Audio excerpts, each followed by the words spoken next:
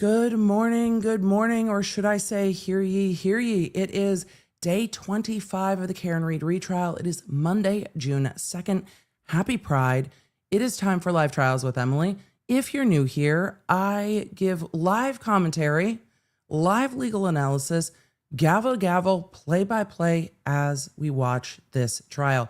We are now into the defense case in chief, which means the defense is calling their witnesses. We know that unlike last trial, the Commonwealth says that they have some rebuttal witness. So even when the judge or the defense, not the judge, even when the defense rests, we are not done with this trial and the judge is not ready to send it to the jury yet because we are going to have some rebuttal Commonwealth witnesses after the defense rests. So we've got at least another week or two, maybe a little bit more. We are in week 7. The jury was qualified for 8. So we are getting into the critical timing of getting this trial done before the jury starts getting way too cranky after 8 weeks of trial. So we are in week 7. It is day 25. It is June 2nd. It is Pride. It is all the things. And where we left off on Friday is that the judge had not made a ruling regarding the Trooper Proctor text messages. I believed that the judge said that they would start with that this morning. So that's what I'm planning on us seeing first. So let's do all of that first. Let me know where you're coming in from.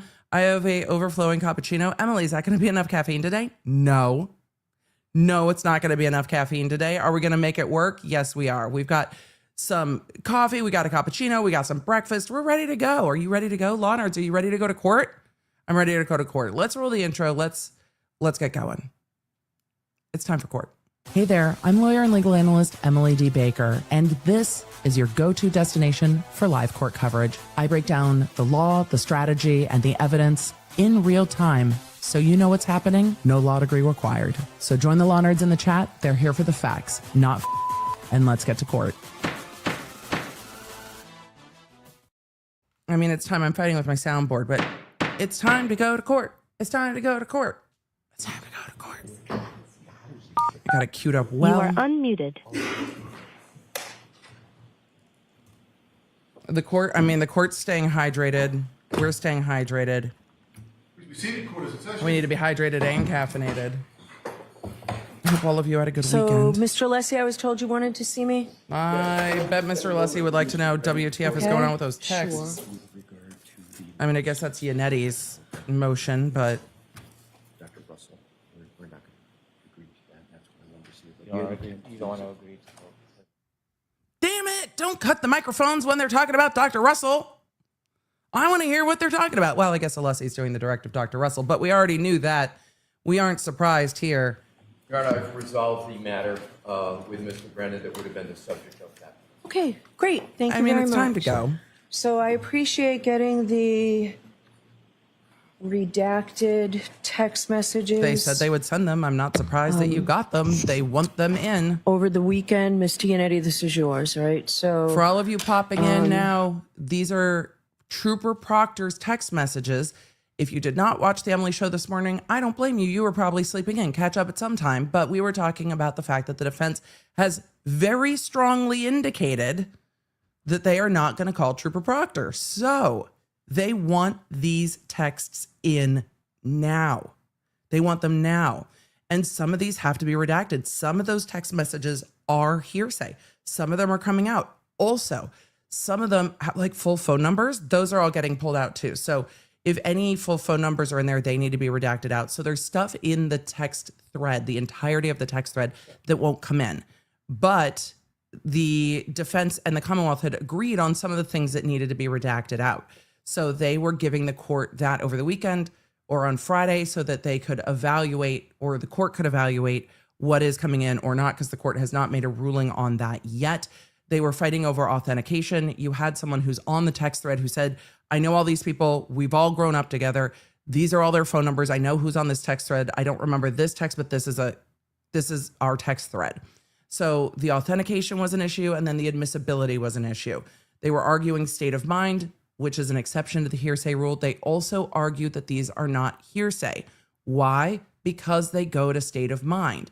They don't go to, is this thing true? Like the things that they said about Karen Read, they're not trying to prove those things are true.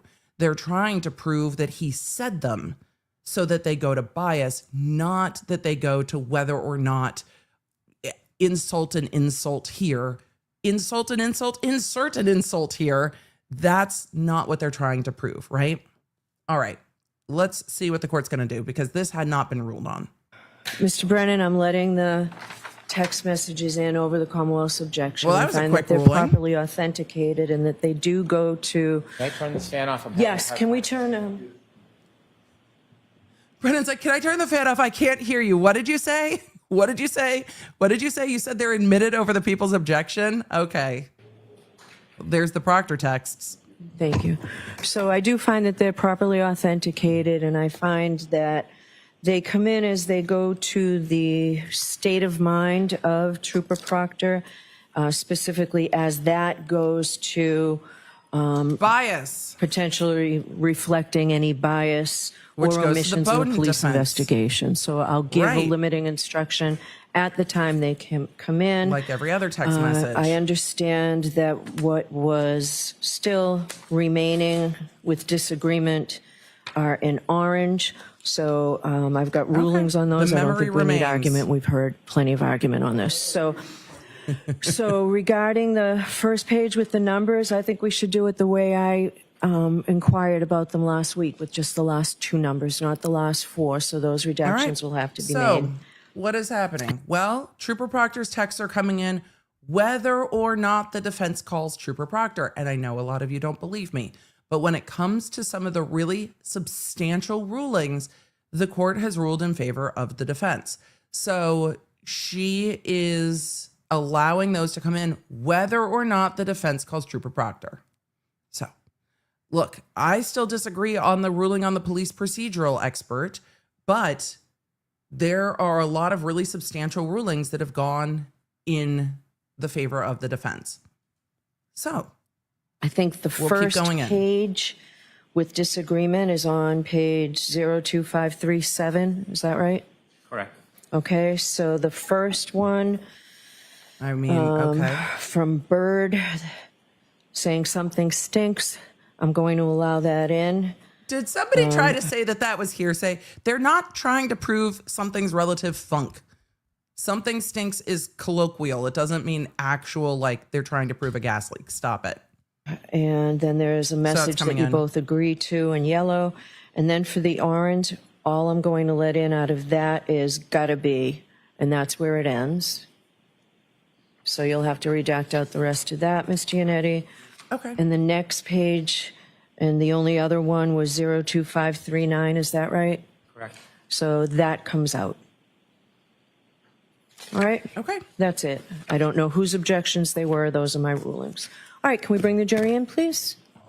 All right, jury's coming in. We're going to zoom past this if there's nothing else they put on the record to the jury coming in. The defense has said that they are not calling Proctor. We are now back to a blinking or a staring contest. Who's going to blink first? Who's going to blink? Who's going to blink and call Proctor? Because now the defense gets what they want, really. They get Proctor's texts without Proctor. So let's zoom for the jury coming in. They're going to get asked those same three questions. Maybe we'll get some hear ye's. Maybe we won't. I'm hoping we will. But we're going to have the jury come in. So the judge is allowing in Trooper Proctor's text messages. I would imagine it's his friend that came in to authenticate them that's going to have to read them all in. The same way that we had Trooper Garino, who downloaded all the texts, have to read in everything. Oh, no, it was Buchanan who had received them, who had to read in everything from the worst, like, back and forth with Higgins and Karen Reed, like the most awkward moments over text. So at some point, we will see what happens. All right, let's continue on.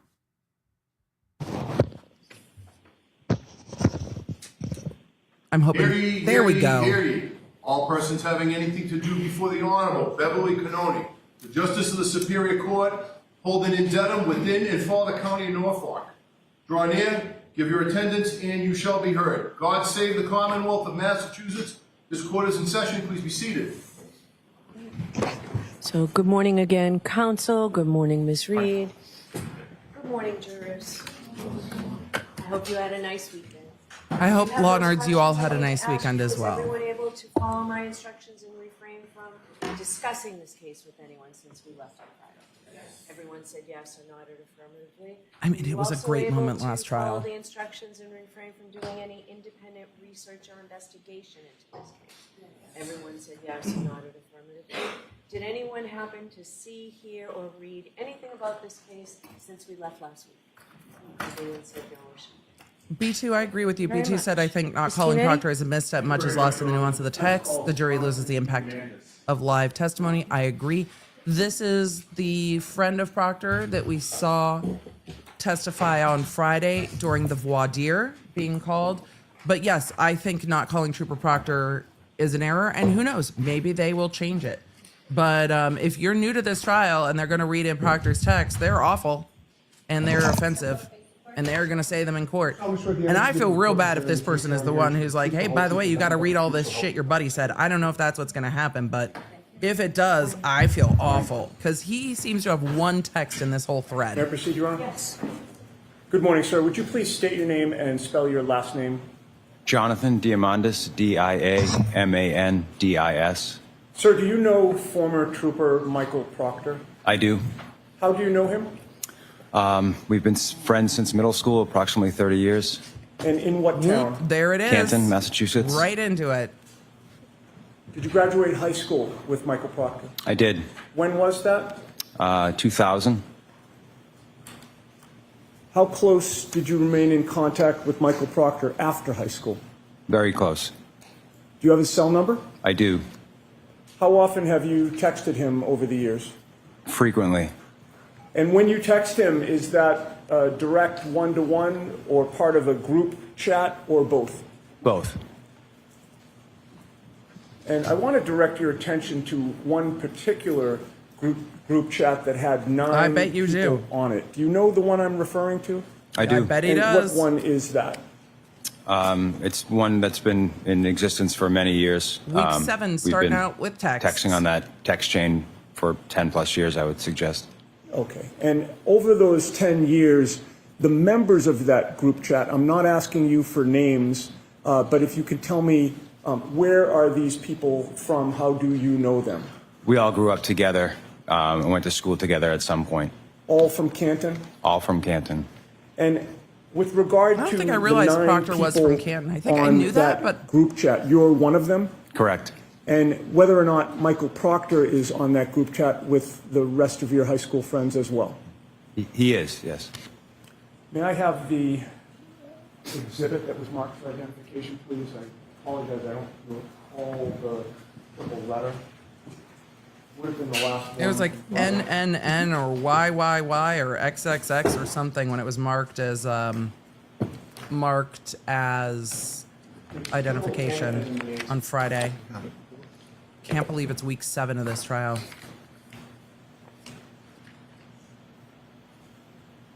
Your Honor, may I approach the witness for the purpose of handling Yes. this?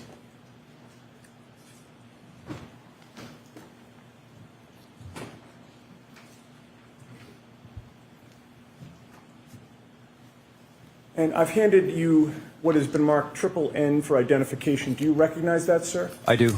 Have you seen that before? Yes, I was shown it last Friday. And what do you recognize it to be? Yep. A portion of our text chain. Okay, and when you say a portion, it's a limited time period within a much longer text chain. Is that fair to say? That's correct. And with regard to how you're able to recognize it, I'd like to just ask you a few questions. So he's going to authenticate this in front of the First jury? of all, on the first page And then of we're that, going to, I imagine, read the document, texts. do you see a series of phone numbers? I do. The thing is, oh, sorry, sir. That was a rude pause. Here's my concern if this is the friend that's going to be reading in the men. If this is the friend that's going to be reading in their buddy's text, I suspect the defense runs the risk of the jury feeling bad for this guy. Who in the chat feels bad for this dude? And if you've never heard the text before and you're sitting there going, this dude seems awkward. He seems like he doesn't want to be here. He seems fine. He doesn't have any of these texts in here. And you feel bad for this dude sitting here reading the text. I think it minimizes potentially the impact of the text, but we'll see. Because it's like, dude, your friend said all this shit, not you. So I wonder if this approach will have the texts, if he reads them in, which I'm guessing he will, but I don't know. Will it have the same approach, or are they just going to authenticate them with this dude and then move on? And we'll see. Do you recognize your phone number on that text? But that's my concern. Yes. And having reviewed that text chain on Friday, did you see that you had actually sent one text of the whole body of text that's included in what has been marked NNN for identification? Yes. In order to send that text message as of late January, early February of 2022, did your phone have a passcode on it? Yes. Have you had that for several years? Yes.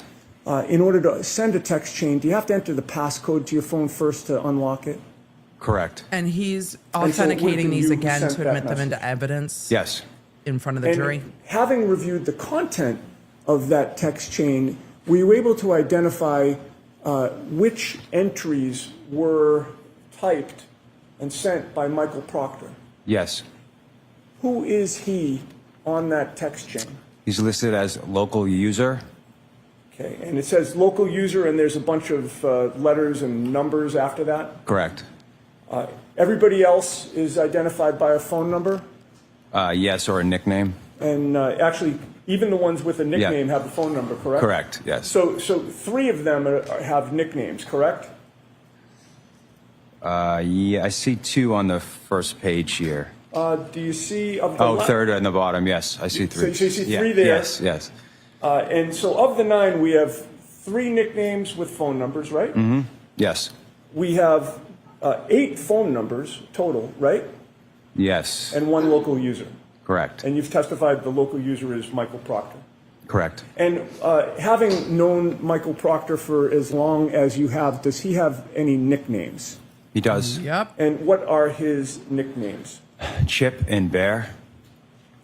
Chip, C-H-I-P? Yes. And Like Bear, there's bears in the B-E-A-R? air. Right. Bear. And having reviewed that text chain, is that a true and accurate documenting the texts that were sent in that chain for the time period that is listed on NNN for identification? Yes. Your Honor, I would offer that subject to our discussions outside the presence of the jury. Chat, y'all are funny.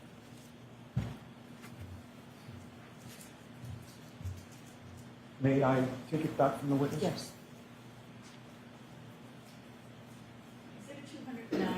Yeah, he looks thrilled to be there. He's like, okay.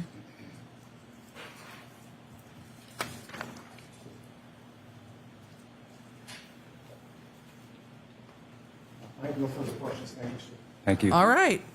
Only brought this witness in for authentication, did not bring this witness in to read them Ready, in. please? Thank you. Well, yay. This witness doesn't have to read them in.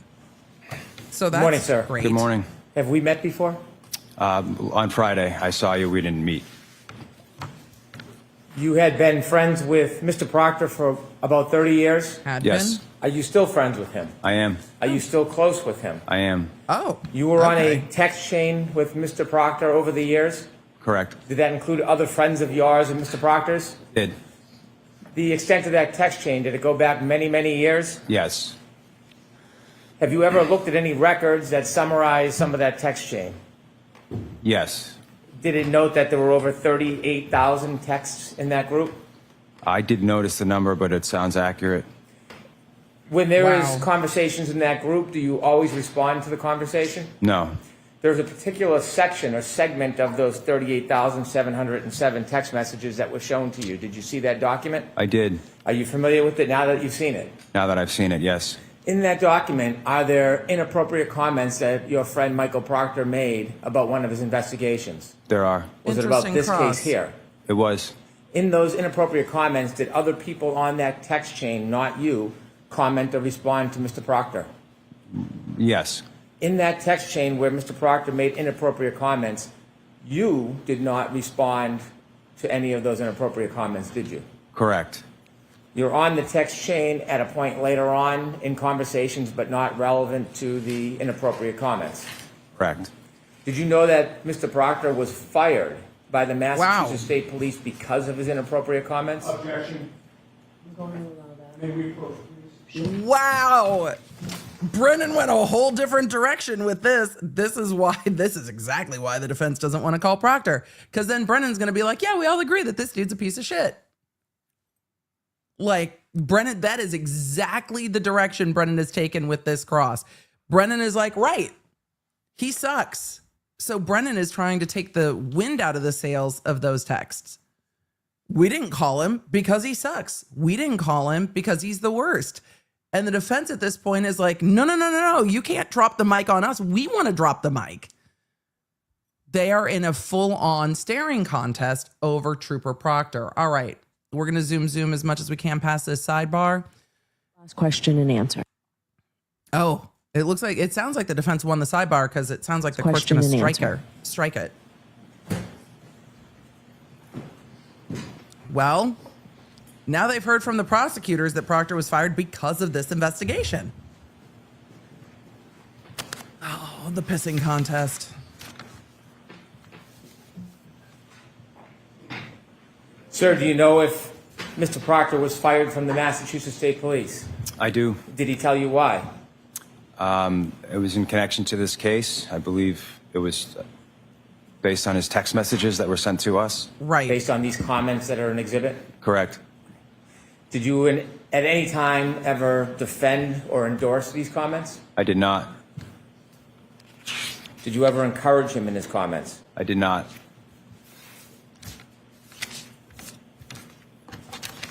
May I approach? Yes. Handing you exhibit 209. Thank you. So now we've got full just off the rails in cross of them saying, all right, well, fine. If the defense is going to try to piecemeal this out, we're just going to jump in both feet. Sure.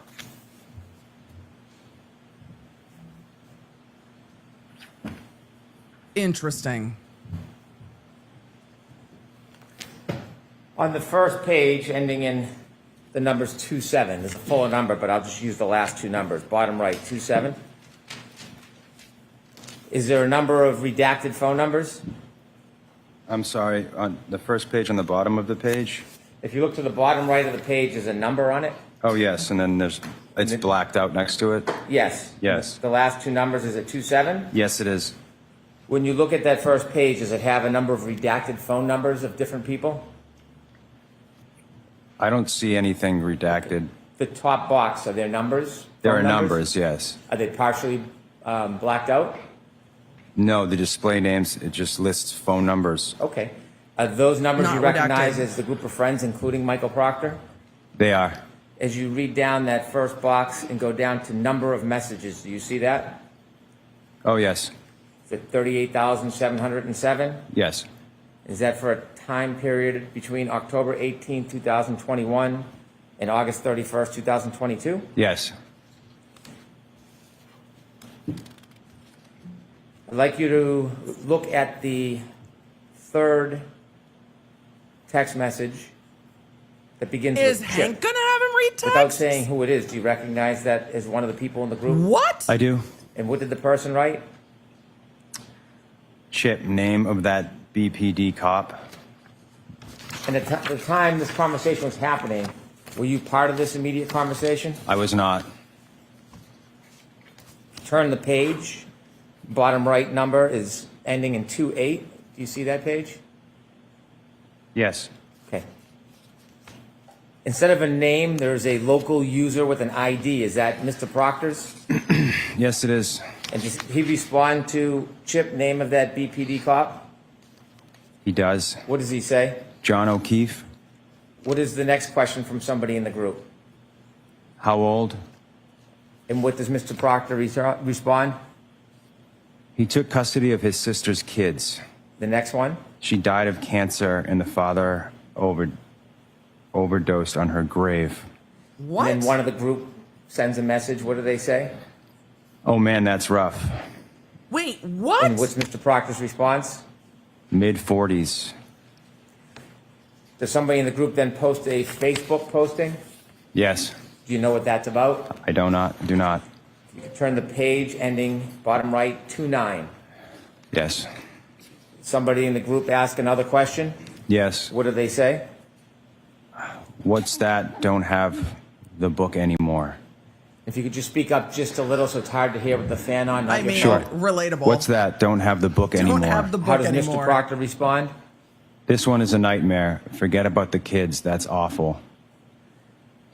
And then I'd like you to go down to Mr. Proctor's next comment. But all the powers that be want answer ASAP. And what does one of the group respond with? Gotcha. Mr. Proctor? Couldn't open it either. Do you know what he was talking about when he said he couldn't open it? I'm guessing the Facebook link. I'd like you to turn forward to bottom right 3-1. Wow, Do Brennan. you see what that is? Yes, I do. What is it? John O'Keefe's Facebook page. What does it tell us about John O'Keefe? He went to Braintree High School, studied criminal justice at Northeastern, joined Facebook in 2008. Turn the page, please. Brennan's allowed to read in what he wants. He doesn't have to choose the whole thing. Brennan's allowed to The pick. first line from 'Cause Bird, the and I'll defense note this is January can ask for the rest of 29, it. 2022 at 10. This whole text thread is an evidence. This whole text thread is an evidence. So the defense can have them read in. Brennan is having part of the Proctor text read in on cross. None of them were read in on direct. And they're all in evidence now. So the defense could have him read the whole thing if they wanted to. They didn't. So Brennan is again pushing the Proctor problem by playing a game of chicken with the defense. We're going to read in just what we want. You can read in the rest of it. It's a bold strategy. 10:56. It's a bold strategy, Did I Brennan. read that accurately? Yes. And what does the person say? I'm sure the owner of the house will receive some shit. And could you read Mr. Proctor's two responses? Nope. Homeowner is a Boston cop too. If you could turn to Of all the things I thought might be hearsay, that was one of them that was apparently not redacted out. But I think the prosecution has gone with taking the wind out of some of this and saying, we're not afraid of these texts. Nope. Homeowner's a Boston cop too. The way he's reading them in is incredibly flat and they don't really have a whole lot of punch, right? Like they're just kind of being like dribbled into evidence at this point, which is not any criticism of this witness. It's the way that Brennan is going about it. So these aren't being emphasized. They're being downplayed. There's a lot of lawyer strategy going on in this the trial next today. page ending on 33.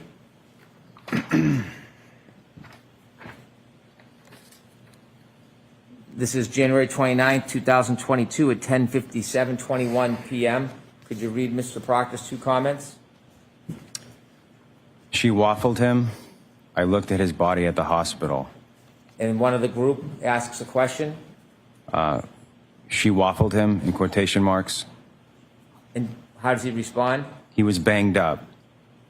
Somebody in the group asks another question. What do they ask? I thought he was drunk. Did he get beat up? And Mr. Proctor's response? Nope. Nope. Turn to the next page ending in 34.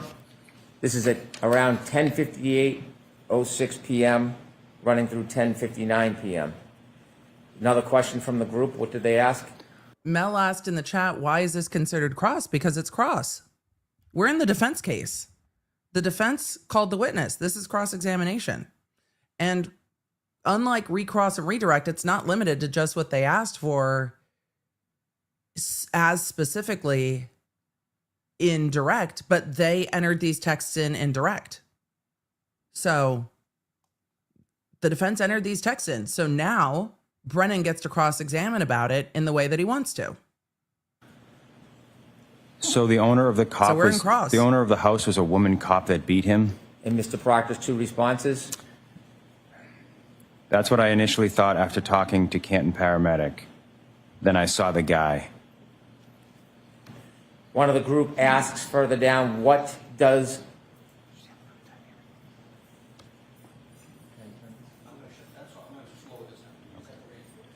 Sir, if you could either speak much louder or bring the microphone closer. We have the a couple fans. of fans back here. It's just difficult to hear you. Okay, sorry about that. That's not your fault.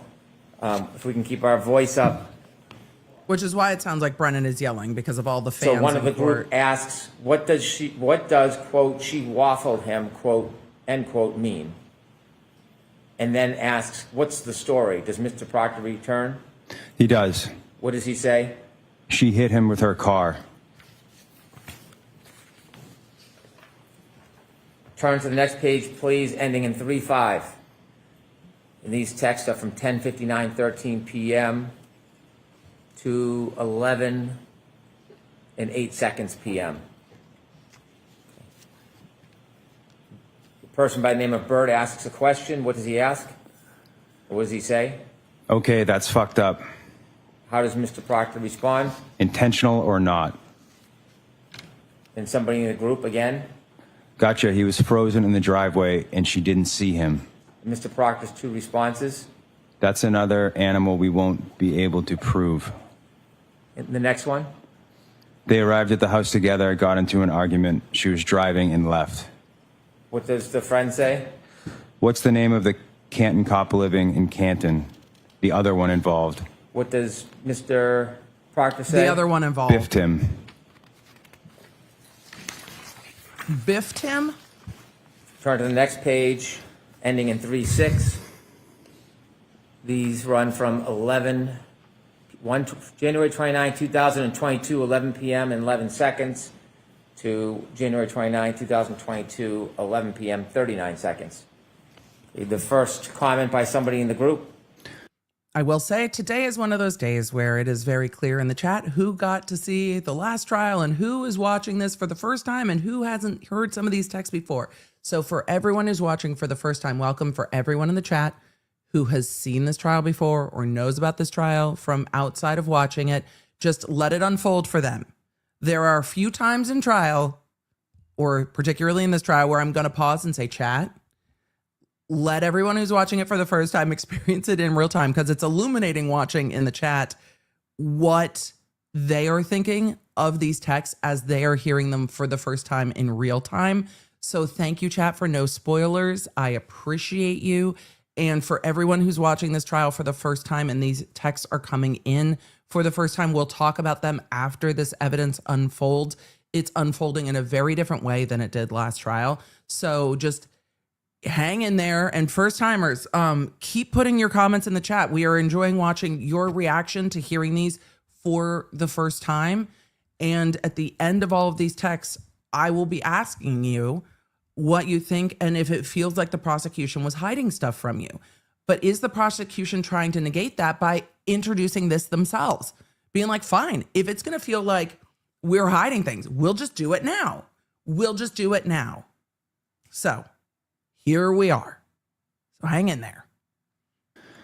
The BPD have any jurisdiction here because it was their own? And then if you could look where there's a comment from Whitey at 11 p.m., 27 seconds. Liz has got the blueprint. Liz has got the blueprint. Do you know who Liz is? No. Okay. And what's the next comment by Mr. Proctor? Nah, Cat, it's the total opposite. They have to rescue themselves. What it's mean, Recuse themselves, thank excuse you. me. Recuse themselves? Yes. And then a comment by somebody in the group? Laughed at, Liz has got the blueprint. On the next page, Mr. Proctor's comment? Same with Canton. They redacted themselves out. Canton and Boston PD. At January 29, 2022, Boston PD didn't have jurisdiction anyway. 11:02 p.m. and 15 seconds.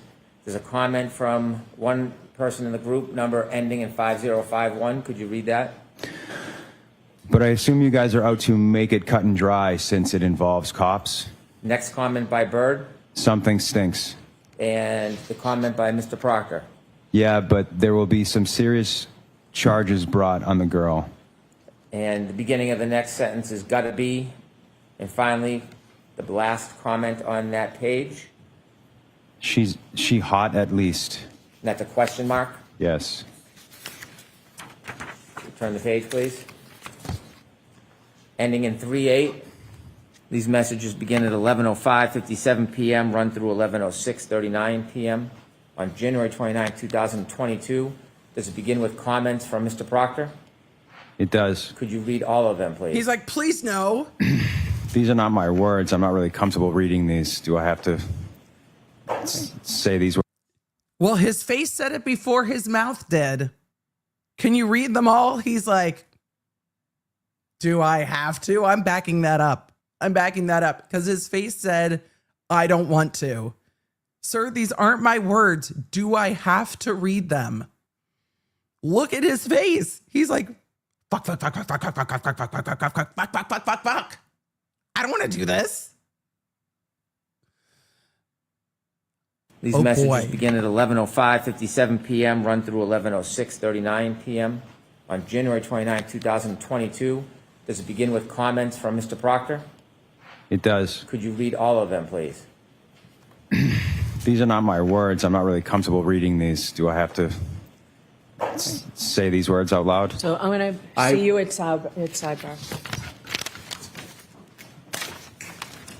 And a sidebar, when the witness said, these are not my words, the court said, I'm not comfortable reading them. We will see you at sidebar. So to sidebar we go. The strategy I don't think I contemplated in any of this was that the prosecution would just have this witness read them all in. That's not at all that's the shortest sidebar I think I've ever seen. I didn't contemplate at all that the prosecution was going to just have the friend read them all in. That is not what I anticipated, like at all.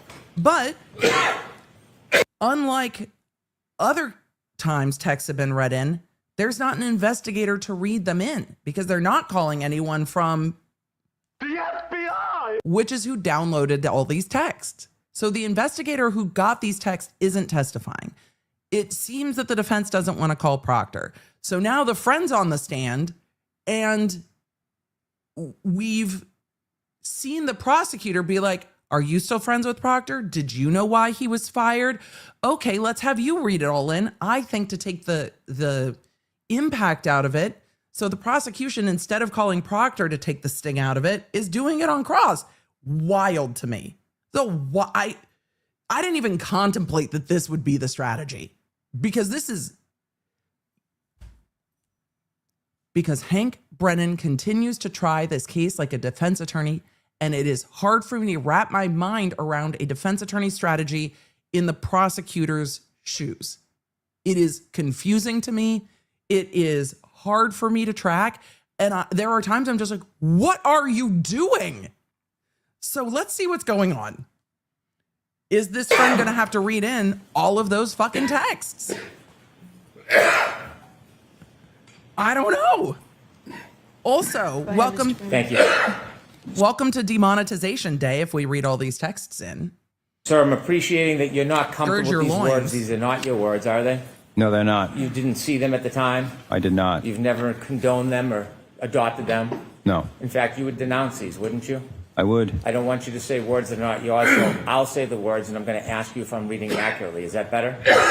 Yes. Is that a fairer way to do it? Brennan's going to read them all in? Oh my God. Well, it's cross-examination. Brennan can read them all in. Brennan can read them all in.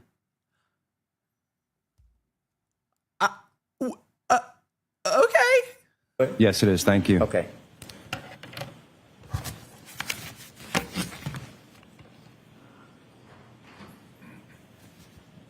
Wow. On January 29, 2022, 11 p.m., 5 minutes, 57 seconds.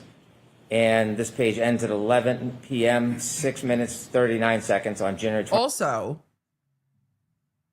I'm glad the witness said something. He's like, I'm not comfortable reading these in. I didn't see these at the time. I don't condone them. I mean, I appreciate that the witness is like, what I'm not going to do is this. What I'm not going to do is this. Now, how much weight that will carry with the jury or the chat when he says he's still friends with Proctor, we'll see. But I appreciate that he was like, all right, well, now we're going to get Hank Brennan saying all the wordy words. 29, 2022, ending in numbers 38. Did I read that correctly? Oh, boy. Yes. Mr. Proctor says, from all accounts, he didn't do a thing wrong. She's a whack job, and then uses the C word to describe. Is that accurate? That's accurate. Brennan, buddy, you wanted to read these in. Start dropping the big see you next Tuesday. You wanted to read them in. You wanted it.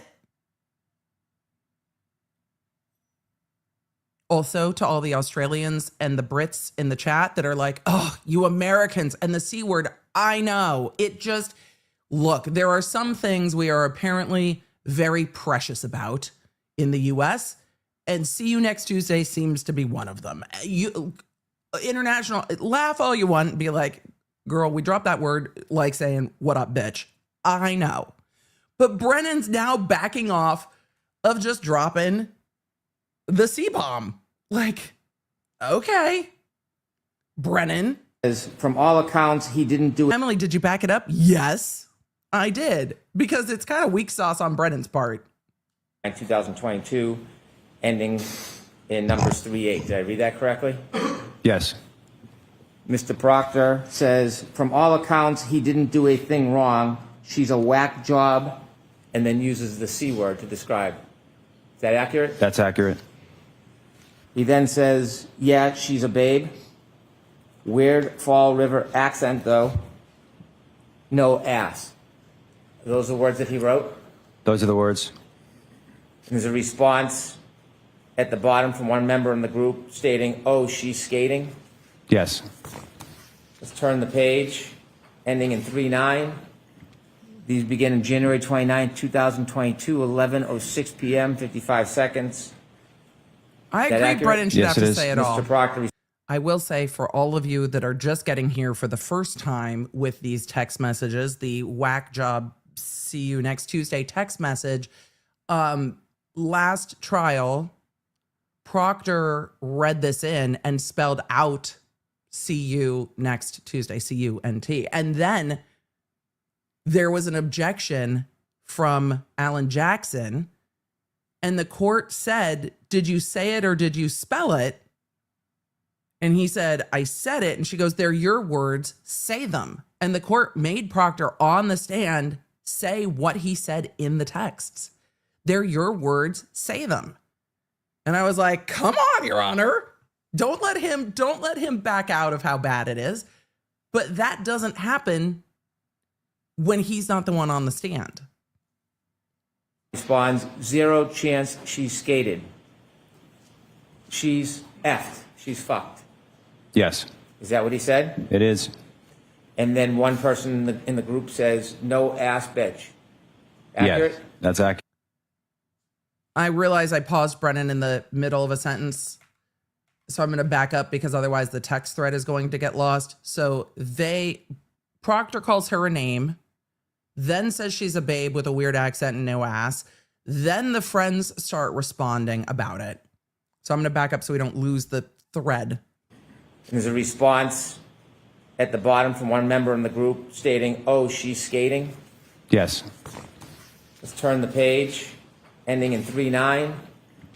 These begin in January 29, 2022, 11:06 p.m., 55 seconds. Is that accurate? Yes, it is. Mr. Proctor responds, zero chance she skated.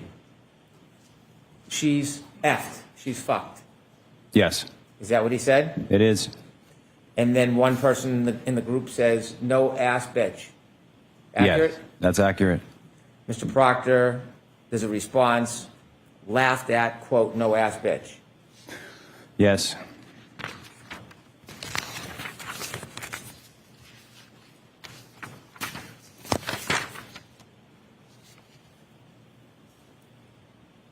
This is a wild strategy. You could turn to the page that ends in 4-3. So why this is freaking wild. You ready? Yes. Okay. Somebody in the group says, "Is that chick a smoke?" And then the same person follows up with a question mark. Accurate? Accurate. Mr. Proctor responds, E-H. Yes. Nut bag, as my chief would say. Yes. She's got a leaky balloon knot. Yes. Leaks poo. Yes. Are those the words of Mr. Proctor? They are. Did I read those accurately? You did. And then a person in the group says, "What are you guzzling on?" And this is on, well, let me take a step back to be more clear. The comments I just read, those weren't on January 29th. Those were on February 2nd, 2022. Correct. And the time is 12:50 p.m. This is. That should change. 12:50 and 5 seconds p.m. Dates begin then. the page. Yes. Yes. Beginning of the page. But Yes. then These are different in time than the ones we read before, the series of text messages. Correct. Okay. And then at the bottom, one of the members of the group says, "What are you guzzling on?" Correct. And that's still February 2nd, 2022. Oh, we've That's at moved to February. 1:33 p.m. Yes. And then if you can turn to page that ends on with numbers 44. Yes. And this is on February 2nd, 2022, 1:52:24. Mr. Proctor says, "Nothing, writing a warrant." That's accurate. There are no further text messages? From Mr. Proctor? Yes, or anybody in this group that you have as part of this exhibit? Wow. That was not the last comment. Okay, let me look. Okay. Is there another YouTube video? There is. You were not part of any of these conversations with Mr. Proctor, No. but you're still friends with him? I am. You gonna ask him why? In your conversations with Mr. Proctor, has he ever suggested that he planted evidence in this case or any other case? No. In your conversations with Mr. Proctor, has he ever suggested framing a defendant, including this defendant? Absolutely not. In all your conversations Emily! with Mr. Proctor, has he ever... You didn't wear your absolutely not shirt today, so Brennan is going to try to rehabilitate Proctor through his friend?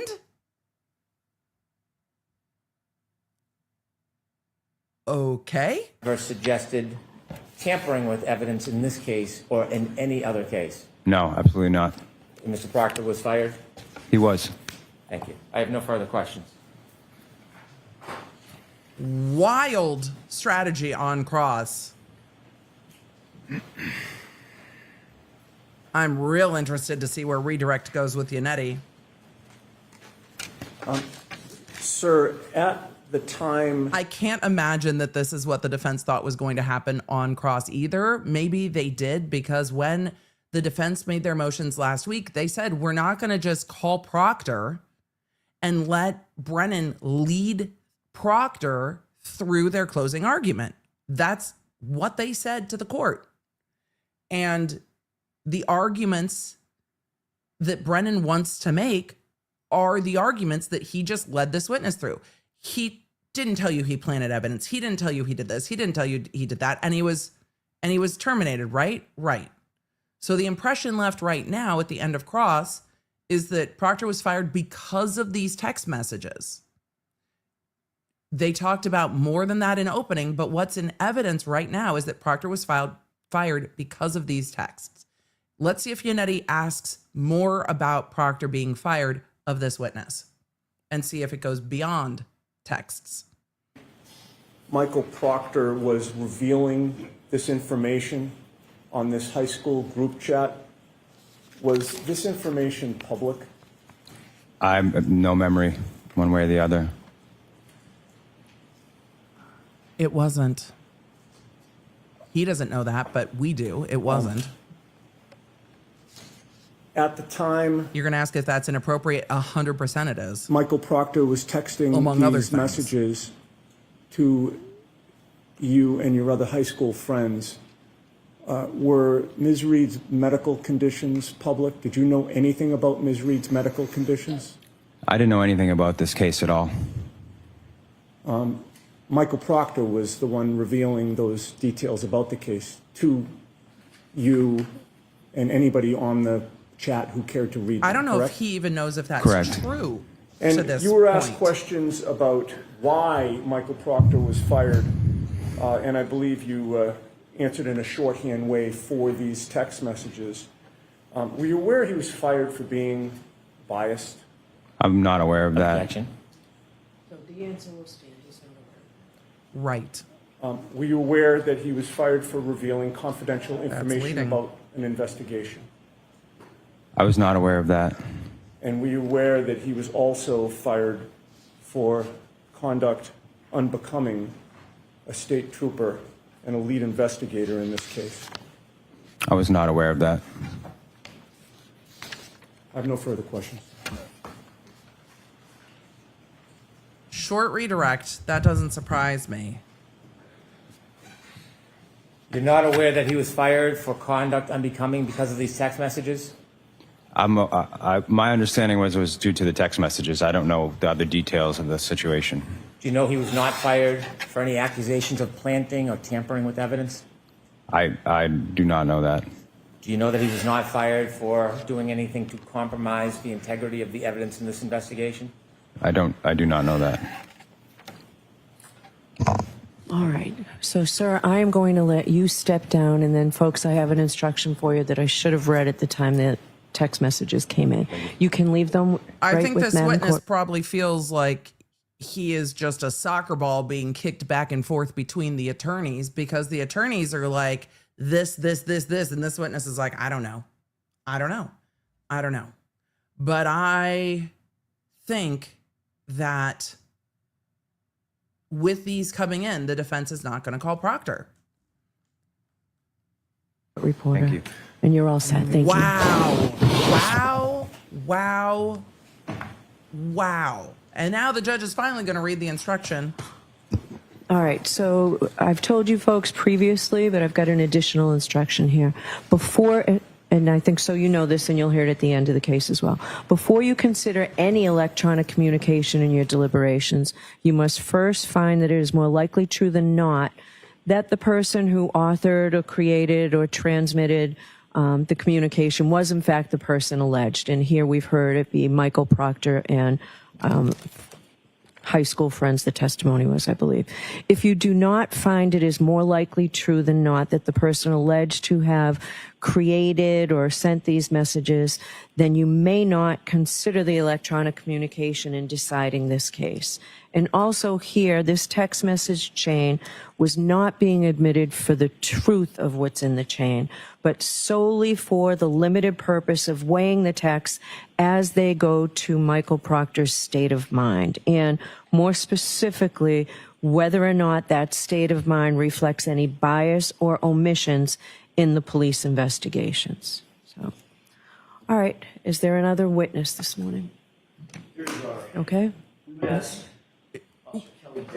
Is there a question that there wasn't going to be another witness this morning?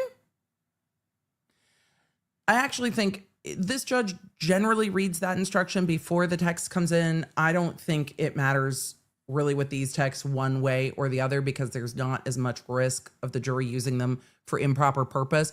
Because if the jury listen to those texts and are like, wow, Proctor sounds like a crooked, shady, Proctor sounds terrible. That's kind of part of what the texts are allowed in for. Does it show bias? And so it's different than the judge reading in the instruction before they read Karen Reed's text. So it is what it is. And guess what? The defense didn't object to that and ask for that instruction before they got read in, probably because they preferred that it happened after the text. So that's wild. But do I think that the defense is going to call Proctor after getting these in? No, I don't. Do I think that that is a decision that maybe they will rethink? Yeah, I do, because that doesn't have the impact. I don't think that it does. I don't think that has the same impact as calling Proctor. I think the impact is substantially lessened. All right, they're going to call the witness who was ordered back on Friday, Kelly Devers. Okay. So let's see what happens. All of you are asking me, Emily, why wouldn't they want to call Proctor? I don't know. I don't know. I don't know. I can't figure it out. I don't think it hurts them to call Proctor, but there is a strategic choice there made by the attorneys in this case who know this case better than I do. I don't see how it hurts them, but you see the type of cross Brennan is going to do. Right, you were fired for this, but you didn't plant evidence. Okay. So you say shitty things in text. Okay. That's how Brennan's going to play it. I'm interested to see what they're calling this witness for. This is witness number 3. I do. Good morning. But I think it lessens the impact substantially of those Yes. texts. Good morning. Could you state your name and spell your last name for the jurors, please? Kelly Dever, last name Dever. And what do you do for a living? I'm a President? police officer. Donnie B, I agree. Donnie B in the chat said Emily agreed. It was quite the bombshell in the first trial when Proctor read them himself. Yeah, it has a lot more impact. All right, police officer Kelly Dever. Where are you employed? Boston Police. How long have you been so employed with the Boston Police Department? 2 years and a little over 2 months. Huh. Where'd you work before that? I worked for the Canton Police. Were you a sworn officer at that time? At what time? When When you I was worked for the employed there? When you were employed by the Canton Police Department Yes, I was. as a sworn police officer? Yes. Okay. What Left was your Canton. duty assignment in January of 2022? I was a patrol officer.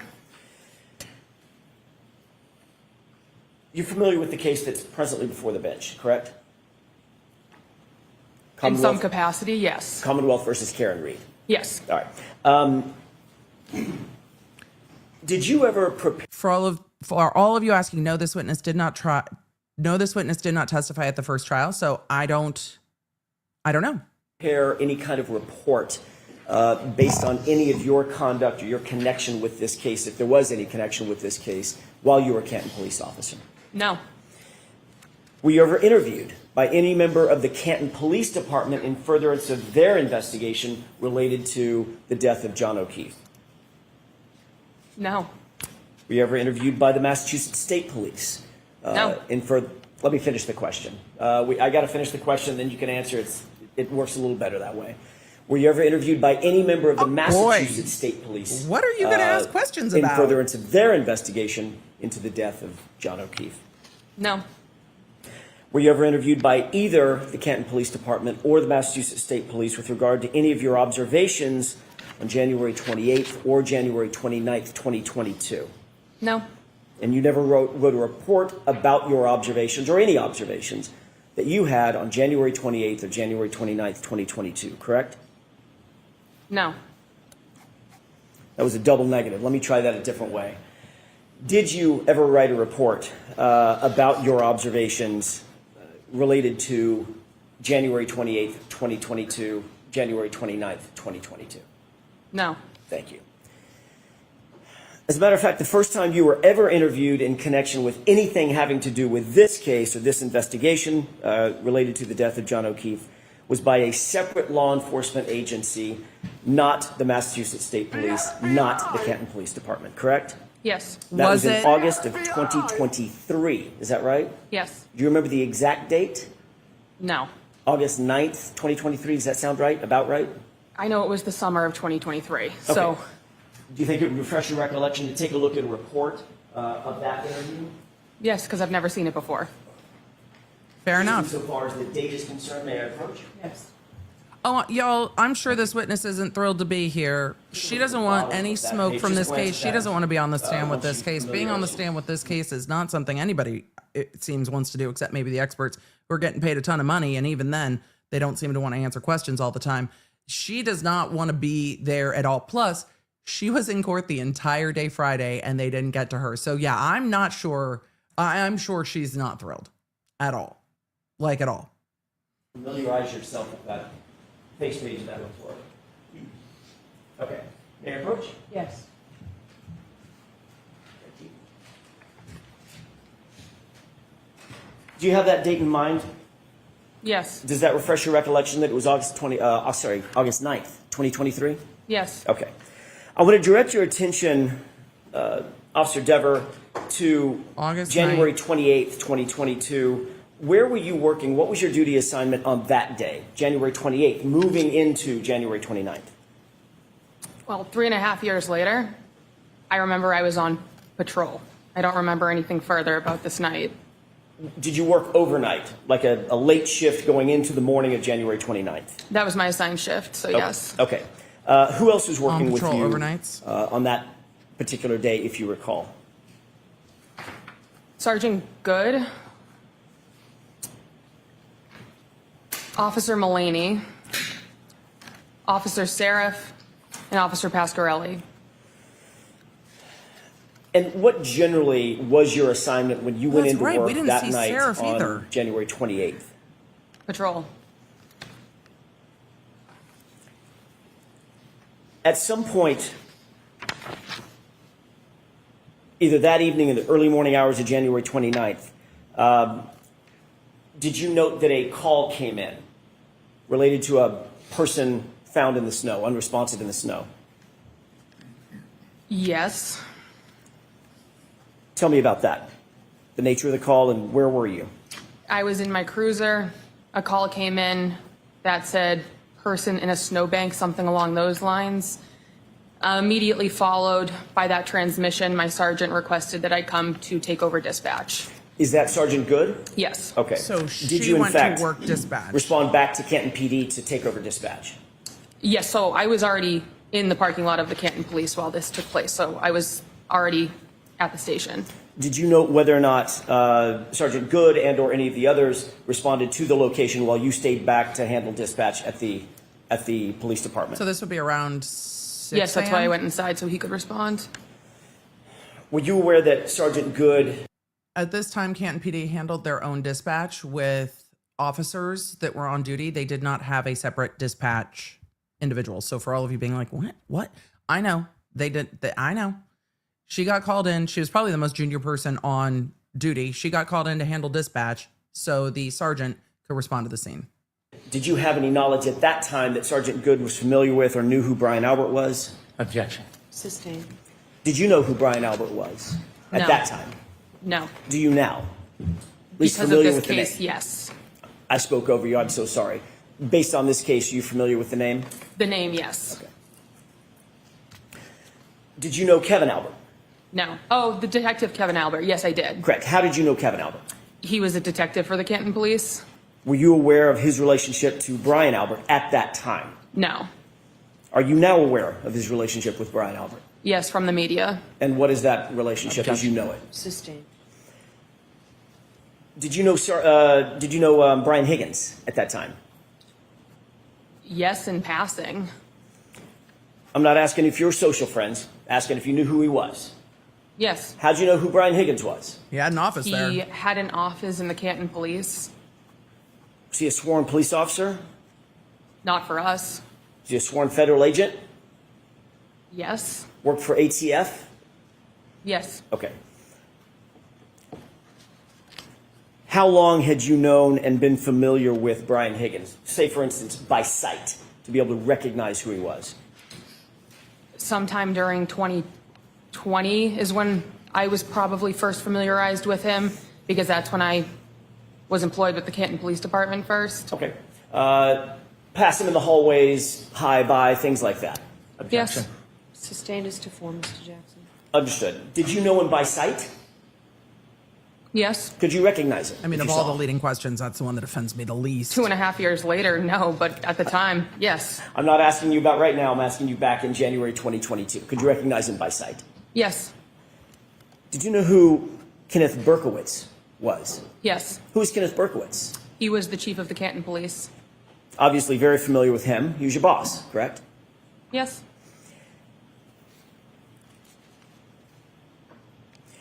When Sergeant Good instructed you to take over dispatch, explain what that meant. It meant I walked inside and I sat down And answered the phone. in a dispatch room. Describe the dispatch room. What did that array look like? There was chairs and computers. Monitors? Yes. Does the dispatch area also have monitors of internal security camera footage? I know there was camera screens, but I don't know if they were on TVs or computers or where in dispatch they were. I don't recollect where they were or how they would be accessed. They were in the room somewhere. I can't be more specific. I don't remember. But you do recall seeing the For all of you asking, what? She took over dispatch after that call came in from Jen McCabe. So this is after 6 o'clock in the morning that she took over dispatch. that there were monitors that were showing different views of internal security camera footage of Canton PD, correct? The specifics, no. Were there? Yes. I don't know what you mean by specifics. She doesn't know what views were there of the inside of monitors Canton that you PD. could look at that showed security camera footage from inside Canton PD, different areas, hallways, corridors, offices, the Sallyport, for instance. So 2.5 years since I've... You keep saying 2.5 years later. So let her finish her answer and then ask. It's Sure. direct. It's been years since I've been in that room. They were somewhere in the room. Where cameras were in the Canton Police Department, I don't recall. The media's provided me information since this case took place, and I can't speak on what's my recollection and what's been media provided. There are cameras. I don't know where on my memory where they are. So has the media informed you that there were internal security The monitors media, at the you dispatch say? location? So the objection is sustained. Next question. What do you recall from the dispatch room, as you put it? What? What do you recall being there in terms of monitors? I remember there was a computer screen that had information about current calls, and then there was a 911 screen next to that. Those are the two computers that I would have been positioned in front of during this time. I also would be really interested to know how often she covered for dispatch. Like, did you cover for dispatch once or twice? Did you cover for dispatch daily? Because how much she covered for dispatch and how long goes to why I'm surprised or not surprised if she remembers this information. Remember, at this time, Canton PD called in their patrol officers or supervisors to handle dispatch. They did not have assigned dispatchers. So her memory of that, I would want to know how often she worked in dispatch. That would be my question. And when she left, because she left to go to Boston PD at some point, I'd like to know how long she left. Mary Ann said, is this about to be a hostile witness? No, she's answering the questions. She's 100% answering the questions. She's answering the questions, it seems, to the best of her memory. She's direct in it, but she's answering the questions. So no, not at all.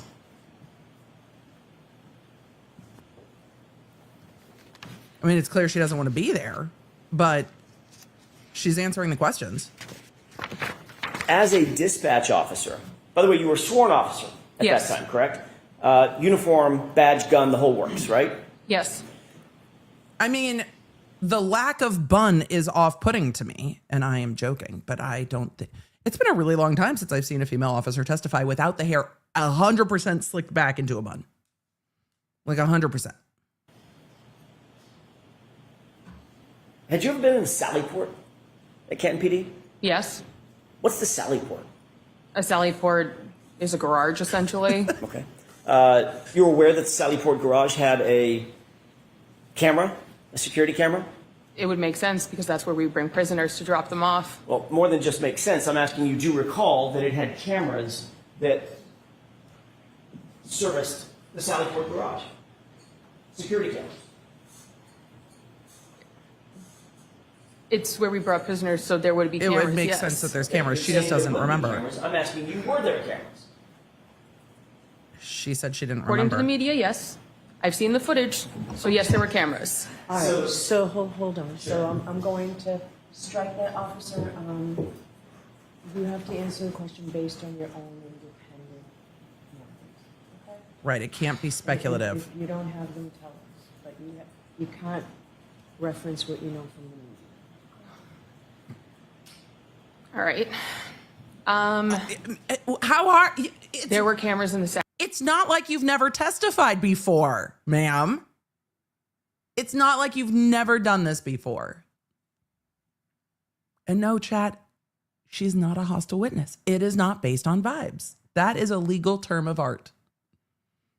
Sallyport. Thank you. She's displeased. That's for sure. But I am Ms. not Deborah. surprised by that. Do you want to be here today? I have no relation to this case, I so didn't ask you that. I asked you if you want to be here today. Objection, this isn't direct. So it's your witness. I understand. No. It's your witness. Oh boy, we're having like the defense attorneys defense attorneying at each other. Do you want to be here today? Obviously not. there were cameras in the Sallyport. Thank you. Oh boy. I had to back it up. Ms. Deborah, do you want to be here today? Nope. I have no relation to this case, I so didn't ask you that. I asked you if you want to be here today. Objection, this isn't direct. So it's your witness. I understand. She can, no comments, just questions, not I understand that. Do you want to be here today now?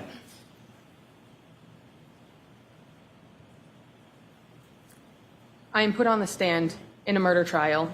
I don't know why I'm here. I have no connection to this case. You have no idea why you're here? You've never talked to me. Nobody on the fence seems to talk to me since prior to the first trial. So I don't have any idea why I'm here. No clue whatsoever, as you sit here, why you might have been called to the stand. Oh, that's argumentative. No. Are you uncomfortable testifying? No, it's part of my job. You're a professional police officer, correct? Correct. I don't know why I'm here. You've never talked to me. You didn't tell me why you're putting me on the stand. I've been subpoenaed. You're making me come and I don't want to be here.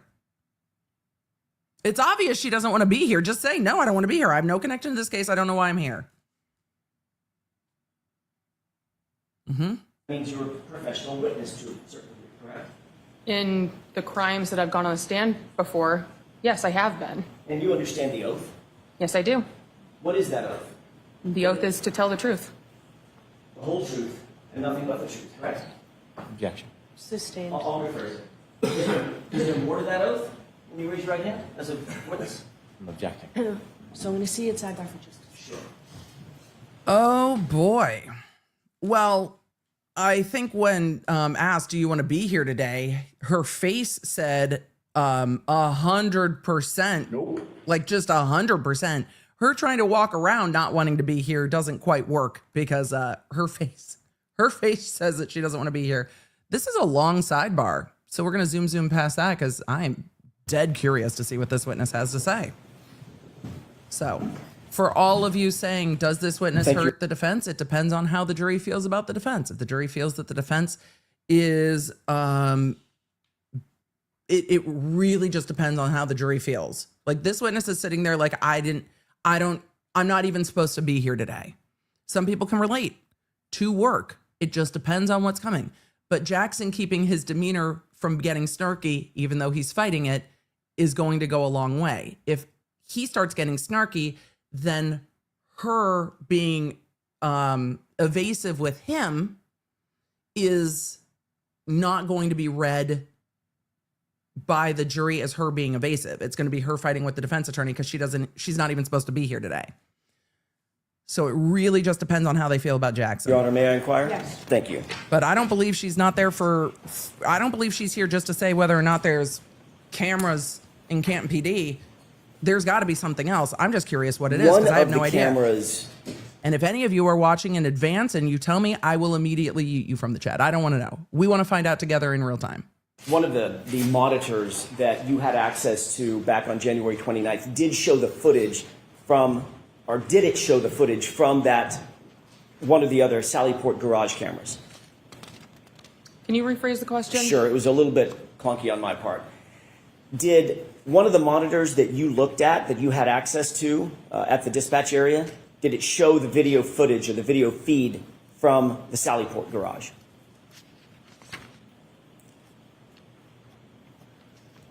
What time did her shift end? So I already said I don't remember where in dispatch the screen with the cameras was. there was a camera in the Sallyport. So if I'm going to make the assumption, then yes, of course. But now that's an assumption. She was working overnights, so wouldn't she have been done by 7, 8, 9 o'clock in the morning? Like, when did she leave? I'm not asking you for an assumption, ma'am. I'm asking you, did one of the feeds, now we've talked about the camera, the other side of the camera is the feed. Do you recall whether or not there was footage that you could see on a monitor in the dispatch area that showed the Sally?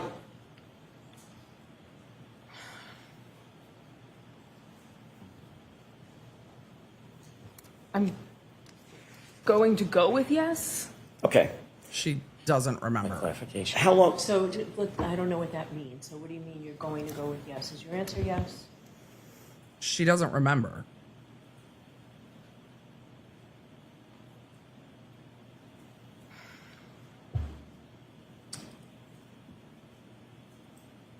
Or she doesn't want to say. Those are your two options. Yes. Thank you. What time about did you take over the dispatch desk that morning? Immediately following when the 911 call came in. Would have been 6-ish in the morning. Does that sound about right? Sometime, I would say towards the later of my shift, but it was the middle of winter and dark out, so I don't know if it was 4, 5, 6. Understood. But When it was did still your dark shift out. end? Yes. When Once did your you shift end? took over the dispatch desk, did you stay there even past your normal shift ending to support the investigation that was ongoing? Not to support the investigation. I was just on overtime. Okay. So you stayed past your normal end time of your shift that day? Yes, on overtime. You stayed into the afternoon, correct?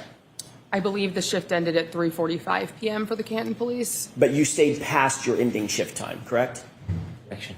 I'm sorry, I'll rephrase it. When was Did your you shift stay supposed past to your ending end? shift time? For my regular shift, yes, because I was on overtime on the day shift. Did you observe anything unusual that stood out in your mind that occurred, pardon me, in the Sallyport while you were on that shift? So we've discussed this previously. I can't make that statement on the stand because I've been provided information released by the defense that What? it was not a memory, that it was a distorted memory. Therefore, I can't state it because at this point it would be a lie. I cannot make that statement that you're wanting me to make on the stand because I've advised that that would be a lie. Ms. Dever, I've never asked you to make a statement.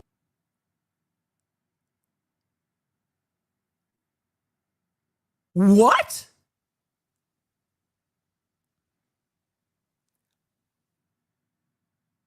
I'm going to back up her dialogue on that. Because she said she talked to the defense prior to the first trial. But I am so curious as to what she is getting at. So I'm going to back up. She said, no, I don't have a memory of what I think you're trying to ask me because you've provided me information. But if it refreshes your recollection, you're allowed to be provided information like your report or your statement that you gave to other law enforcement. We're backing that up. I need to hear that again. This is about the Yes. – Sallyport. Thank you. This question. What time about I did went you too take far. over the – Emily, you went way too far. What time did you take over dispatch after 6 a.m.? Then she worked overtime until 3:45. I don't know what time their morning shifts ends. So I backed up too far. your normal end time of your shift that day? She stayed on overtime. Yes, on overtime. You stayed into the afternoon, correct? I believe the shift ended at 3:45 p.m. for the Canton Police. But you stayed past your ending shift time, correct? Action. I'm sorry, I'll rephrase it. Did you stay past your I ending backed up too shift time? far. For my regular shift, yes, because I was on overtime on the day shift. Did you Okay. observe anything unusual that stood out in your mind that occurred, pardon me, in the Sallyport while you were on that shift? So we've discussed this previously. I can't make that statement on the stand because I've been provided information released by the defense that it was not a memory, that it was a distorted memory. Therefore, I can't state it because at this point it would be a lie. I cannot make that statement that you're wanting me to make on the stand because I've advised that that would be a lie. Ms. Dever, I've never asked you to make a statement one way or the other on the stand. I'm asking you an open-ended question. Okay, Did so you, prior to let the me ask first- you a question. Did you Oh, observe boy. something in the Sallyport garage on January 29th, 2022 that you found unusual, that stuck out in your mind? Given factual information that makes it so I know I did not, no. So the answer is no. Correct. Do you remember being interviewed on August 9th, 2023? I do. That was by a separate law enforcement agency, correct? So Yes. now he's going to Two impeach her separate law with the enforcement interview. agents, is that right? Yes. And you were advised during the course of that interview on August 29th of something, correct? Can you rephrase I'm sorry, that? August 9th. So what was I advised of? Can you rephrase that? Sure. Were you advised that lying to those officers would be a crime? Wait, did you lie? What? So it was a willing conversation. I've spoken with their legal team. Because of the fact I was provided factual information that showed a statement of mine was a false memory, it was not a lie. Therefore, I made it in good faith, and I retracted given information that it could not be accurate. Ms. Dever, did you understand my question? I've spoken with their legal team. Isn't their legal team like the U.S. Attorney's Office?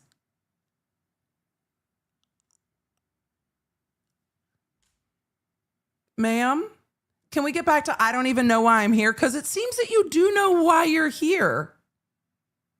It's giving you know exactly why you're here and you don't like it. Oh boy. Oh boy, chat, I think we're at Code Red. But the problem is if we go to Code Red now, we can't get any redder. But I've never heard anyone give a soliloquy like that with, that was a distorted memory, and I've spoken to their legal team and retracted my statement. You retracted your statement to the feds. The jury doesn't know it's the feds. We know it's the feds. Chat, I'm granting your motion for Code Red. And then we're going to see what the fuck this is. Motion granted. For all of you that are new here, Code Red is flashy until the music stops. So if any of you are sensitive to flash, just when the music stops, the flashing will stop. It's 8 seconds long. We are going to Code Red in 3, 2, 1. Because what the fuck?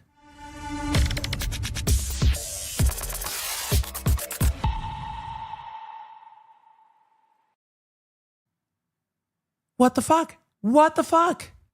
What the fuck is happening? Okay. Let's continue. Yes, I did. You threatened to charge me with perjury during our phone call. What? Oh, Emily, back up. You threatened to Jackson can't charge you with shit. He's no longer a district attorney. Jackson, I'll charge you with perjury, sir. Things that are not within your purview any longer. I've spoken with their legal team. We're just backing up. Jackson can't charge you with perjury.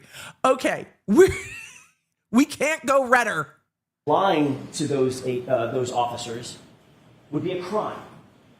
So it was a willing conversation. I've spoken with their legal team. Because of the fact I was provided factual information that showed a statement of mine was a false memory, it was not a lie. Therefore, I made it in good faith, and I retracted given information that it could not be accurate. Ms. Dever, did you understand my question? Yes, I did. You threatened to charge me with perjury during our phone call prior to the first trial if I didn't lie on the stand right now. I'm telling you, I did not see anything. Factually, I've been provided evidence by a timeline that it is not correct. Ms. Dever, my question was this. Were you advised that it was a crime to lie to those law enforcement agents? Yes or no? No. They never told you. They never admonished you that it would be a crime to lie to them? They probably didn't because she's law Best to enforcement. form, Mr. That's asked and answered. Did they advise you of anything? They probably Any didn't. consequences of lying to them? So we had a willing That's conversation. yes or no? I don't recall. So, okay, there's your answer. You don't recall if they advised you of anything? She's No, because it As wasn't. a trained law enforcement agent, Go ahead and ask a question, but both of you only one at a time, okay? as a trained law enforcement officer, are you aware that it's a crime to lie to certain other law enforcement agents? When you have intent to lie, yes. Okay. So you knew that when you spoke to these law enforcement officers, correct? Yes. okay. Did you tell these law enforcement officers that you, in fact, saw Brian Higgins and Chief Berkowitz go into the Sallyport with the Objection. SUV? May I finish my question? He can finish this question. Go ahead. Did you tell those law enforcement agents on August 9th, 2023, that you saw Brian Higgins and Chief Berkowitz go into the Sallyport together and alone with the SUV for a wildly long time? That was my recollection at the time. So you did say that? At the time, that is what I recollected. Okay.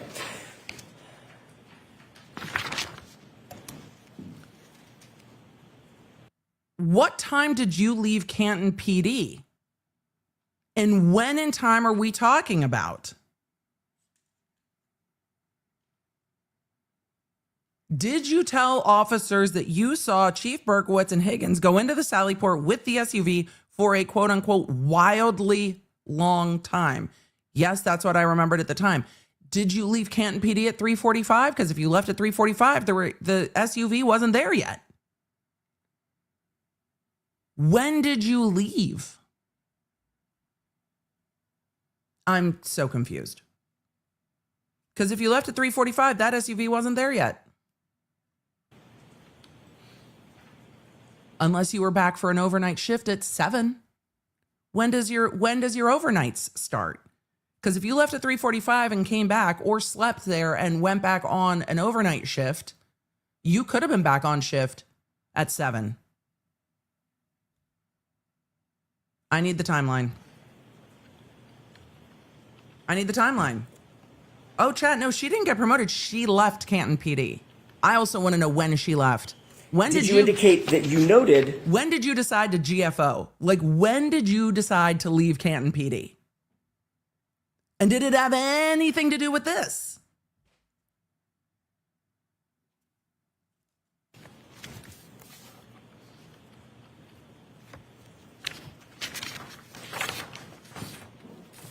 I may have just a moment, Your Honor. Sure. Also, chat, no, still not a hostile witness. She's answering questions. He still doesn't get to lead. He has a bit without objection. You and I mean, spoke It's a thing, but along with Mr. Unetti and Ms. Little on a conference call last year sometime. You remember that? Yes.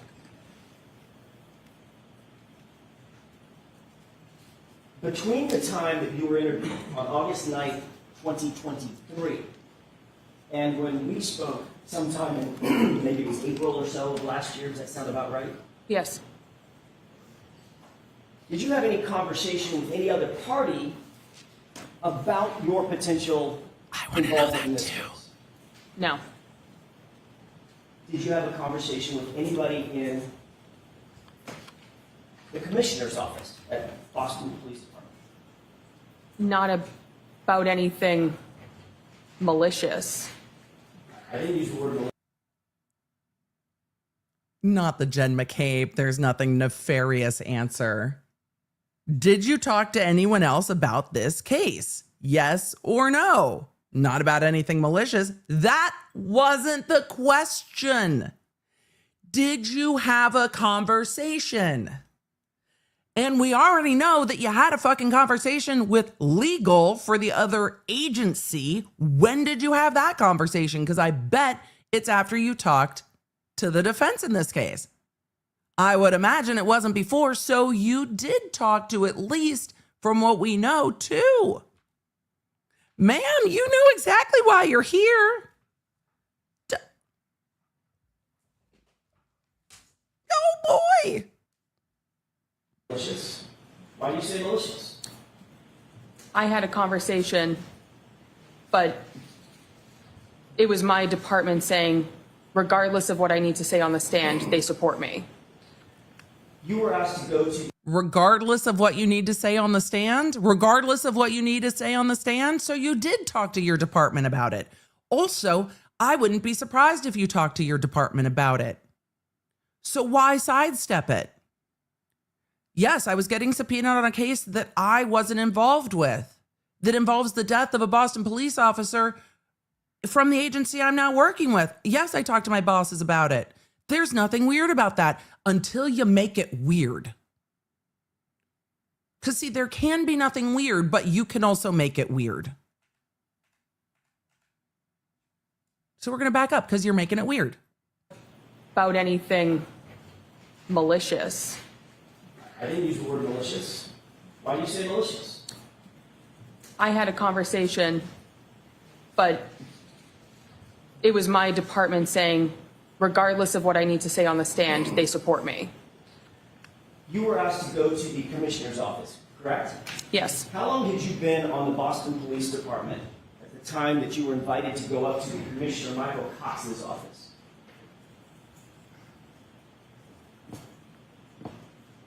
It had to have been before the first trial, so... And I know it was when the agency released information to outside people. That's not my question. Okay, so I don't recall. Okay. You don't recall how long you had been on the force, generally, at the time that you were called up to the commissioner's office, on the Boston Police Department? No. Was it 5 years, 2 years, 2 months? Give me a ballpark.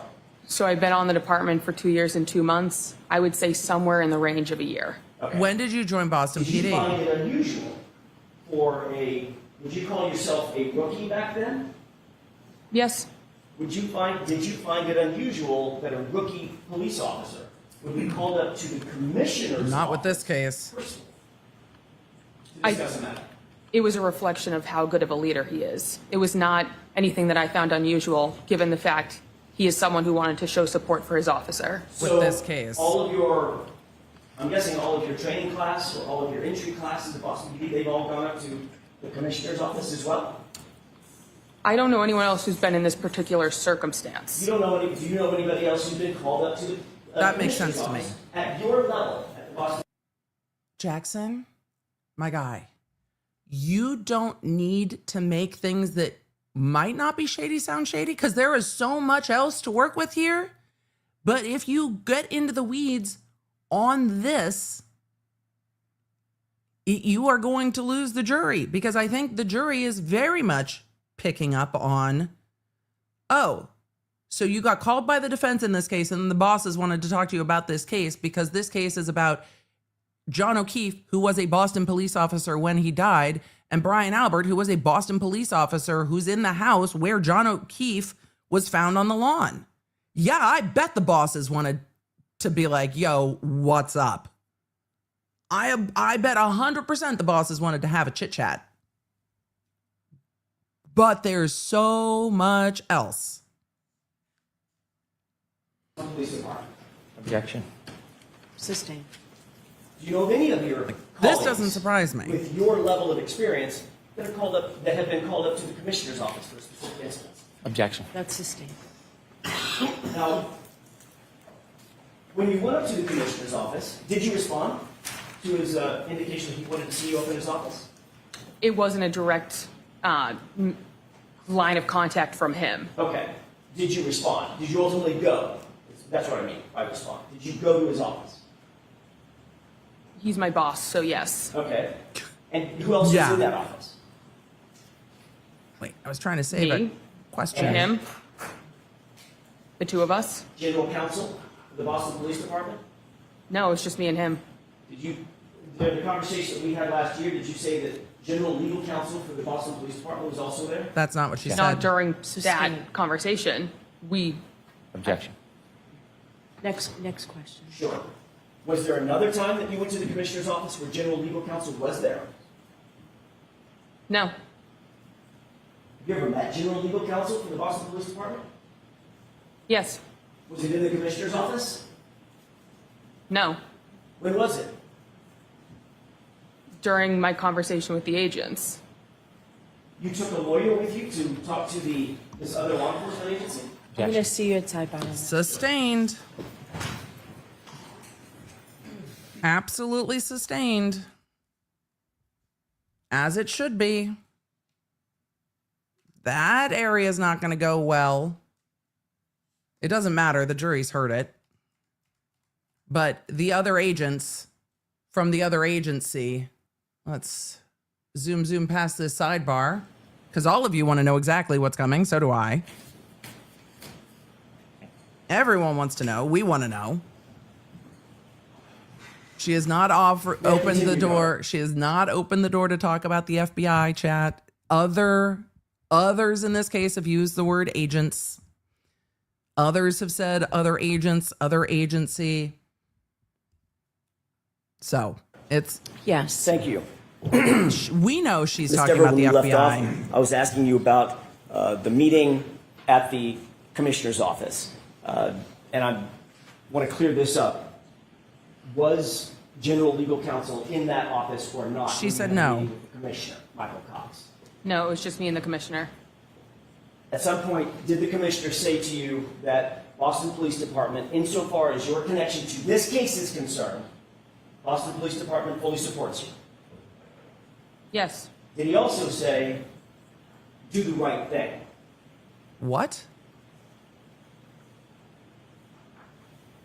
That's a direct quote, so I can't recollect if he said a direct quote 2 years ago. A year ago, when you talked to us, the defense, did you tell the defense that when you were called up to the commissioner's office, he told you two things? Commissioner Cox told you, number one, Boston Police Department supports you, and Officer Deaver, do the right thing.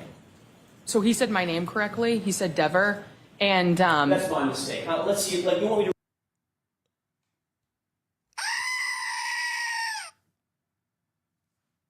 repeat the question so I get So, that right? Mr. Jackson, let's go ahead and answer, please. yes, and he said nothing with the intent of guiding me one way or I the didn't ask you other. what his intent was, madam.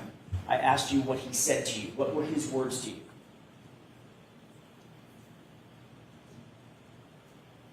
That he supports me. And Just wanted me to tell the truth up here. his words were, do the right thing, correct?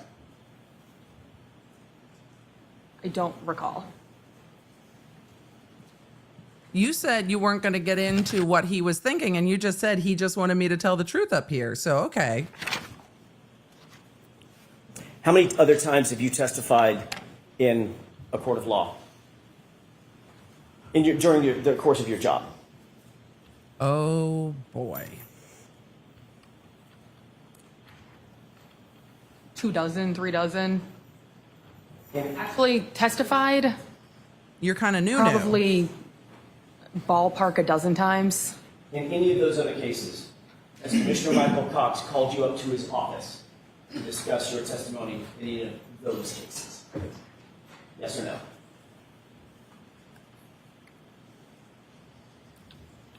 It's probably a no.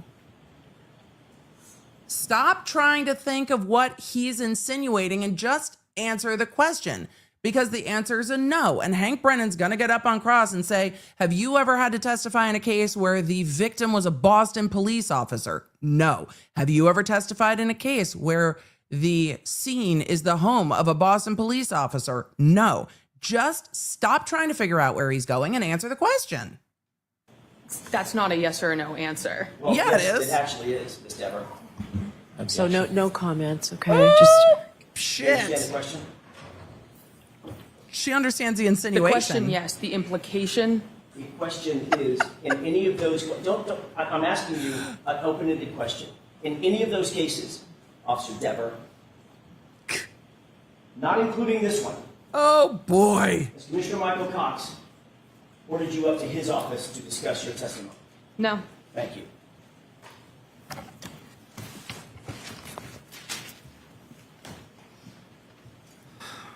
Stop trying to read the intent All right, and Mr. just Brennan. answer the question. That was Jackson's last question. I told you what cross is going to be, or at least partly.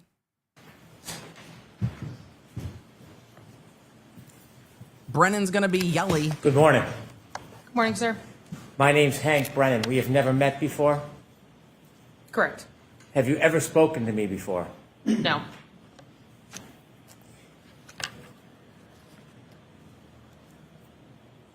Oh, The defense team, Attorney Jackson asked you some questions he's this probably going to morning. pronounce your name wrong Yes. too, ma'am. It sounds like you've met them before. Only by phone call. How many times have you spoken to Attorney Jackson or anybody on the defense team before today? Prior to the first trial, it was one phone call where we discussed the case. Outside of that, there may have been one other phone call before the first trial, but it wasn't a discussion of the Ma'am. case. And then prior to this trial, I received a phone call that said, confirm you will be available for one of these days. And then scheduling. Other than confirming you'd be available, was there any discussion before this trial with anybody on the defense? Not about this case, no. So the Scheduling. conversation, the substantive conversation was before the past event last year? Yes, a year and a few months ago. You worked at the Canton Police Department? I'm guessing, chat. Yes, I did. No one You has were a police advised. officer. I'm guessing no one has advised her not to say first trial and to say first proceeding because they only talked to her about scheduling. That's what I'm guessing. Yes, I was. And it sounds like on January 29, 2022, at some point you were asked to attend the desk? Yes. The desk is at the front of the police department where you see people coming in and out of the police station? Yes, there's glass windows. That night, did you have any difficulty with your memory of the specific things that you saw that night? I was never on the scene. I never spoke to a witness. I never met a victim. I never spoke with a suspect. This was just a random shift for me 3.5 years ago at a desk that I wasn't asked to recollect for about a year and a half after the occurrences of that night. Did law enforcement, not the state police, All of you are saying in the chat when direct feels like cross and cross feels like direct. I know. You're not wrong. Canton Police, did law enforcement ask you about your memory sometime after that night? The agents asked me about a year and a half later. It was the August of 2023 meeting. So actually a year and 8 months later was the first time I ever spoke about this case. When they spoke to you a year and 8 months later, did you suggest or share or tell them that you might have seen Chief Berkowitz and Mr. Higgins near the Sallyport area? I told them on the day of that I saw that. I didn't make any indications it was anything bad. I just said I saw them. And it was in good faith that I believed I saw that. That was the extent of that comment. So you had told them you believed you saw Mr. Berkowitz and Mr. Higgins in the Sallyport area that day? On January 29th during my day shift, yes. Did you then learn any information that helped you remember when your shift ended that day? So I know my shift ended at 3:45 p.m. So I know that I left then. That wasn't ever one of my questions. So left. The defense released a timeline right prior to the first trial that the vehicle on that day did not arrive in the Sallyport until about an hour and a half after I left, meaning it is not possible that I saw that. When you saw this information, I mean, you could have seen them in the Sallyport when the vehicle wasn't there. When did you work later? did you think about your memory?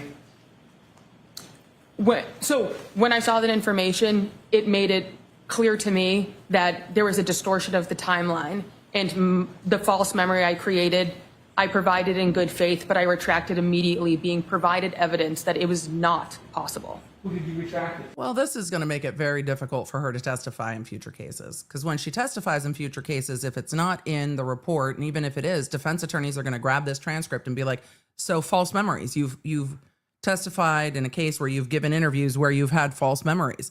This is going to have impact on her being able to testify down the road. Because she's saying, I created a false memory. I thought that this is what I saw. That's not what I saw. So this will impact her going forward 100%. Because how do you have her testify in a trial? The defense attorney immediately is going to be like, but didn't you say in another case this? So yeah, we've seen a couple people where they have very real world career impacts from testifying in this trial. 100%. So I told the defense team prior to the first trial. I also contacted the agents. The agents assured me that good faith. Objection.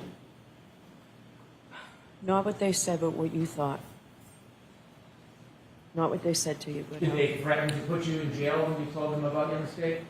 No, I even spoke with the legal team and they said that I made a comment in good faith. There was absolutely no way that I could be charged with anything of being malicious. Before we get to your conversation with the defense team, now I wasn't there in that conversation, was I? No, Have you ever shared that conversation with me? I've never shared it with anyone. Before we get to that, you seem a bit anxious. Are you anxious? Confused as to why I'm here, but anxious now. Confused? Have we not cleared up the confusion?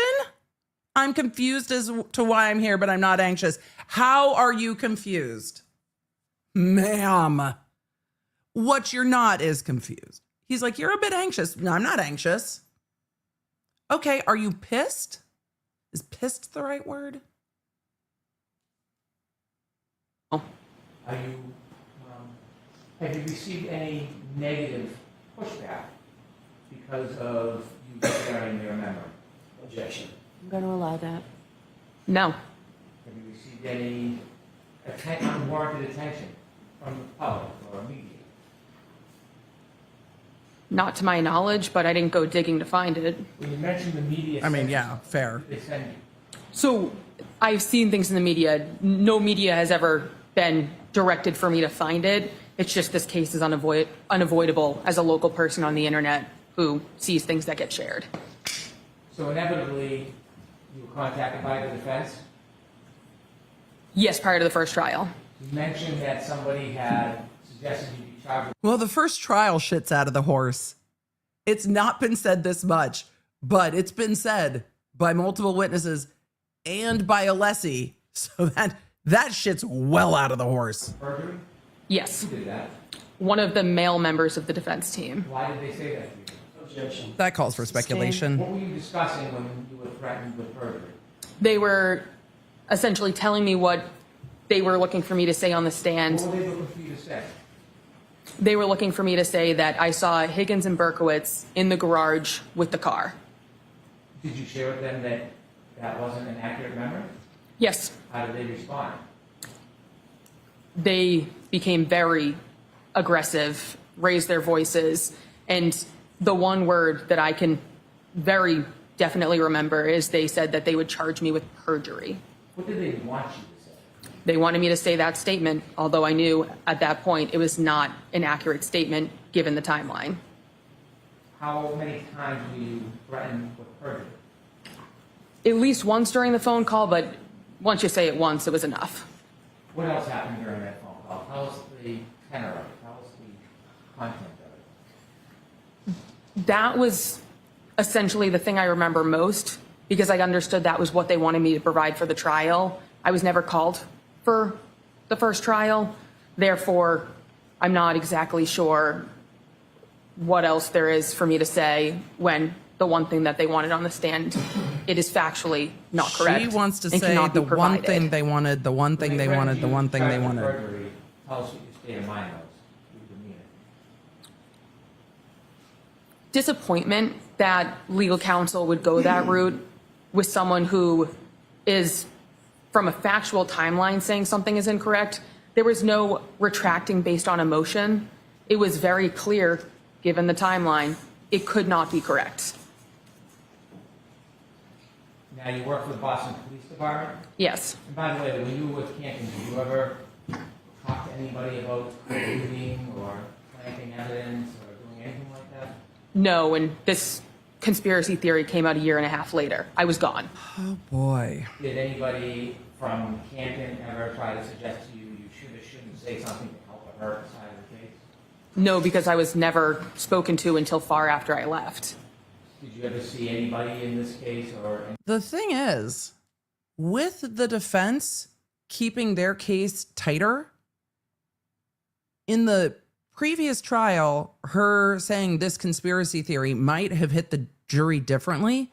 In this trial, it's not going to be the same because the defense has not spun out into this. They've kept their case really concise. So her being evasive doesn't fit with the way that this case has unfolded before this jury. Like, it doesn't make it, it's disconnected. It might have resonated more prior trial, but this trial has been very much, well, Higgins did this. Nobody investigated that. Isn't it weird this wasn't investigated? It's a very different case. So her statements are a bit disjointed for what the jury knows. It is not something that is going to be like, oh, okay, well, the defense has said all of these things. So I think for the jury, it's going to be disjointed as like, what, ma'am, what? Like, what are you even on about? So we'll see, because her DEFCON what the fuck status and how the defense has tried this case don't align at all. First trial, it probably would have aligned. This trial, it doesn't, for me, align with the way that the defense has tried their case, which makes it a glaring disconnect for me. And it's probably a glaring disconnect for the jury, being like, what is she talking about? Right. Anytime when you were with Canton doing something improper and tampering with evidence? Not in this case or any case. If you had, would you have reported it? Yes. Sustain. Move to strike. I'll strike that, ladies and gentlemen. So you transferred Speculation. to the Boston Police Department. Has anybody from the Boston Police Department ever suggested that you should lean your testimony one way or another? No. Has anybody from the Boston Police Department ever given you any rewards or favors for defying the defense position? No. Has anybody ever suggested that you should say anything whatsoever that would be unhelpful to the defense? No. Has the Norfolk County District Attorney's Office ever encouraged you to testify in any way other than the truth? No. When you spoke to the chief of the Boston Police Department, did he in any way ever tell you to shape your testimony? Not at all. When you met with the Boston Police Department commissioner, did he ever ask you the substance of what your testimony would or wouldn't be under oath? He made it very clear he did not want to discuss the case at all. When you spoke to the people of the Boston Police Department, have they ever weighed in any way on what they think you should or shouldn't say? No. As you're testifying here today, are you under any Duress? tension, undue influence, stress, threat? It's compound. There is discomfort No shit. with the way that there's attempting to guide what my testimony is, but I don't feel any need to fall into it because I'm here to speak the truth on the stand. That's my livelihood. When you were threatened with perjury, how long was that conversation with the defense? I believe it was just about an hour on the phone. My phone log on my physical phone would not go back far enough for me to be able to retrieve the date or the time that that phone call took place. That conversation lasted an hour? Approximately. How did it end? Not on a good note in the slightest. I remember it was a pretty hasty hang up on both ends.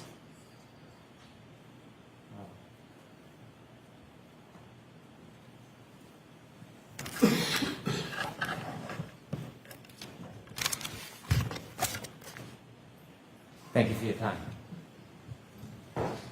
Okay.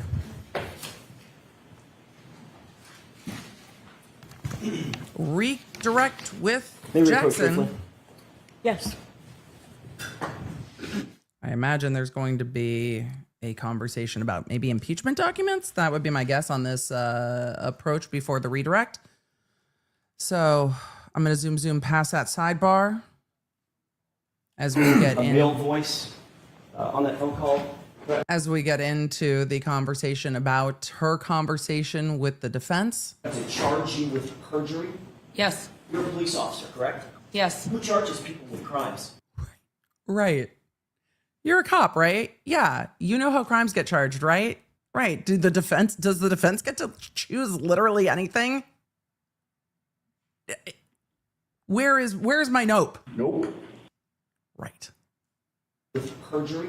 Yes. You're a police officer, correct? Yes. Who charges people with crimes? If a crime is committed, there can be a report of it. Who So charges people with crimes?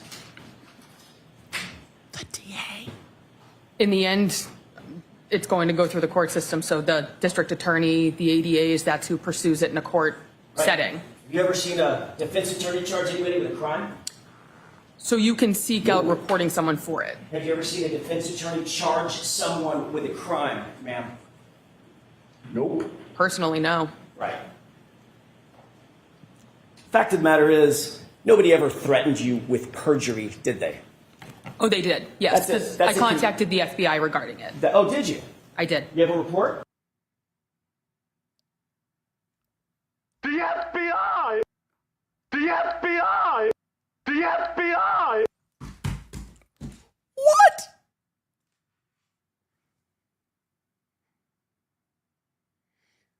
Oh my God.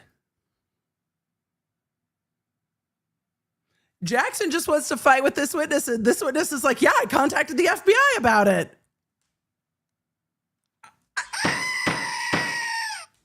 Well, there it is. Just whoop, there it is. I'm going to back that up. Jackson wants to fight with her. Nobody ever said they were going to charge you with perjury. She's like, the fuck they didn't. I talked to the FBI about it.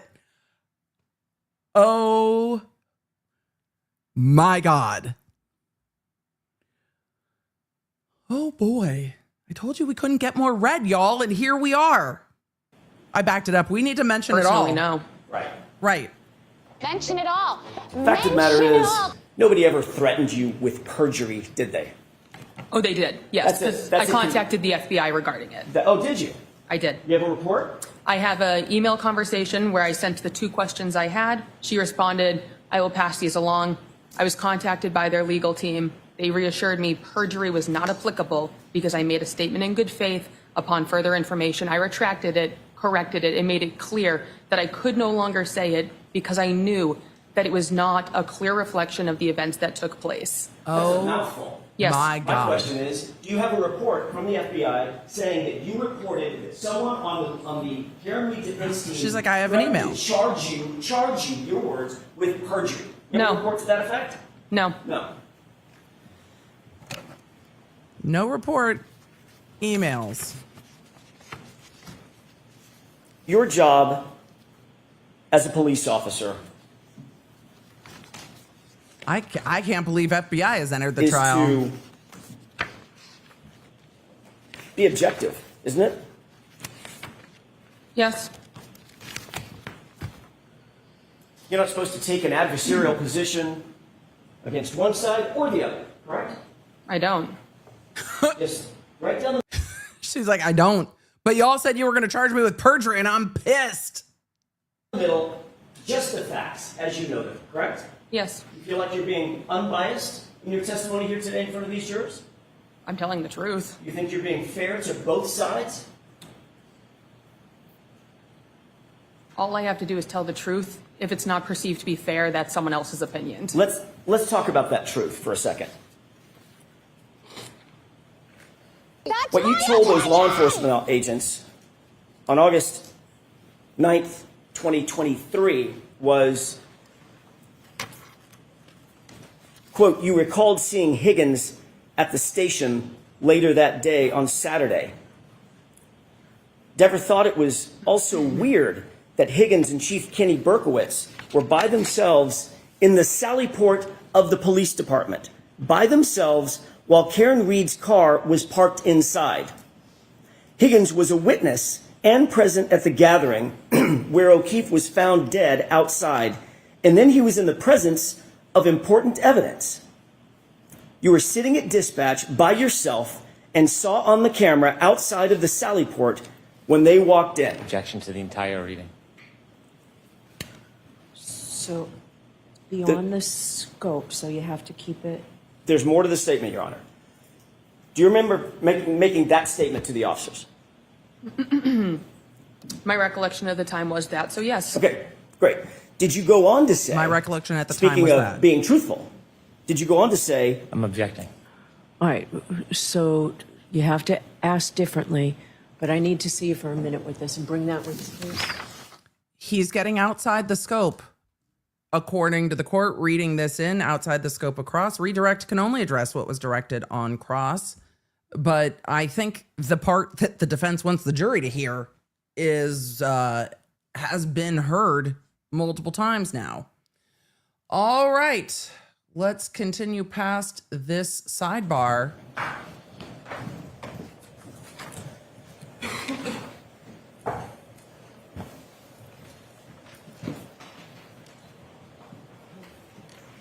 May I inquire? Yes. Well, Thank this you. witness is in a Officer right Dever, pickle. did you go on to say in that interview, quote, you never saw them leave, them being Brian? And the defense won that sidebar because they are able to read the rest of the statement and impeach her, which means they argued, hey, during cross, they went into this and this and this and this. So this is redirect to cross because cross got into, are you telling the truth? Did anyone tell you to change your testimony, etc.? Brian Higgins and Chief Ken Berkowitz. I stepped on that question, so I'm going to back it up just a little. Inquire. Yes. Thank you. Officer Dever, did you go on to say in that interview, quote, you never saw them leave, them being Brian Higgins and Chief Ken Berkowitz. You never saw them leave, but you recalled thinking to yourself that they were in the Sallyport for a wildly long time together in there, end quote. Did you say that? That was my recollection of the time. Okay. So yes. Have you ever heard of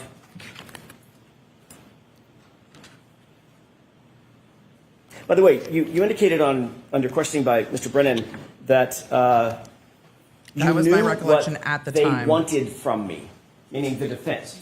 What That was my recollection at the time. That's real specific. they wanted from me. You Yes. understand that? Yes. You remember on that phone call that we read directly from the exact same report that I just read from? You remember that? And I told you the same thing then. That's not Yes. a question. Objection. Sustained. My question is, just answer my question, Officer Dever. Boy. Did we read to you, were you read the exact same thing that I just read to you on that phone call?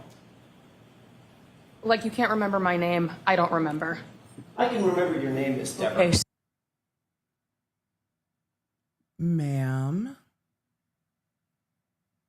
Ma'am, this is not a game of tit for tat. And you're not going to outsnark Jackson either. This is not a game of tit for tat, but we're going to watch it again because court has popped off in the wildest way that I never expected. Like, how is this a trial that's happening right now? However, for Jackson, who is not going to get flustered by a witness, even if in front of the jury, he's just like, does it make this witness look objective when she's fighting with Alan Jackson in that way? Dever, did we read I'll just to you, leave that question were with you y'all. read the exact same thing that I just read to you on that phone call? Like you can't remember my name, I don't remember. I can remember your name, Miss Dever. Right. Are you telling the truth, ma'am? The answer is I don't remember. Or are you? No The answer is a comments. little more than that, Judge. I think we all. All right, so no comments, just And he's clapping back at the judge, Jackson. And now the judge is talking over Jackson, clapping back at the judge. We're doing that one more time. Too many people were talking. Oh my God. Like you can't remember my name, Oh my I don't God. remember. I can remember your name, Miss Dever. okay. So the answer is I don't remember. No The answer is a comments. little more than that, Judge. I think we all. All right, so no comments. He's just like, I think we all know the answer is a little more than that. Oh my God. Do you recall us telling you? So many of you in the chat have said this has turned into the Jerry Springer show. I see you all chanting. This shouldn't be happening. Do you recall us telling you that we were looking for the truth about your Objection. Comments? I'm going to allow it. But we're looking for the truth. Which I gave you, yes. Did you also say on that phone call something to the effect of, I know you're going to tear me a new one because I'm changing my testimony? Changing, no. But you're trying to do that. Did you say, Oh my I God. know you're going to tear me a new one? It's what you're trying to do, so yes. Actually, what you said was, you're going to tear me a new asshole, didn't you? I don't recall that, so that's putting words in my mouth. I'm not asking you to put words in your mouth. I'm asking you if you remember saying that during that phone call. Oh, I don't I know recall. you're going to tear me a new asshole. I don't recall. Okay. But you do remember saying something to the effect of, I know you're going to tear me a new one, right? Yes. Okay. Have you ever heard of something called the blue wall of silence? Objection. Sustained. Do you think it's important for police officers to protect one another in the field and out? Objection. Sustained. If I was Jackson, I might approach at this point Have you spoken with anyone? because it Not goes Mr. to their Brennan. Bowdoin defense. He's covered that. Have you spoken with anyone from the district attorney's office about your involvement in this case? Ever? No. Never? Unless you're going to provide a person. I've never talked to any of these people. Have you talked to anyone at the Her looking at the prosecutor's table being like, I've never talked to any of these people. Lally's just like, well, fuck. DA's office at all, in any regard? Not to my recollection. How about indirectly? What? Not to my knowledge. Are you friends with any people that you're aware of that are connected to this case? Are you personal friends, girlfriends, boyfriends, personal friends with anyone that's connected with this case? Other people who's been on the witness stand, one person, yes. Who's that? Sarah Levinson. Huh. How long have you known Sarah? We became friends in middle school. Is that outside the scope? Did you watch any of the trial, this trial? Clips in passing, but no, it's 6 hours a day. So I work during the day shift. Ma'am, we all find time. I'm teasing. She shouldn't be watching the trial. I'm teasing. She's like, it's 6 hours a day. I have a job. So do we. Friends with Sarah Levinson. Which, of all the people to be friends with in this case, I half expected it to either be the EMT or Caitlin Albert, honestly. That's honestly what I expected. I didn't expect it to be Sarah, who's friends with Brian Albert Jr. Also, if the chat hadn't turned yet, she's like, it's 6 hours a day. I have a job. Right, we do too. This is our job. We're on jury duty. We're professionals. I wasn't expecting Sarah was the friend, truly. But she said clips in passing. Did you watch any of the trial, this trial? Clips in passing, but no, it's 6 hours a day. So I work during the day shift now. So you've seen some of the footage of the goings-on in this case, correct? Yes, nothing with her. I did not watch her testimony. Were you aware there was a sequestration order? I don't know what that means, so no. You're a sworn peace officer. You don't know what sequestration She probably doesn't. No. in terms of witnesses? Not No. watching the proceedings in order to affect their testimony? No, I wasn't aware. On that point, I'm not surprised. Here's why. Generally, investigating officers and witnesses aren't sequestered in cases because they took the report. So also, in a lot of places, it's called witness exclusion, not sequestration. So I don't doubt that she's like, I had no idea. Also, if the defense didn't call her and say, you're a witness, you can't watch any of this, I imagine that she would not think that that was in place for law enforcement. So witness exclusion, different than sequestration, but oftentimes with police officer witnesses, they're not excluded. Things normally aren't televised, but they're not excluded because they took those witness statements. So often they're in court watching the witness testify whose statement they took. So that part of everything that we've heard, that doesn't surprise me. Yeah.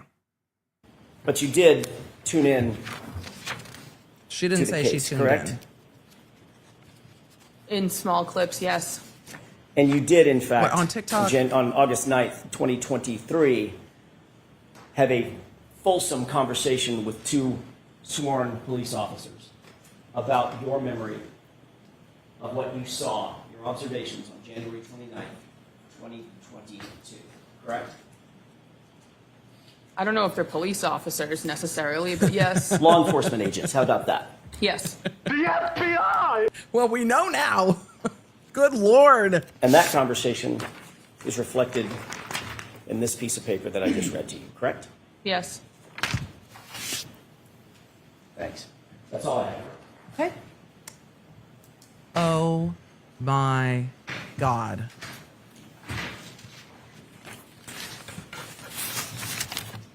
Were you subpoenaed by the Commonwealth in this case? Recross? No. You were subpoenaed by the defense. Yes. They Did should have they told tell her. you that there was a sequestration order or that you shouldn't watch any of the footage? Did they fairly inform you about what the ground rules were? No. And I wasn't part of the first trial, so I had no idea about anything to do with this trial. When you spoke to those law enforcement officers back in 2023, do you know that they made a report where you had informed them that you knew Sarah Levinson and that report had been provided to the defense a long time ago? Did you know that? Yes. I informed them very clearly. So the question about if you know Sarah Levinson, that's no secret in your world, is it? In that form, I'll sustain it. It's argumentative. That in isn't a form. secret, is it? Not at all. She told That's them. something you were open and candid about? Yes. You understand that regardless of what you say, Yeah, it it's doesn't a- matter as long as it's the truth. Do you understand that? Yes. The Commonwealth in no way is asking you to accommodate it or please it in any way. Do you understand that? Yes. If there was It's a weird something that question. may be perceived by others as adverse to the Commonwealth, you understand we would want you to tell that if it was the truth, don't you? Sustained. You understand Yeah, you have to tell the truth. the Commonwealth has never intimated, this is a mess. suggested, or advised you to say anything other than the truth, have they? No. Have you been given any consideration or reward because you remedied your memory? No. After being shown the evidence that you left that day, January 29, 2022 at 3:45, and learning that the defendant's car did not get to the Sallyport at 5:30 or so p.m., is there any way you could have seen Mr. Berkowitz and Mr. Higgins in the What about the next Sallyport with the day? defendant's car that night before you left for work? There is no way. Understanding you made a mistake, was the defense receptive to your It's a explanation wild mistake. that you made a mistake? Sustained in that form. It Did the calls for defense speculation. pressure you when you told them you were going to come into this court and tell the truth about your mistake? Objection. No, allow it.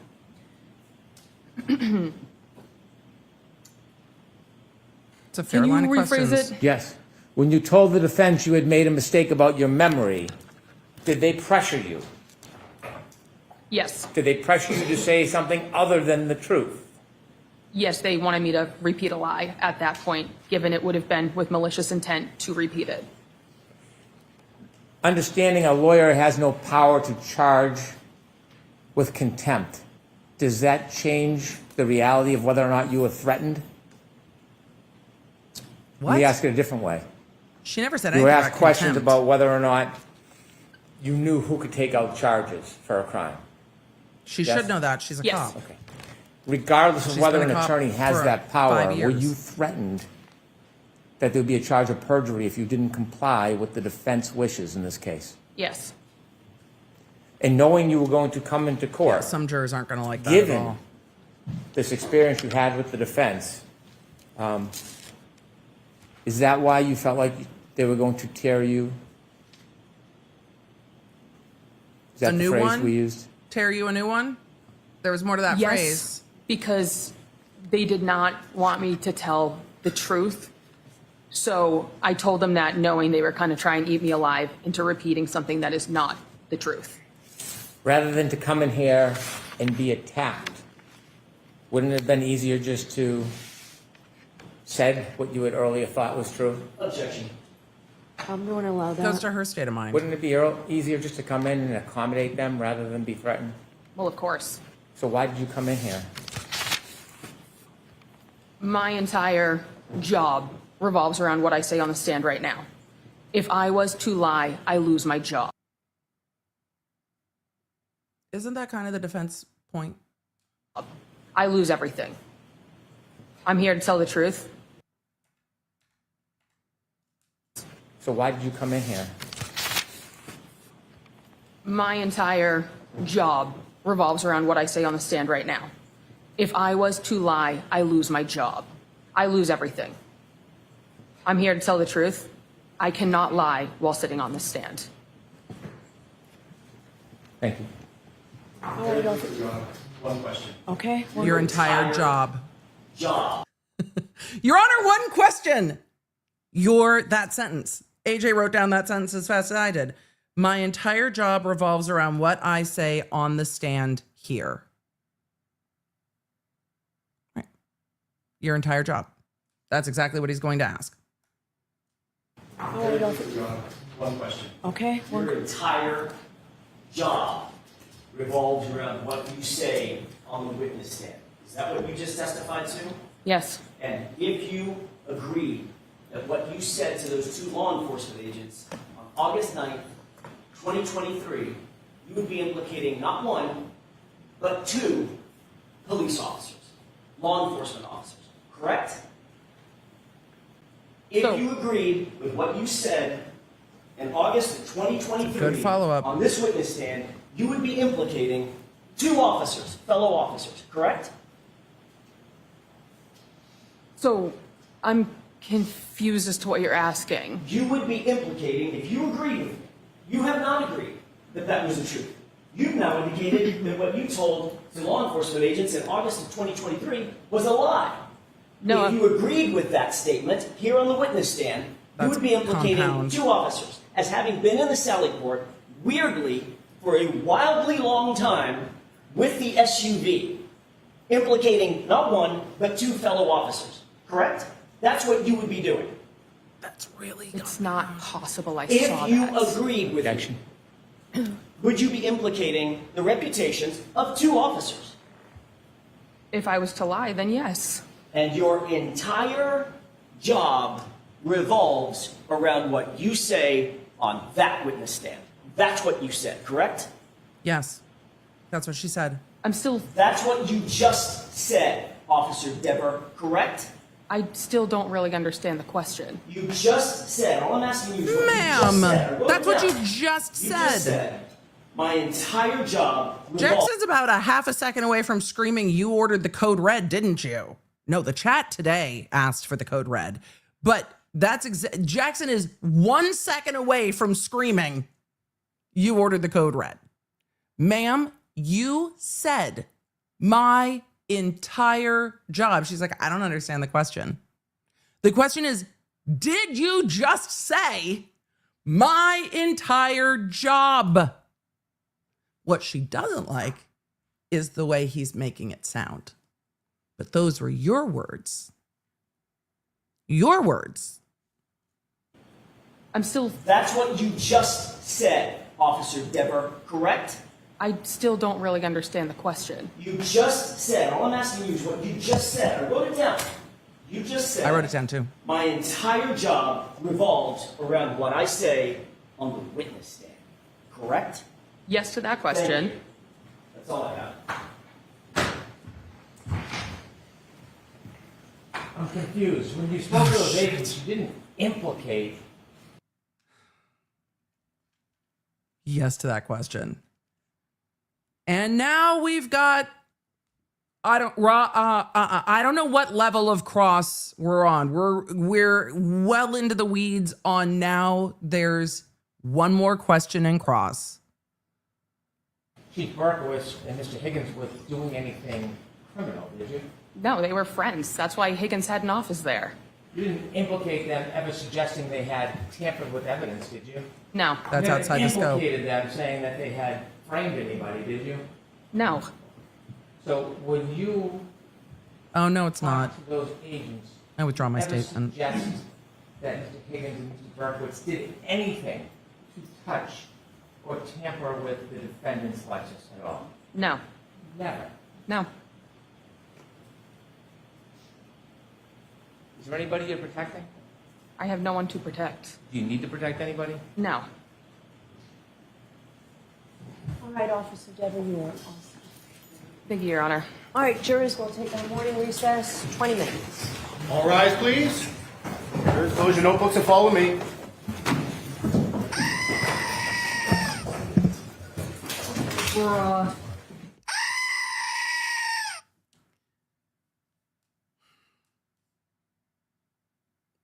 Well, that was something.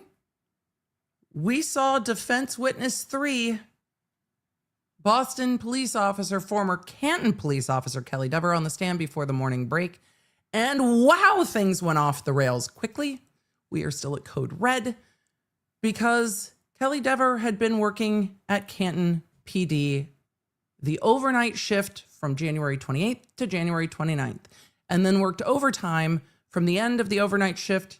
Nobody ever said when their overnights end, 6 a.m., 7 a.m., 8 a.m., nobody knows, till 3:45 p.m., and then was off shift and left the police station. She was working in dispatch. She had been on patrol, and then when the call came into 911 about someone in a snowbank, she was asked to go take over dispatch. At the time, Canton PD manned their dispatch with patrol officers, supervisors, sergeants, and whoever was around. It seems that in the dispatch office, there are the calls active and 911 calls coming in addition to screens that show the cameras elsewhere in Canton PD. And as we got well into this, it was clear she didn't even want to be there today, but then we learned exactly why she was. Why? Well, because she was interviewed by who? The FBI! In August of 2023. And it seems that she told the FBI that she saw Chief Berkowitz and Brian Higgins in the Sallyport with Karen Reed's SUV for a, quote, weirdly long time. It feels like I'm hyperbolizing a game of Clue. I'm not being hyperbolic. They literally read her statement that she gave to agents from another agency that she saw Brian Higgins and Chief Berkowitz in the Sallyport with the SUV for a weirdly long time. She then testified that that was a false memory or a distorted memory, and that based on the timeline, she left Canton PD after her shift ended at 3:45. And the SUV didn't even get to the Sallyport on January 29th, 2022 until after 5:30 p.m. So she goes, once I saw the timeline, I knew that that couldn't be right. And her exact words were, and I created that memory. The defense got into whether or not her new boss, the police commissioner of Boston PD, had called her into her office before testifying, and she testified. And the timeline is odd to me if that was before this trial or the last trial, because she was subpoenaed by the defense in both trials. And she said she talked to the defense before the first trial. She said the word first trial as much as anyone could say the word first trial, and nobody objected. It just all happened. So she said that she spoke to the defense prior to the first trial, and she testified that they said they would charge her with perjury if she retracted her statement. She said later in her testimony that she reported that to the FBI. Those are the words that she said, the FBI.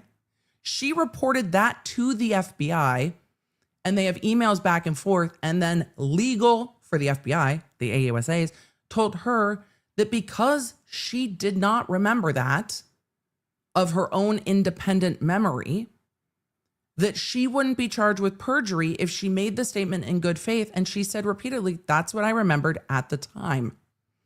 but I know that that's not an accurate memory because I wasn't even there to see that. Now, what I'm dying to know that wasn't addressed is, did you see a video from the Sallyport that showed Higgins and Berkowitz by the SUV? Did you see that video? And when did that happen? Because she said she's since seen the videos. And she said, no, I retracted that statement from the agency I reported it to the agents I reported it to. And at one point, Jackson said, when you said that to law enforcement officers or police officers, she said, I don't know if you would call them police officers there. And he said agents, and she said agents. So if the jury was confused about what other agency she was talking about, she very clearly said that it was the FBI. And then as we got into multiple cross and redirect and recross and redirect and recross and all of it, it was back and forth and back and forth and back and forth of the defense wanted me to say this and I can't say it because I don't have an independent memory of that. That was a false memory. I don't remember that. So I don't stand by that. Testifying to that would be a lie. And I'm just here to tell the truth. And the defense said, no one ever told you that they were going to charge you with perjury. And you're a police officer. Don't you know who charges things? It's the DA. And she said, well, and the answer was so roundabout and evasive. She's been law enforcement for at least 5 years. You know that the police reports go to the DA's office and the DA decides to charge.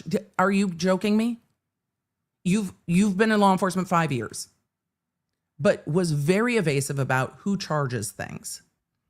But then when Brennan was asking her questions, she said that the male defense attorneys raised their voice at her, were upset with her. And she said, I know they're going to eat me alive and tear me a new one for not going with what I previously said.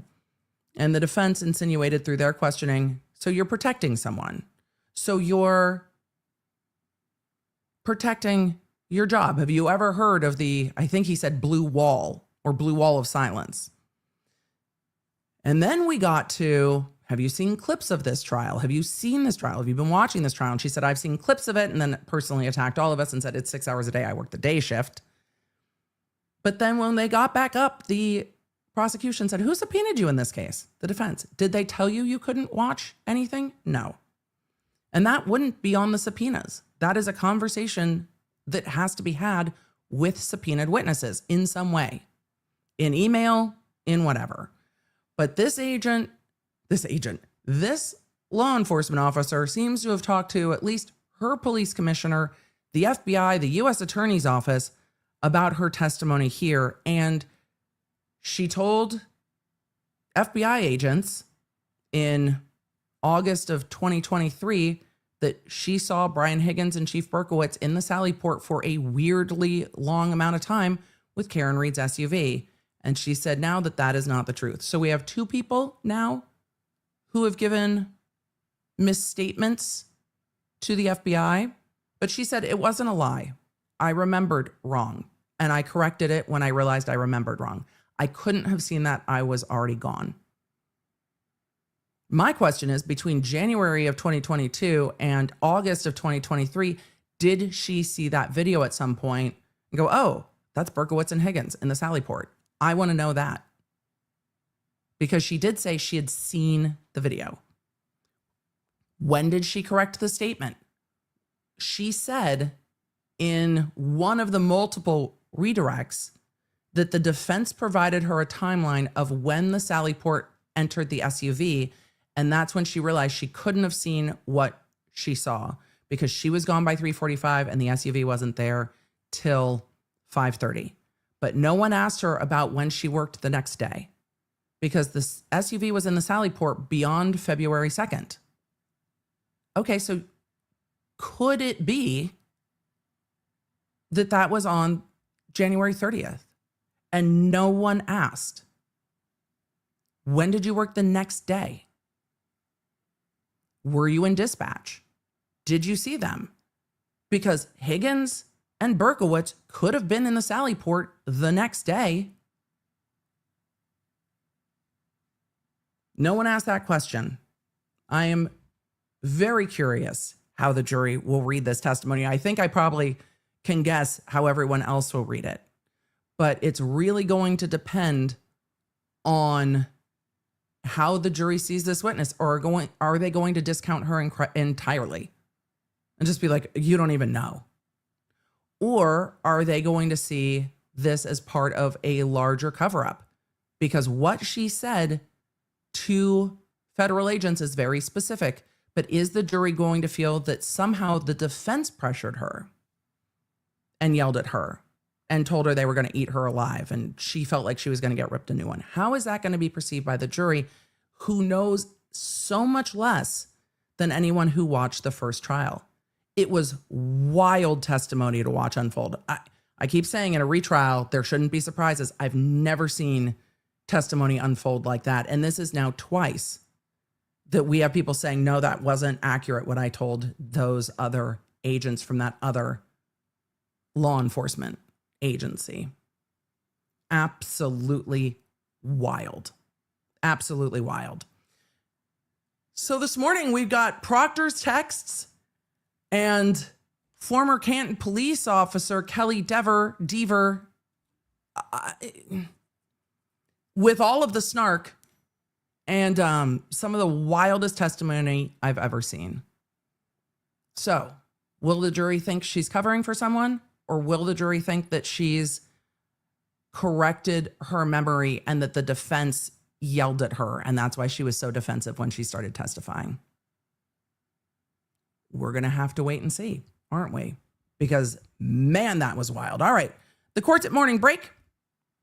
We're going to go back to court. We're going to zoom past the morning break. We're going to turn off our code red and get back to our normal lighting scheme. But Proctor's text coming in through the friend from the prosecutor, this morning is so unexpected. I don't have words. The defense didn't bring in any of Proctor's texts. They authenticated the document and stopped touching it. And then Brennan has them all read in during cross-examination, or a lot of them read in. I don't know if he skipped over any of them. What in the world is happening in court today? We've gone full upside down. Wow. Let's get back to court. Law Nerds, thanks for being here. Don't forget to do the YouTube-y things. It is the wildest ride in the wilderness for everybody who's now quoting Disney. It is. We're the wildest ride in the wilderness. We're here on Big Thunder Mountain. I don't know, shaking loose kidney stones. If that's too deep of a Disney joke, it's fine. It's fine. The chat will explain. To the almost 60,000 of you here, look, man, I don't even know. Live trials are better with friends. That's why you're all here. Woo! Buddy, today. What is with today? I don't even know. What in the world? Curiosity Cat Thunder Mountain is scheduled to be closed. Surely it's only for like upgrades and retrofitting. They can't get rid of Thunder Mountain. Thunder Mountain is iconic and a classic. We can't get rid of Thunder Mountain. Let's get our lights back to normal because we're no longer code red. Oh, hello, Dr. Russell. We know you. I do. What an interesting shift for the defense. Good morning. Into Dr. Russell. For those of you that, there's more than 20% of you that did not watch the first trial, so we'll let Dr. Russell's testimony unfold as it will. But we've gone back into Dr. Russell. I expect this will be... All right, Mr. Alessi, whenever you're ready. Thank you, Your Honor. Good morning. Good morning. Could you please state your full name and spell your last name and introduce yourself to the jury? Yes. Marie Russell, R-U-S-S-E-L-L. Can you summarize your professional background? Yes, I am an emergency physician and a forensic pathologist. I like Dr. Russell. How long have you been an emergency medicine physician? For over 30 years. How long have you been a forensic pathologist? For over 30 years. Do you have a medical license? I do, several. When were you? For all of you that have not watched this trial before, we have seen Dr. Russell testify now multiple times through numerous voir dires, through trial, through voir dire, through the rest. I really like Dr. Russell a lot. I've liked her in previous testimony. So if you're like, Emily, you really like this witness. I do. I really like this witness. I do. I find her background really interesting. I find all the things she's done really interesting. She's not a professional witness. She testifies some, but it's not her main gig. She's not working as an ME. Her background is just vast. I don't think she sleeps, but I really like Dr. Russell, and it's going to be a whole different type of testimony. I can't wait to see her and Alessi nerd out together. I just like her a lot. So yes, Emily, you like this witness? Yes, I like this witness a lot. Also, she makes me feel incredibly lazy. Just incredibly lazy. I just 100%. So we're going to let Dr. Russell testify. She came into this case. I don't know if we'll get to it. She came into this case because she was working a case with somebody that Alan Jackson knows from the DA's office. And that person connected her and Alan Jackson like during the last trial, which is also wild. Some of you know who that DA is and have seen cases that DA has tried because we've talked about it previously, but there's like 6 degrees of separation. There's 1 degree of separation to the LA DA's office with this witness because she is also from LA. First license to practice medicine? In 1988. What medical licenses do you currently hold? Well, I have a physician and surgeon license in California. I have a medical license in Massachusetts. Really? New York and Idaho. Where did you attend college? I didn't know that. I attended both MIT and Northeastern University here in Massachusetts. I'm sorry. Oh, I said in Massachusetts. Right. They know where MIT is. We're in Massachusetts. They know where MIT is. I didn't realize that at MIT you could get a certificate of piracy if you took certain like physical ed credits, including like sailing and fencing and archery, but things I learned during the last trial. So let us continue. She's like, no, in Massachusetts. I'm surprised she has her license in multiple jurisdictions. I don't think I remembered that from last time. When did you attend pre-med and what was your major for MIT? Yes, when I was at MIT, that was in 1972 to early 1974, I took pre-med courses. My major was biology, but I took pre-med courses. Did you obtain a degree from MIT? No. Why not?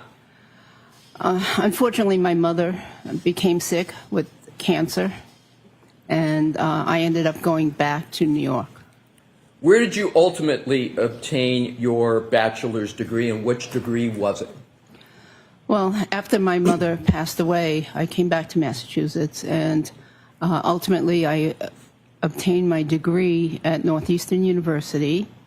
And what was the other part of the question? Did you have any distinction with regard to your degree that you achieved? Right. She didn't even say life gets in the way. She said, I stopped going to MIT to take care of my mother, and then I resumed school back in Massachusetts. Right. Not, it took me 17 years, not life got in the way, not I've lied about my degree. Like, no, I went and took care of my mom, and then I went back and finished my degree. From Northeastern. Right. Yes, I obtained the bachelor's degree with highest honors. After college, did you go on to receive a Doctor of Medicine? Yes. Where did you attend medical school, and when did you obtain your medical degree?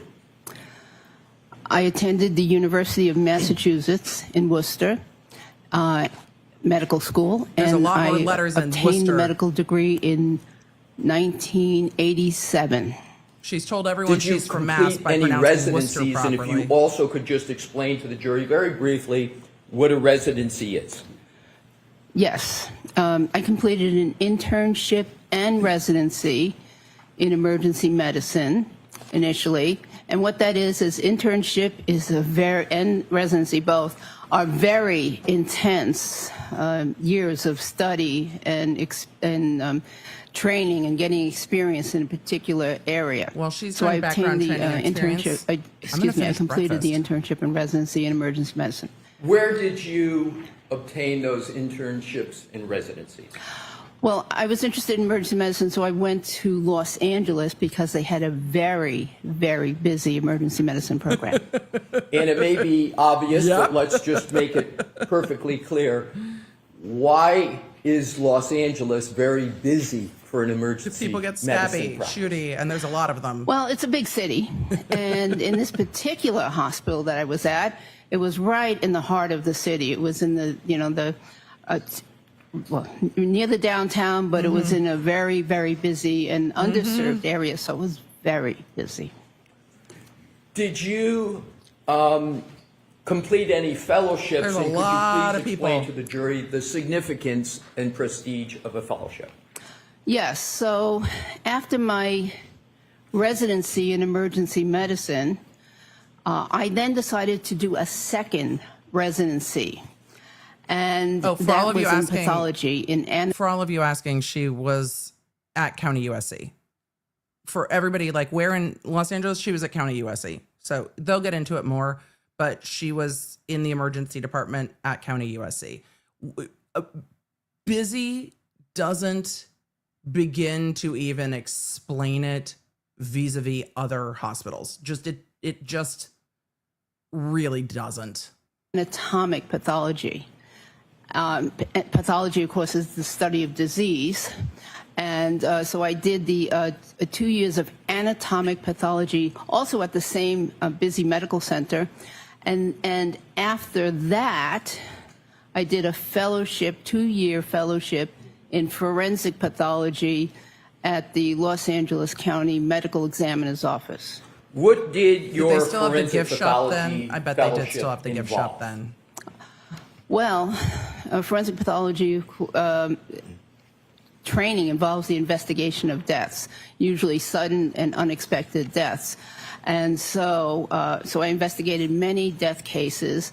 I performed over 500 autopsies at the medical examiner's office for sudden and unexplained, sometimes unexplained, sometimes very obvious deaths, but sudden deaths.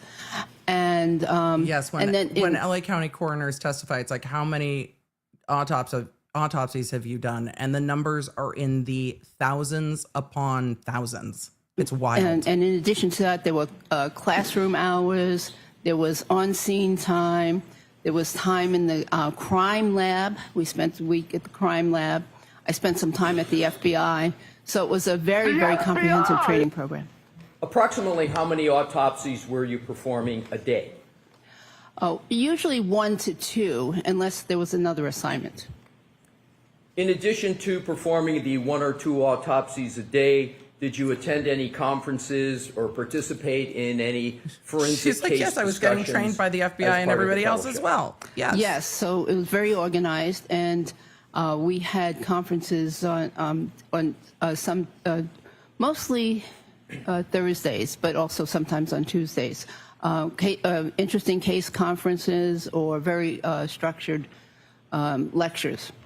You spoke of cases. Can you briefly tell the jury so they have an understanding of the type of cases that you would typically work on as part of your forensic pathology fellowship?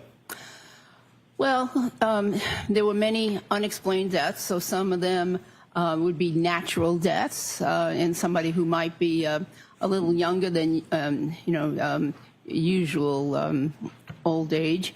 And then there were cases where there might be drug overdose. Many cases were accident victims, including car accident victims and other kinds of accidents. There were quite a few homicides, and in fact, many homicides, and quite a few suicides. Did any of those cases deal with wounds and wound patterns and wound identification? Many of them, in fact, I would say almost most of them, because part of the Big fan of justice. I know they had closed the gift shop a examination little bit. And a very important part of the examination is the good to hear. external Thank you for the examination work of the you do. body. So before Never a I dull was moment, I'm allowed to sure. even start an autopsy, I had to do a complete external examination of the decedent's body, looking for any kinds of wounds or abnormalities. We'll come back to wound pattern recognition a little later. But again, I think it's probably clear to most people, but just to be ultimately clear, when you talk about external, can you just elaborate a little what you mean by that? Well, bones are on the So inside. the external examination stuff you can is see of is the on the exterior of the outside. body, the skin, the The hair, stuff you can see. you know, the Because we learned the bones are on the inside eyes, looking for, amongst things looking for also would be Things you rashes can see and without scars getting cutting. and those sorts of things. So that's the external examination. In external, Dr. Russell, is to be contrasted with what? Oh, with an internal examination. So after all that is done, and there were some other things that had to be done too, like looking at examining the clothing, or looking at X-rays if there were X-rays available from the medical examiner's office, and of course reading the medical record that was available.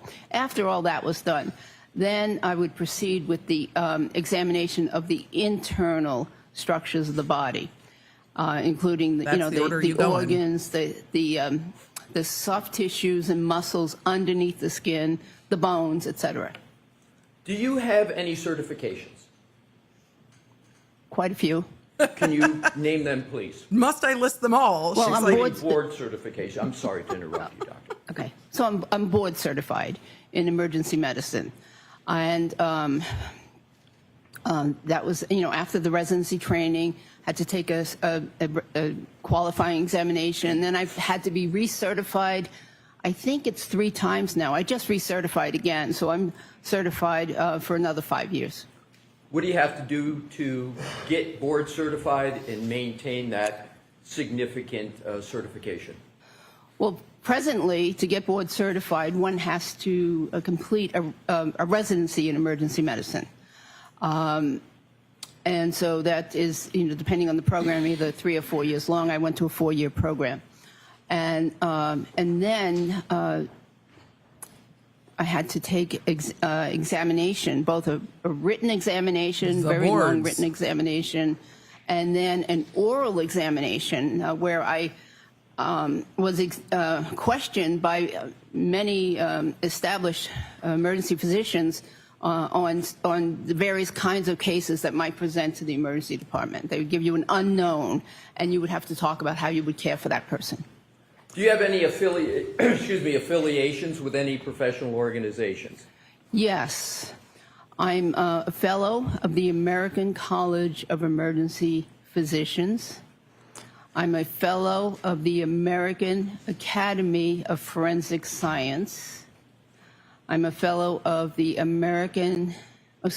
the National Association of Medical Examiners, and then I have some memberships in some other organizations. What does it take to achieve fellow status that you just mentioned?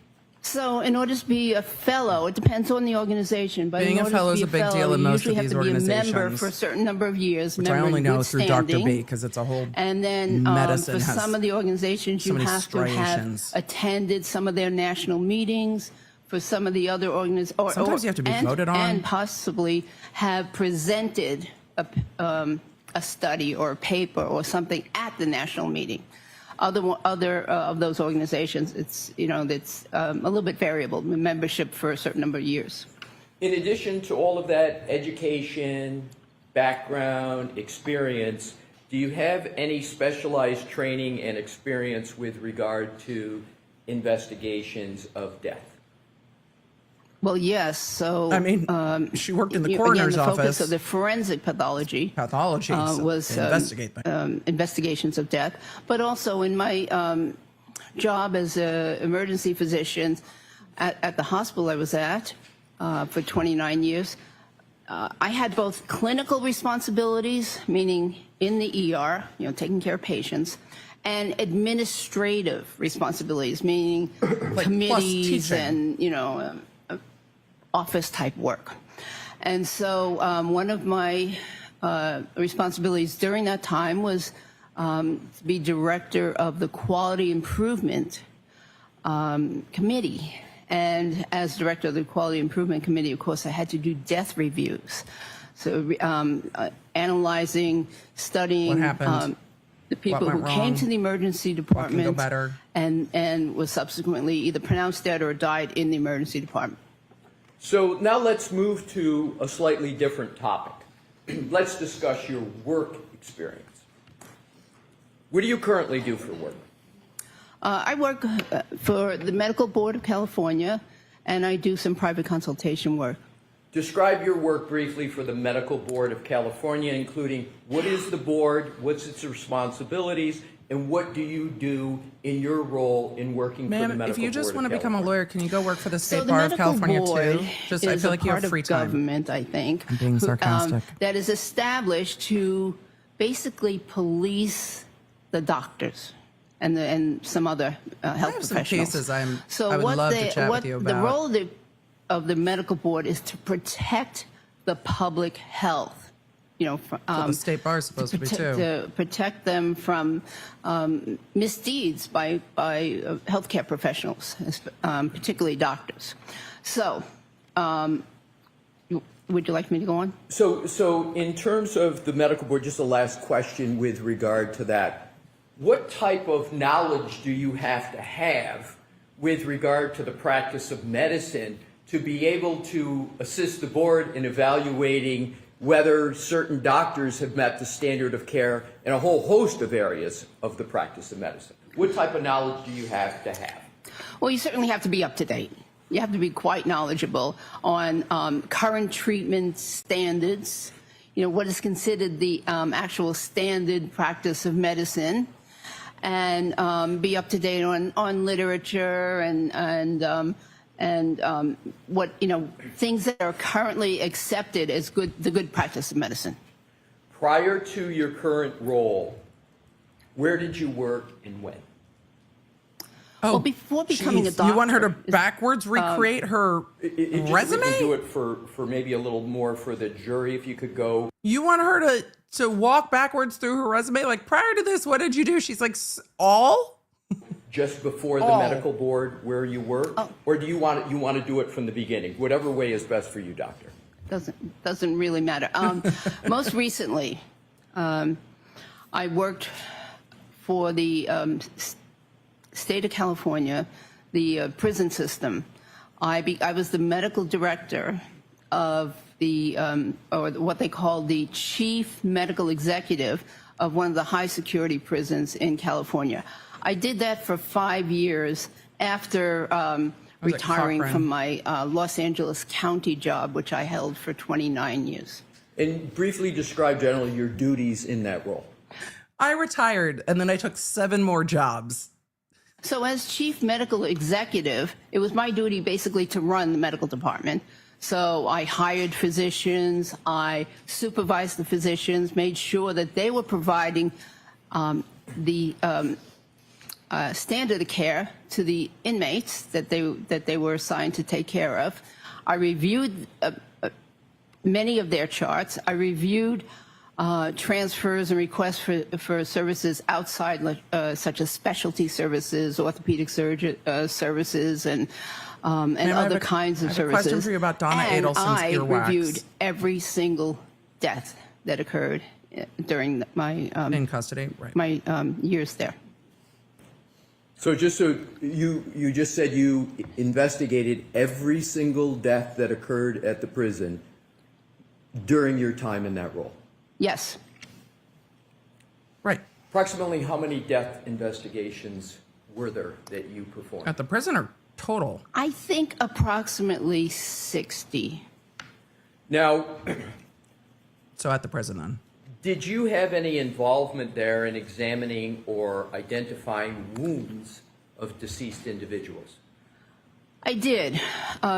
My office was in the medical building, and it was very close to what was the equivalent of the urgent care center on site.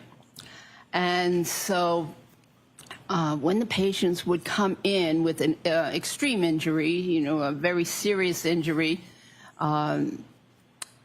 or near death, I would frequently go over right to the urgent care because that was my specialty. That was, my interest.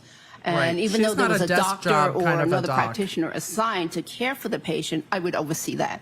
And I would also, examine the patients, look for wounds, look for, signs of injuries. There were some, in some of these cases, there were some deaths, and I would examine those bodies very carefully for any kinds of wounds, just like I had done in the coroner's office for those years. To move this along, Ma'am, before your you background, became the we would chief be here for medical, 50 years, so we're just going to executive get to the at Corcoran, high points. where did you work and what did you do? So I worked for 29 years, I worked at what's called the Los Angeles County USC Medical Center. Now, I know that's a lot to say. It was a county hospital that was affiliated with a medical school. It used to be called, prior to that, prior to when I got there, it was called General Hospital. It was a 19-story building, General Hospital. So big. Well known. And now it's actually called LA General or something of that nature. So They changed the name? Anyways, that's where I worked for 29 years. And as I said, I had a variety of different roles. I don't know. It's always going to be Can County you just USC briefly to name me. off the roles that you had while at the General Hospital? So as I mentioned earlier, there was always a clinical component to what I did. I always had shifts in the emergency department where I had to see patients and supervise interns, residents, physician assistants, nurse practitioners. So in addition to seeing my own patients, I would also supervise them as they were seeing their patients. So that was the clinical role. Then there was an administrative role. And my administrative roles ranged from director of what they called life support training, which provided training to the trauma surgeons and the neurosurgeons regarding things such as advanced trauma life support and also to ER doctors. So director of life support training, director of QA. For many years, I was director of the jail unit, which was a very unique unit at this hospital. For a hospital, it was a very unique unit in that it was it had three components: a dedicated ER, a dedicated for jail patients or patients in custody, a dedicated clinic for in custody patients, and a dedicated inpatient. So it's three sections dedicated to in custody services. I was medical director of that for a while. In addition to all that, were you also a professor? I was an assistant professor. Assistant professor. Yes, and it's what a did you teaching teach? hospital. Just a brief summary of what you taught. Well, most of my teaching was clinical, bedside teaching, rather than in lecture halls. I would occasionally give lectures to the residents, the residency group, which was about 50 doctors. And those residents are medical doctors, correct? Yes, they are. Yes, they are medical doctors. So I would occasionally give lectures to them, but a lot of the teaching was actual bedside teaching. Right. Switching gears just a little bit and segueing. Over your course of your career as an emergency department physician and otherwise, did you treat individuals with animal-inflicted injuries? And that's why she's here. Yes. And did any of those animal-inflicted injuries involve dogs? Yes. And as much as I love her background and training, I want to hear all of the stories. I appreciate that Alessia has gotten to the point to say that in of why terms she's of dogs, here. there's sort of the canine police dogs, and then there's the civilian dogs with which most people have experience? Yes. Are those two categories that you're familiar with, you're comfortable, as we discuss dogs, to have canine versus civilian? Is that your parlance? Yes, because the injury patterns are a little different. Okay. So what is the difference between a canine dog on the one hand and versus civilian civilian dog on the other?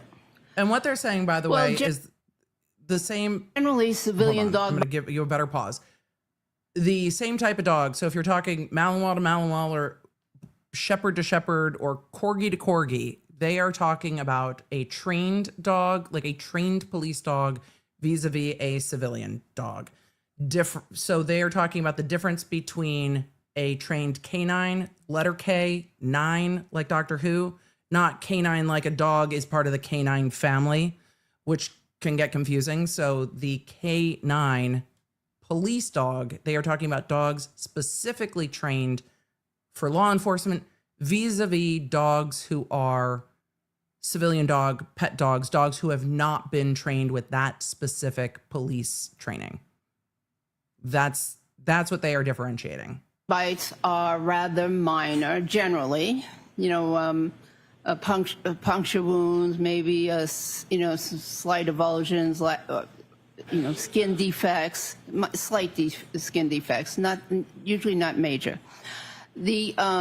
Whereas in the canine or trained police dog bites, the wounds I saw, were extensive wounds where there was extensive ripping, tearing, crushing of tissue, and police dogs many are a whole different times thing. even injuries to the muscles and blood vessels underneath.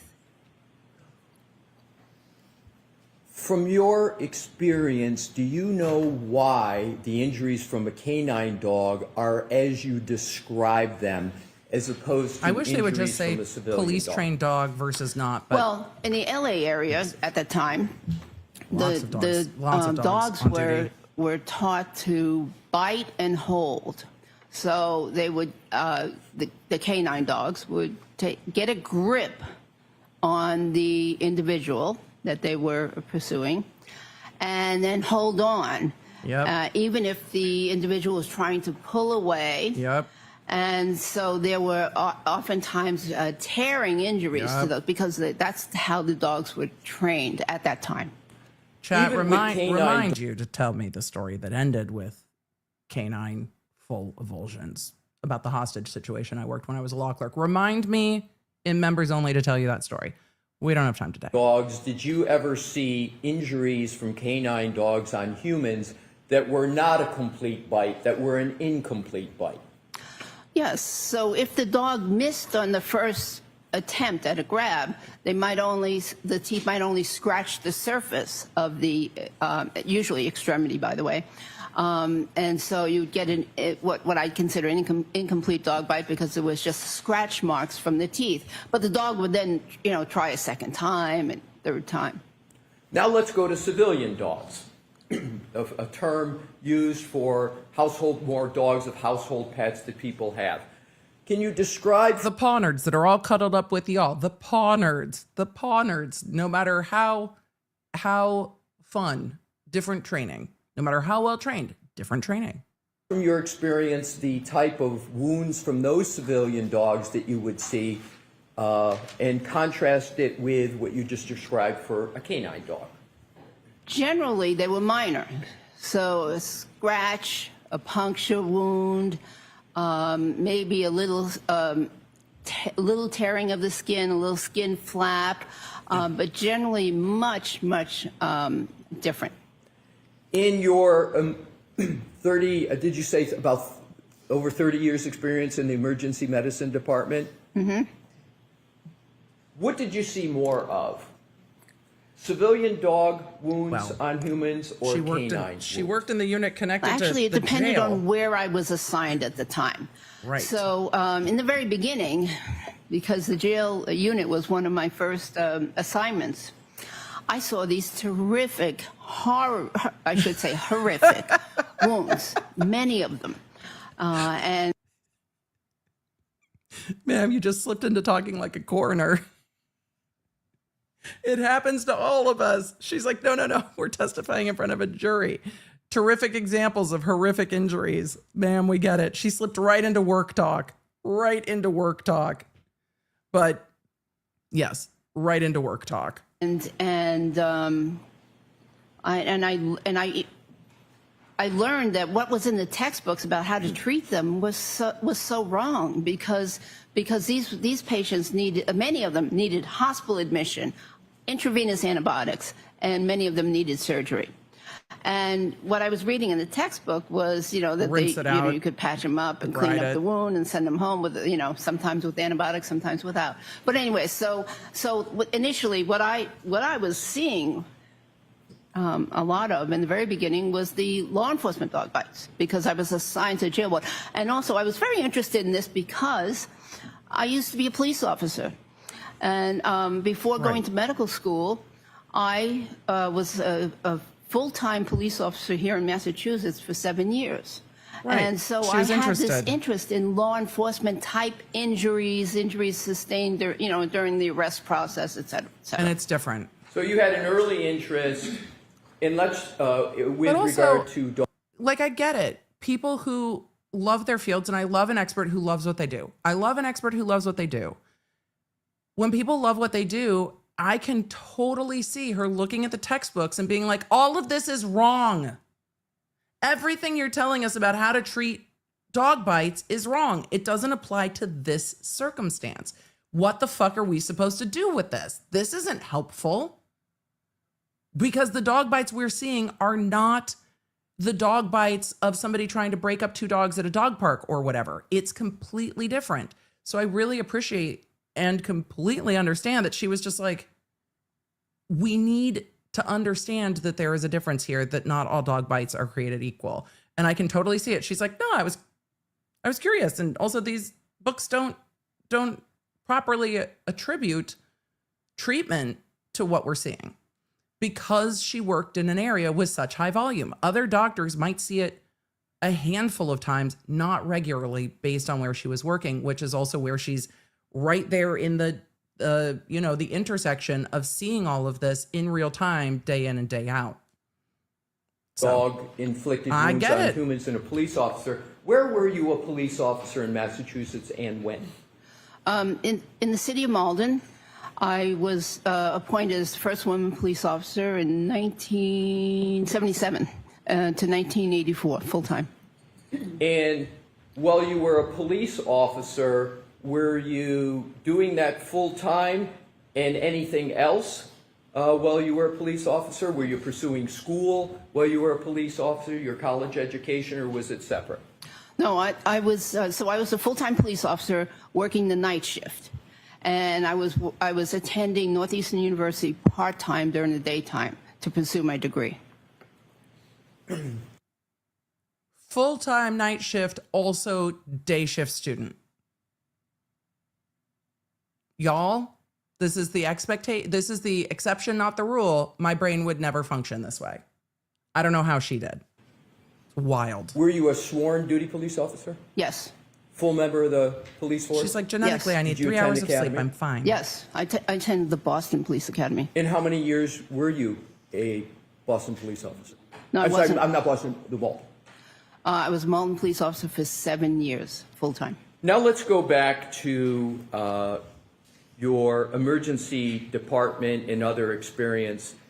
Can you approximate how many Y'all don't feel lazy dog just bite because injuries she you genetically provided works well on treatment less for sleep while than the an rest of us. emergency department physician Brains are different. Overall? overall? Well, I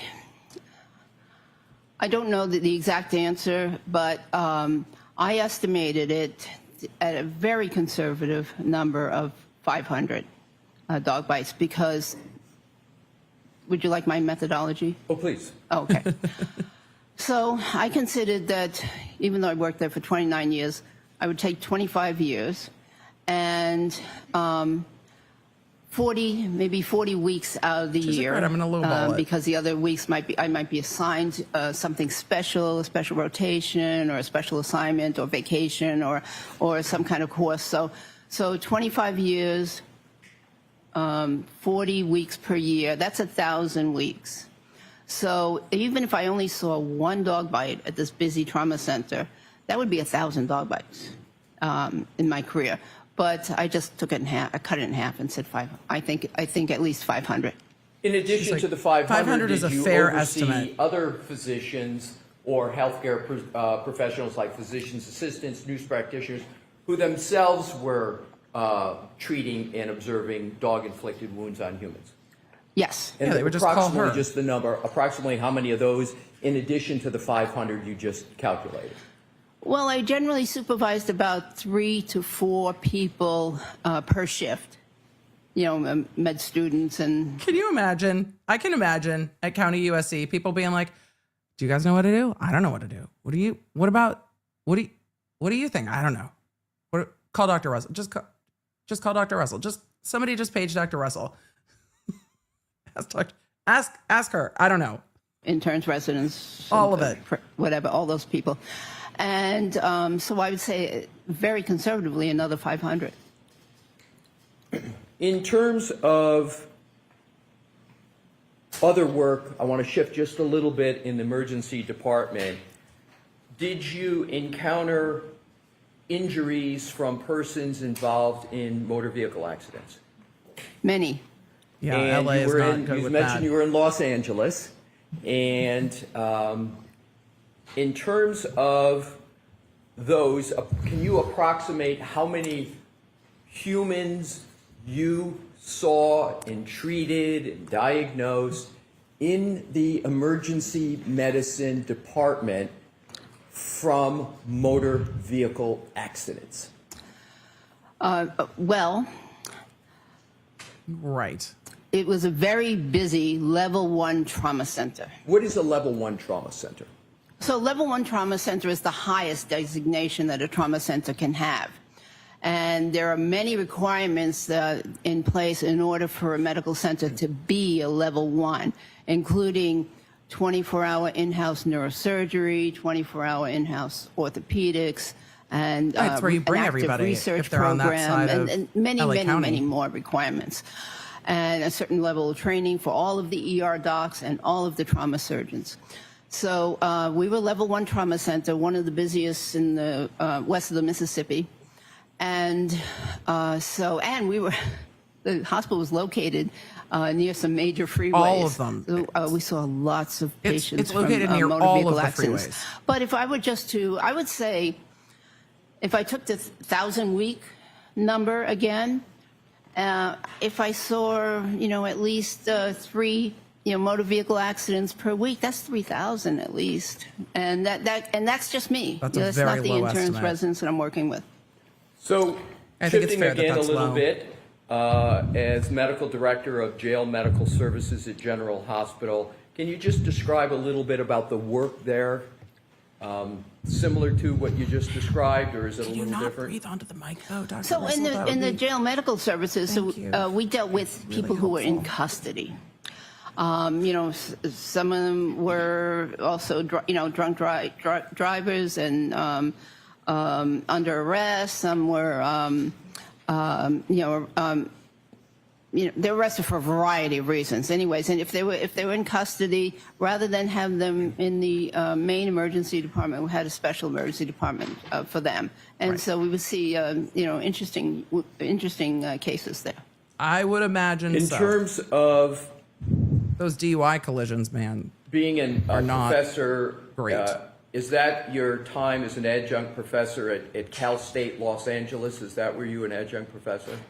Yes, so while I was doing all this, I also had a part-time job teaching a course called Legal Medicine to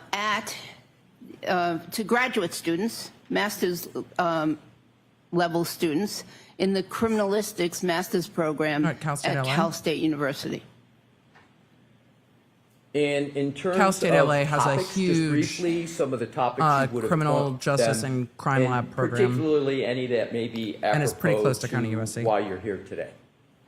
So knowing that many of these students were going to go on to work in crime labs or be crime lab directors someday, what I needed to do was to teach them about the aspects of a crime scene that dealt with a body or someone who was injured or killed, and so we dealt with things such as time of death, post-mortem changes, wound Armpits? wound Did you ever- analysis did on you the ever talk body, about armpits? looking for different patterns I of would wounds, love to types have of a chat wounds about that that. could direct them into, to steer them in their investigation.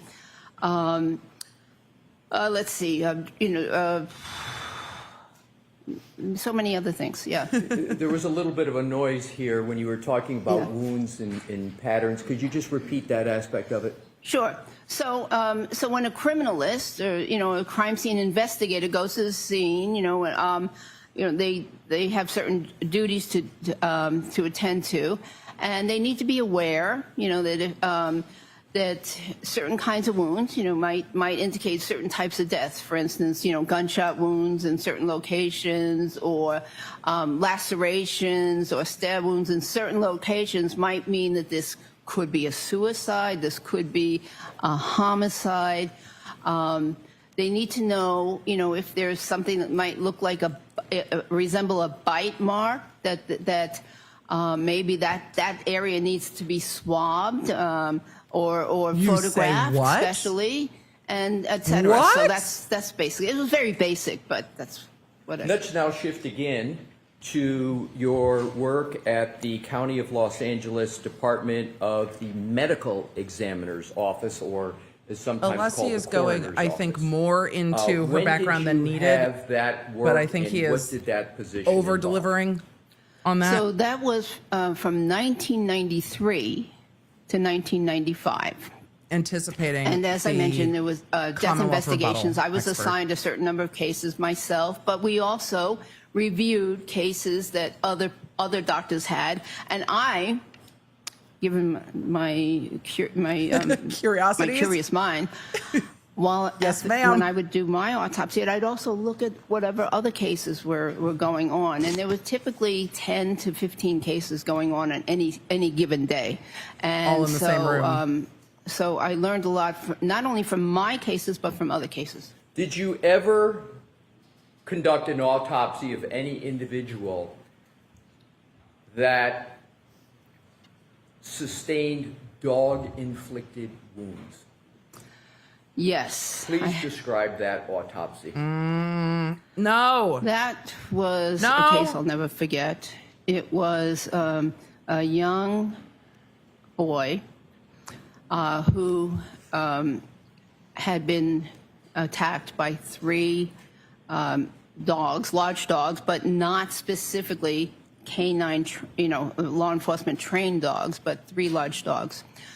And the wounds there were extensive wounds all over the body. Incredibly sad. Or as best I can remember, including a wide variety, puncture wounds, some scratches, abrasions, contusions. There were a number of different types of wounds. So let's now go, we talked about Away from that dogs, topic, thank motor you. Vehicles. I want to go back, please, to motor vehicles. Did you, as a forensic pathologist, did you ever conduct autopsies of decedents that were involved in motor vehicle accidents? Oh, probably tons. Yes. Approximately how many? Hard to say. I'm not sure, really, but probably at least, motor vehicle accidents, probably at least 20 or 30. Did you conduct autopsies of victims of motor vehicle pedestrian incidents? Yes. Now, prior to working at the coroner's office, you worked at the jail emergency department at General Hospital that you described, right? Yes. And in that position, did you provide treatments to persons that suffered dog-inflicted injuries? Yes. And just approximately how many? And then we'll move on to the next topic. Approximately, personally myself, about 40, but I was involved I worked as part of a team, and so I think we saw probably about 60 of these severe dog bites. We're going to shift again to keep it moving. Have you authored or edited any publications on dog-inflicted injuries on humans? Yes. And what publications, please? So I was a co-author on 2 peer-review articles in major emergency medicine journals. One of them was describing the law enforcement dog bites, injury patterns. To the Another doctors. one was Right. more focused on the management of the law enforcement dog bites. And did That makes you- sense. Those are ones you co-authored, correct? Yes, Did you ever edit the work of others' articles or books as part of a peer review process? yes, Describe that, please. yes. I was asked to be a co-editor of a 2-volume series on forensic emergency medicine in a peer review article series. And one of the chapters in one of those issues was on was on bite wounds. It was written by Dr. Gerald Vale, V-A-L-E, and who is a renowned board-certified forensic odontologist. In terms of moving now from peer-reviewed articles you co-authored, peer-reviewed books and articles We've moved you on from edited, forensic odontology. have We you were only there attended briefly. Any seminars or talks or lectures on wound identification and or bite wounds? Yes. Just briefly describe a couple to give the jury a flavor of what those were. Well, there have been many lectures on wounds of all sorts. And in the emergency medicine program, of course, there were lectures on wounds from various types of animals and how to treat them. In the forensic arena and at some of the professional organizations, there were lectures or talks on wounds. And also there was a yearly talk on bite wounds given by Dr. Vale at the coroner's office. State perhaps the obvious. Have you had a lifelong interest in dogs and dog-inflicted wounds? Yes. And is that a professional and a personal interest? It's professional. Right, mostly professional, as you've described it. Not Let's now mostly keep moving professional. and go to another She said topic. professional. Have you testified as a Alessi, she nerded. She said, hey, nobody's getting this right. We can do this better. I should tell you all what you don't know. I don't think it's a personal interest. an expert in court before? Yes. Is that in state and federal court? Yes. What topics have you testified to in state and federal court? Causes of death, wounds, child abuse, domestic violence, mostly That would causes of death. all Have be you testified from wounds. as an expert regarding emergency medicine? Yes. Have you testified as an expert regarding forensic pathology? Yes. Have you been found to be qualified as an expert in each of those categories in the courts in the United States? Yes. Have you ever not been qualified to testify in any court in the United States? No. Have you ever testified as an expert regarding identifying dog-inflicted wounds on humans? No. And why not? Doesn't come up very often. Because it's, I mean, prior to this case, because it's not a topic that comes up very often. So although it comes up often in your practice, in terms of whether it's an issue in court, is it, my understanding from your answer, it just doesn't come up that frequently? That's what she said. Correct. Are you aware of any other physician practitioner that would be testifying in court a lot on this topic, given what you just said about the infrequency of it coming up? No, I'm not. Now let's go on to what were in the last question on this line. I mean, I imagine give a general idea in of like the types of wounds. in civil suits over dog bites or what have you, most of the time people are going to see what happened. So the question of is it a dog bite is generally not the question. The question, if you were looking at particularly civil suits over a dog bite, the question would be the extent of the injuries, the extent of the damage, the amount of money that's appropriate. It wouldn't be, was there a dog bite? because that's just not going to come up, because people are going to know, and the person who got bitten is going to testify about what happened. This is a pretty unusual situation given everything, but I'm not surprised that she's like, this part of this does not come up. Wounds that were at issue, and whether there were any pattern wound issues in those cases that you've testified. Yeah, that doesn't in surprise court me. about. Well, many of them were stab wounds. Some were blunt force wounds from, from a variety of mechanisms, including, assaults or motor vehicle accidents again. A lot of that wounds from accidents. Yep. And then, Not of course, shocked. gunshot wounds. Were those that the topics both living persons as well as deceased? Yes. Let's now doesn't move surprise to. me. You've mentioned wound pattern, right? And are you familiar with the topic in the area of wound pattern recognition? Yes. Can you please describe for the jury what you mean by wound I mean, pattern isn't all medicine recognition basically pattern in recognition? your Like this practice pattern of and from your things goes experience? with What this is it diagnosis? generally? Isn't that We'll get to some more generally what the specifics as we thing go is? through. Well, generally, pattern recognition is very important in medicine. It's important in a lot of different fields of medicine. Keep reading, including, Emily.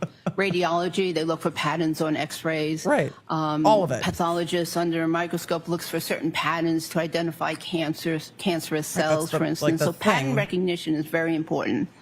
And then as a subset, wound pattern recognition is of course very important to physicians that deal with patients that come in from from the street, so to speak, from Wherever.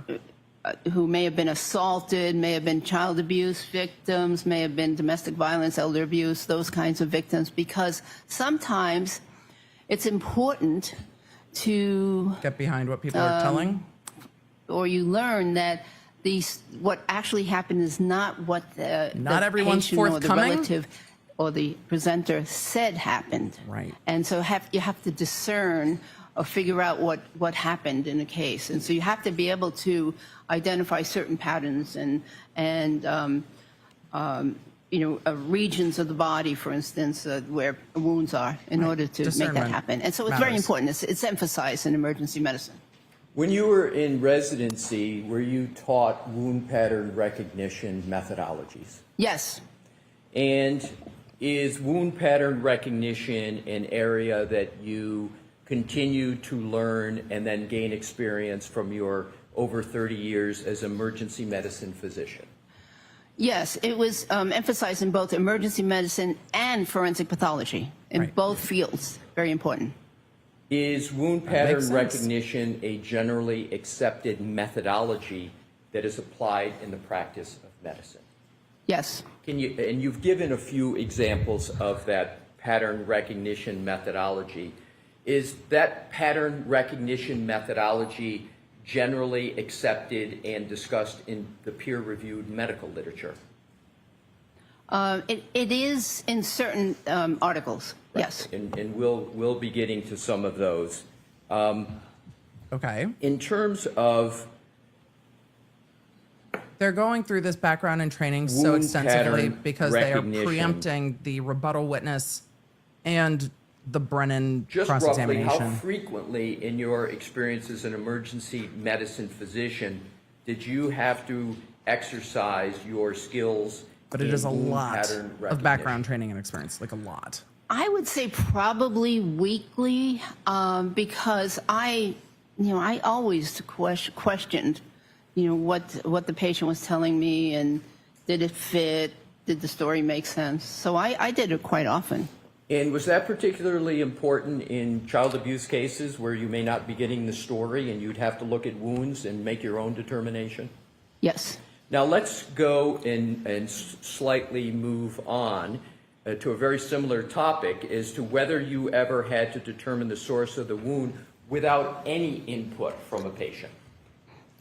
Oh, yes, many times. Many patients arrive to the emergency department unconscious.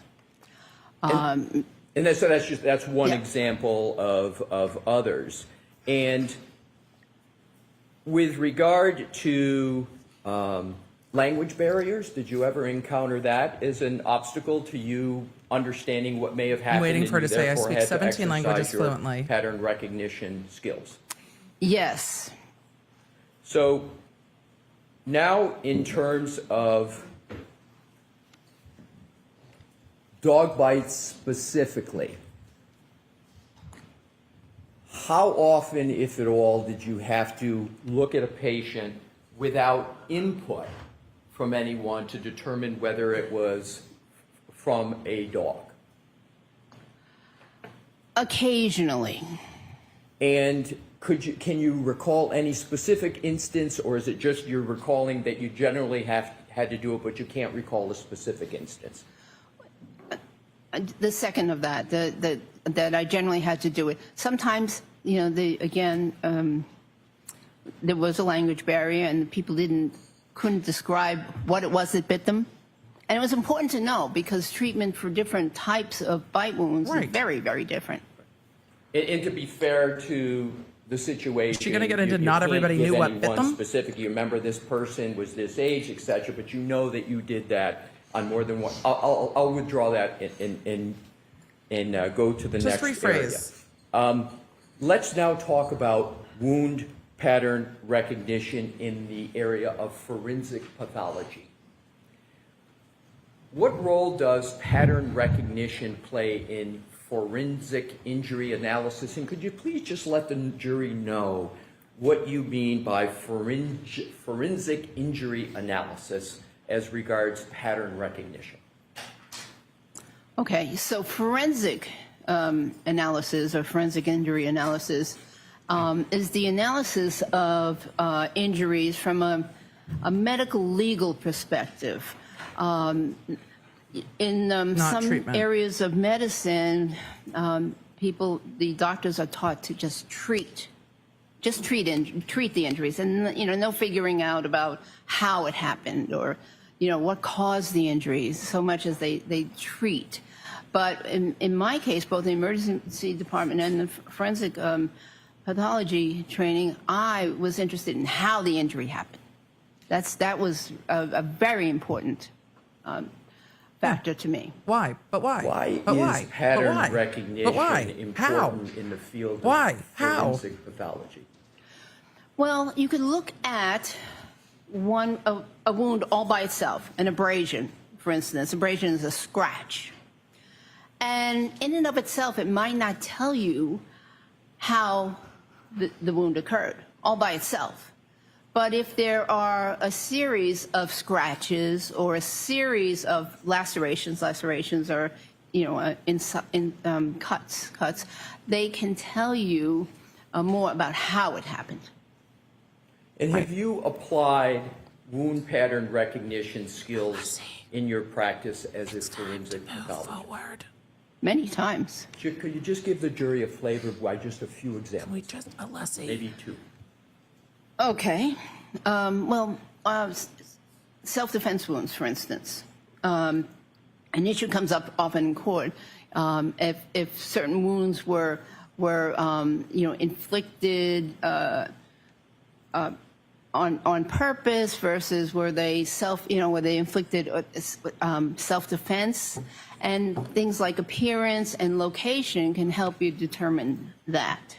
Right. What was the question again? It's just a few examples of applying pattern recognition. Pattern recognition, skills ma'am. in Pattern forensic recognition. pathology. Oh, yes. Self-defense was a Okay. great example. We can move on. Self-defense was a very good example. Oh, yeah. Motor vehicle accident, people who are struck by cars. There are certain patterns that one expects to see when a individual is struck by a car. And we're taught, to look for certain patterns, and that can help you determine if they were struck by a car. In terms of motor vehicle accidents and patterns, Lizzie can in the you chat give said, Brennan, an example better not of get some of the snarky with her on patterns you would cross. expect to see Don't expect in that. someone, and that you have seen But this has in gone someone too that long. is struck by a motor vehicle. And I say that we know why it's going this long. That was a rude pause. Hold on. We know why it's going this long because for those of us who have seen the pre-trials, we know. For those of you who have not seen the trial before or the pre-trials, you're like, why are we still talking about this? It's because we know it's going to be fought over, and Alessi knows it's important, which is why there is more detail than less. This is the level of detail he got into when they were doing the voir dire about what she would testify to and if she would testify. I think he could reduce this amount of information, but I know that Alessi really wants to like blind them with science because the Commonwealth is going to bring in a different type, or we think they're going to bring in a different type of expert to talk about the wounds on John O'Keefe's arm in rebuttal that is not a medical doctor, et cetera. So he is trying to hammer home medical doctor, how much treatment, how many they've seen. But the jury doesn't know what's coming. And so I think it could be truncated a lot. Like I think it could be truncated a lot. But there is a ton of information here. She, to me, is eminently well qualified. We can just continue on. I hope that he does in short order. Otherwise, they're not even going to get to the point of why she's here before lunch. But also maybe that's his point. Get into the background and training experience, and then after lunch, get to the bulk of her opinion in this case when the jury is fresh after lunch and when they've had a little distance from the fireworks this morning. Oftentimes lower extremity fractures, for instance. Lower extremity bruises and fractures are commonplace for someone who is struck by a car. And in your practice as an emergency medicine physician, a rough approximation of how many lower extremity injuries you have examined and evaluated with regard to motor vehicle accidents, including like in the connection Los with? Angeles area? Oh, I think probably hundreds.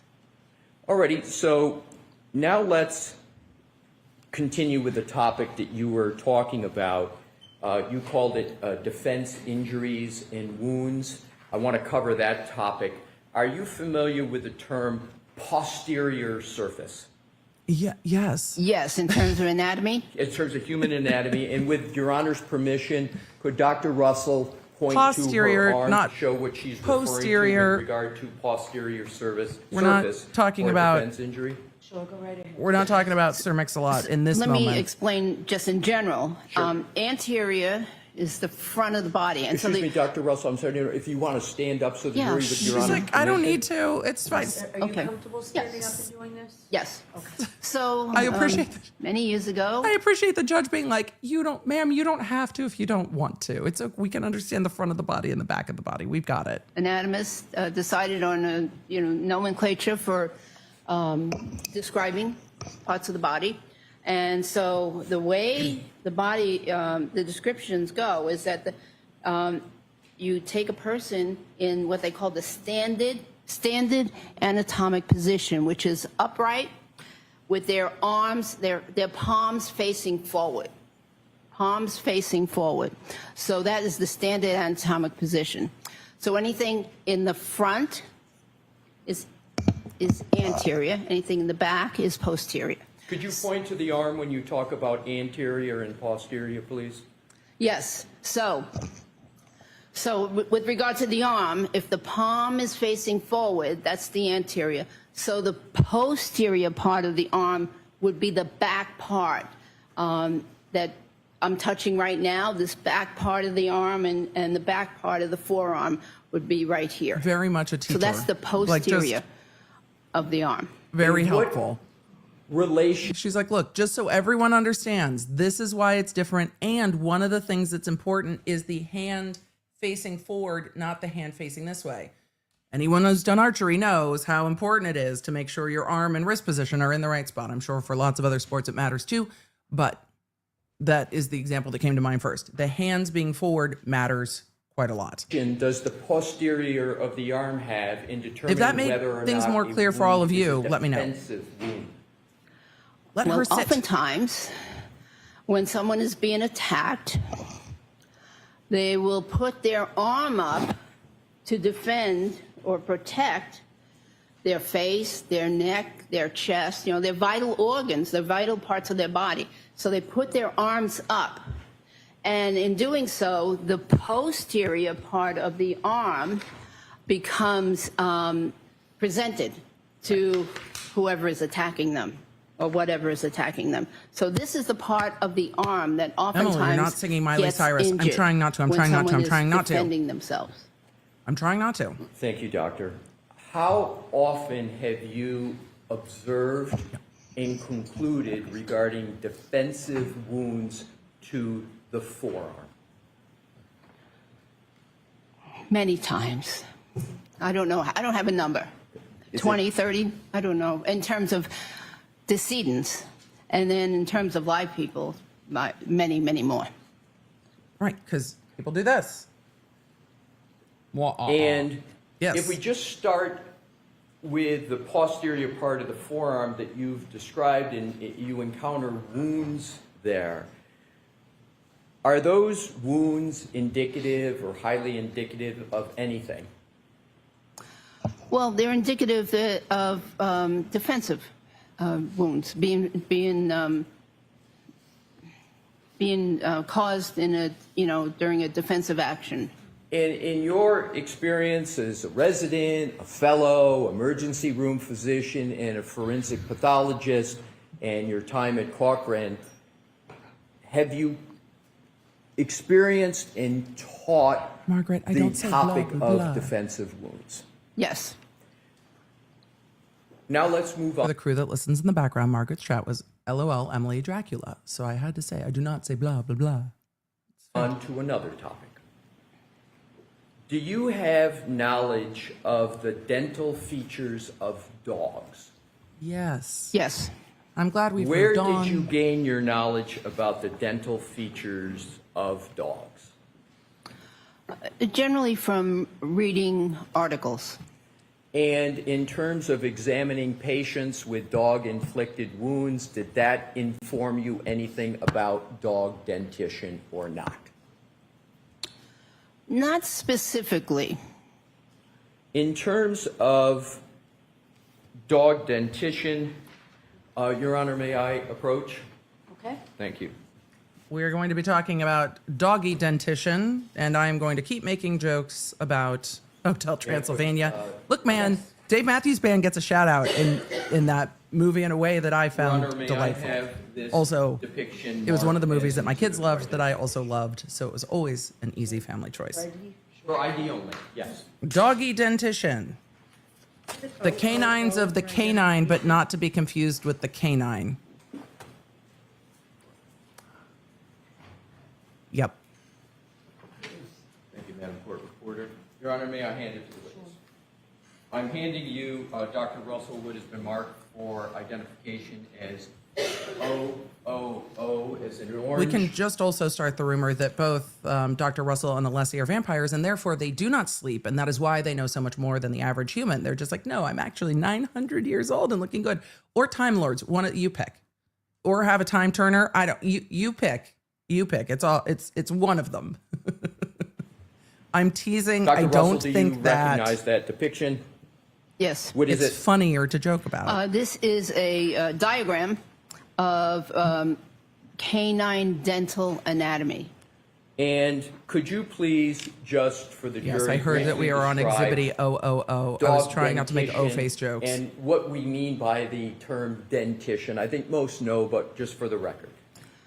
So I believe dentition just means the Wait, the where's my teeth skull? and the shape of the teeth and of the mouth of the animal or person. And teeth!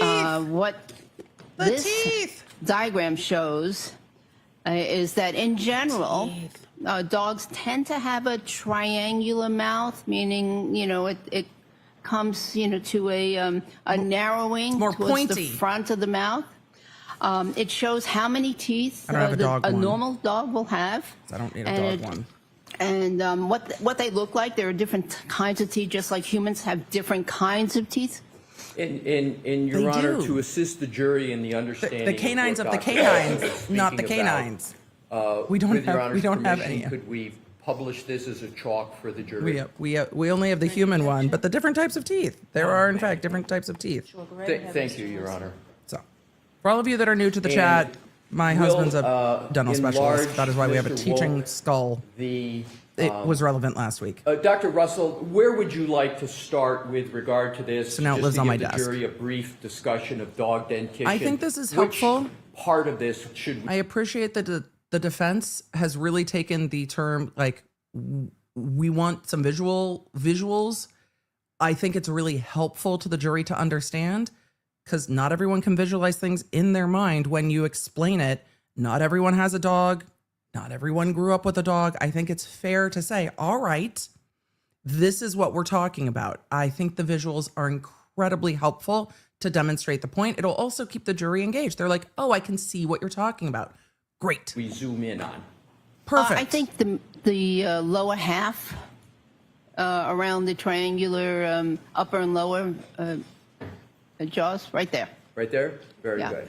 And Mr. Woke, if you could just, to start with, pull it down just so we can see the headings. And I'm more gonna importantly, just- the jury can see the headings gonna of make me those little. two diagrams that Dr. Russell has pointed out. Yes, and just enlarge that. Can you read what's on the left and what's on the right? It's just slightly blurry.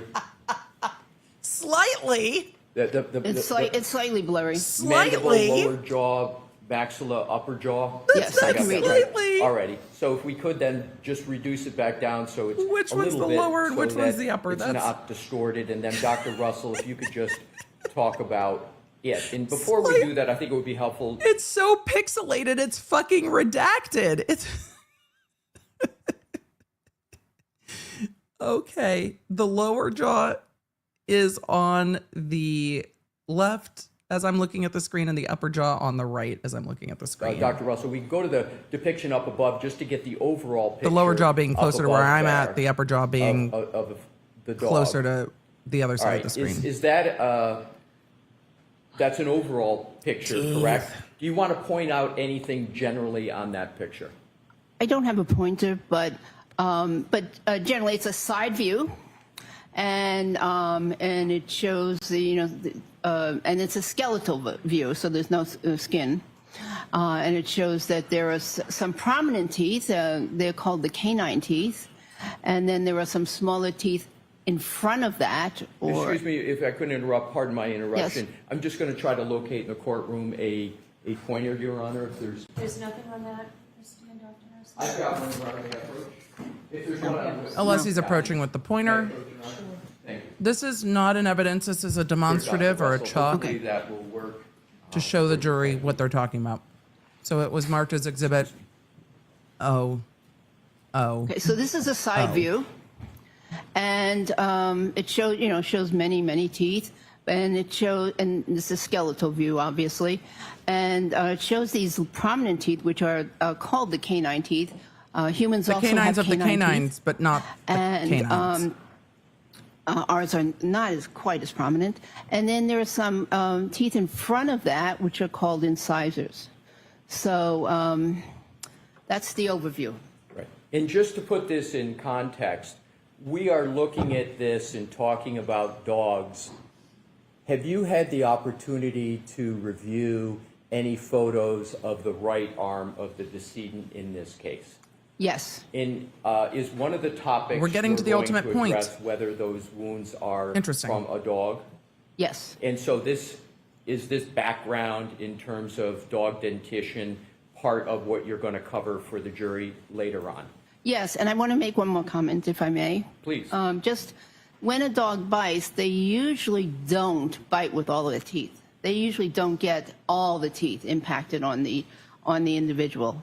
So that's important to know. Oftentimes it's the anterior or the front teeth. Why, doctor, is Because they it the can't case unhinge that their a dog jaw. doesn't always have a complete bite, get all of the teeth? Why is that the case? Well, there's oftentimes movement. Oftentimes the dogs aren't really trained on biting techniques. And so, there's oftentimes the person who's being bitten is pulling away and trying to avoid the bite. So oftentimes there's only impact with a few of the teeth in the front. Great. Please continue, doctor, with your... Dr. Russell, could I ask you to use this screen? Oh, yes. That one, please. I think it's easier for counsel. Oh, okay. So overview, these large canine teeth, these are the anterior All right. teeth, and as I said, Pointing at the teeth. as I said, it's very rare for all the teeth to be involved in the bite. It's Okay. usually just the front teeth and canine teeth.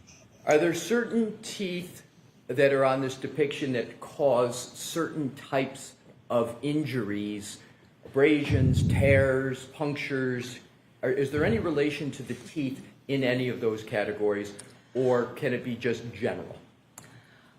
Well, oftentimes, because the canine teeth are so long compared to the others, they are the ones that seem to cause the the puncture wounds, and those are the ones that appear to get the grip on the person's skin. Is there a medical term for a puncture wound from a canine? Or a Or is it canine. it's or a canine? A punctate wound from canines. I'm not sure there's a medical term. Okay, please continue. Okay. You would describe That's about the it on this side view. type of injury. Is there any other view on this exhibit that you would like to discuss with the jury? Well, I was going to show that it's triangular. Again, here the upper and lower jaws. Yeah, they tend to be somewhat triangular. Is that Not also a- sometimes the shape referred to as an hourglass, or is it triangular, or you prefer triangular? She said triangular. I've heard it referred to as hourglass. I don't see an hourglass, but yeah, maybe in some dog breeds, because the different dog breeds have different shapes of their mouths. But this is just a generalization. Okay, please continue. I don't know that there's anything else. Alrighty, and so you Oh, think... actually, yes. So here you can see. Go back, please. Go back. So here you can see again the canines, and it's oftentimes this is the upper jaw, the maxilla jaw. It's oftentimes these teeth that do the impacting. I'm sorry, I didn't hear you say it's often these teeth that what? Do the impact. impacting. The upper jaw is oftentimes the part that actually makes contact with the skin. That's all. Thank you. We can take that down. Mr. Woke, thank you, Your Honor. Now let's go to dog-inflicted injuries on humans generally. What type of injuries to humans can be caused by dog-inflicted bites? Well, there are lots of different types of injuries. So they could be extremely minor, from a minor scratch to puncture wounds by individual teeth, to actual puncture and punctures by several teeth. There could be several abrasions because there are multiple teeth involved, and if they don't puncture, they at least scratch. They can scratch the skin. That's what I call abrasion, is a scratch. So they scratch the skin, but in parallel, because the teeth are lined up. So they oftentimes have parallel lines. And then, of course, there are bruises that could occur because of the crushing injury, and there can be what we call avulsions, which are where an actual flap of the skin is removed. And I can go further, but there's a wide extent of injuries. So there's a wide extent, a wide range, and can you just give one or two factors that are going to determine whether you're on the more minor side of the range to the more major part as regards We don't need to do that, Alessi. the type of bite that the dog is able Alessi, to we don't. get. Okay, we don't need Well, to. I think that when there is penetration of the skin and pulling away of some of the tissue, I would consider that a more significant bite because of what's needed for treatment. Just bear a moment, please. Thank you, Dr. Russell, for zooming that answer when Alessi is not zooming anything at this moment. In terms of the nails and claws of a dog, what type of injury, if any, can those cause?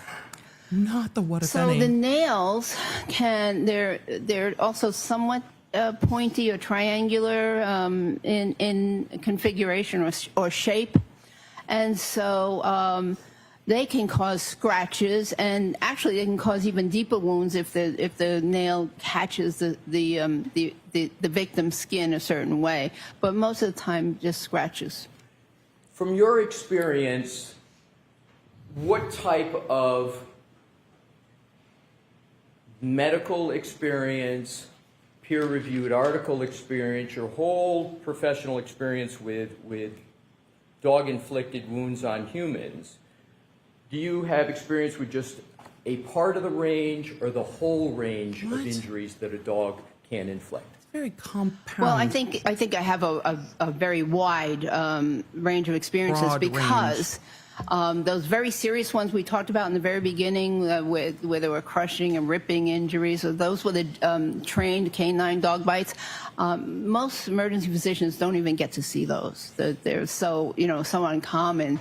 But I was but because I was assigned to jail ward, that's how I got seen. But in the majority, in the main ER, most ERs and our main ER, we saw the more minor type of injuries. So in terms of if someone is bitten by a dog, where are they? Again, I think most people understand this, but just to be clear for the record, when someone gets a dog-inflicted wound, where do they usually go? Well, the hospital? Where do they usually Doctor, go? are you aware of the Alessi medical facility from your experience where people go who have dog-inflicted wounds? Well, if they feel like they need medical care, they go to the they ER? will either go to a family doctor or most likely the emergency department, because the emergency department is where the resources are, the people that with the experience. They go to the emergency department in general. From your experience, it's also often for, emergent. People in your literature review and authoring of documents, do people with dog-inflicted wounds go to a veterinarian for treatment? That's the reason. I'll let you answer it. Not from my. That's why he wanted to ask the question. Do people go to the vet to treat their dog bites? That's what he is trying to get to. And Dr. Russell was allowing Brennan to finish his objection. We couldn't hear it, but she was allowing Brennan to finish his objection. Wounds go to a veterinarian for treatment. I'll let you answer it. Not from my experience. All right, now let's move to another category and to keep this moving along. How did you initially become involved in this case? Well, very interesting. So I live in was Los Angeles. Talking to this other and, DA. I saw something in the Boston Globe about this case, but I really didn't pay much attention to it. And then eventually I saw or heard something, because I'm not from this part of the Massachusetts. I'm from a different part of Massachusetts. So anyways, eventually I heard or saw something about there being an issue with some possible dog-inflicted injuries versus maybe car-inflicted injuries. So that got my attention. I thought, that's interesting. And so that's how I initially became aware of the case. Let's talk about the Boston Globe. How is a person from Los Angeles reading the Boston Globe? And why? Is it like a one-time thing, or why is it you're reading the Boston Globe? Because I had a subscription. I would, not always read it. I lived in Massachusetts. I went to school in Massachusetts. I worked in Massachusetts as a police officer. So I have some interest in Massachusetts, but none of that was in. She's like, I love Boston. It's cold. So I'm going to stay in touch, but I'm going to live where it's a lot warmer. This geographic area. It was all north of Boston. So that was the area I mostly paid attention to. Did you reach out to anyone after reading that article? And what do you recall from the article in the Boston Globe, if anything? I'm going to sustain that objection. Did you reach out to anyone after having read something in the Boston Globe? Yes. Again, I thought the question was interesting. I'll let that stand. but just She paused for the answer Mr. objections. Yes, I did. Go ahead. Answer. Okay. Yes, I reached out to one of the DAs in Los Angeles County. And at that point, what, if anything, did you know about this case? I didn't know much. A cold case just DA, knew as I what recall. I mentioned, and I knew that the decedent was a police officer, had been Right. a police officer, and that interested me also because I was a police officer. Please keep your voice up, Dr. Russell. I said that interested me also because I had been a police officer at the time. Right. She's like, that's Go ahead. weird. So that's about all I knew, really. Right. So, My interpretation. did you know anything about what the prosecution was claiming or the defense was claiming at all? Did you know anything? Sustain. What did you know, if anything, about the case? It sounds like she knew there was controversy over the Receipts, injuries. I've already prepared this. It sounds like she knew there was controversy over the injuries, and she reached out to a DA she had worked with, and I imagine that phone call went, have you seen this? That's weird. That's suspicious. That's strange. I mean, does it surprise me that people want to have a chitty chat about this case? No, there's 60,000 of you in here right now who want to chat about this case. Surprises me none. Everybody wants to talk about it. I'm not shocked. All right, they're back from sidebar. I zoomed. Moment, Your Honor. They're going to resume.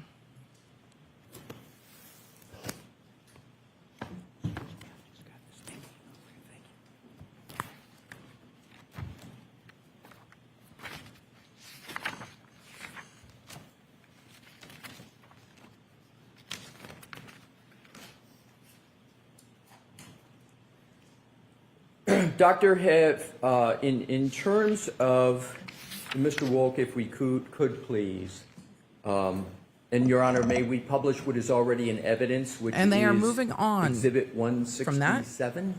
Okay. Sarah Ray said, no one talks with me about it except TikTok and EDB. Dr. That's Russell, why do we're you all here in the chat recognize together. Exhibit 167. Because we can talk about it with each other, and then the people in our lives who are like, not that ceiling fan again, can just not be annoyed by us. All right, we're going to get into, I think, her opinions in this before we get to lunch, but that line of questioning was shut down at sidebar. I imagine it's going to come up on cross, and then it'll come up on redirect, so we'll get there at some point.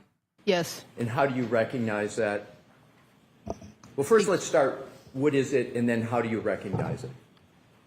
The jury knows exactly what it is. It is a picture of the decedent's right arm and forearm. Now,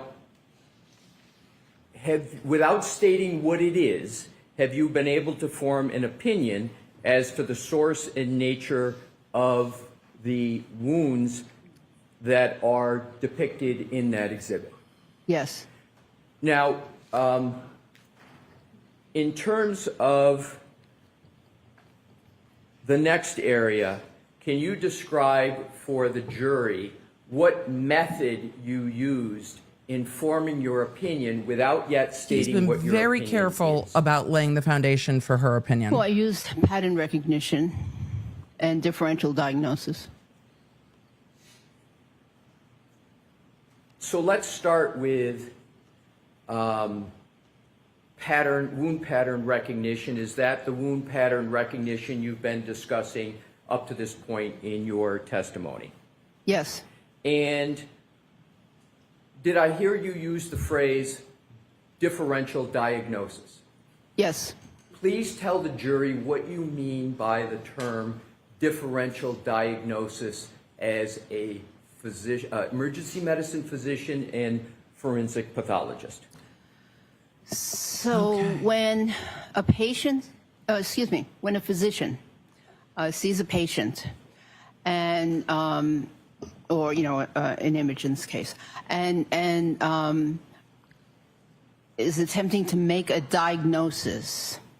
Happens. It's Sorry, that was very me. important that not only trying to do be they somewhat consider what prepared they for believe lunch. is the obvious, but also in their mind go through other possible diagnoses Tabs are gonna be spicy. and determine if they can rule them out, so to speak. If they can rule them in, rule them out, so that they are not just focused on one thing, but they've actually given consideration to other conditions that may be causing whatever it is that they see.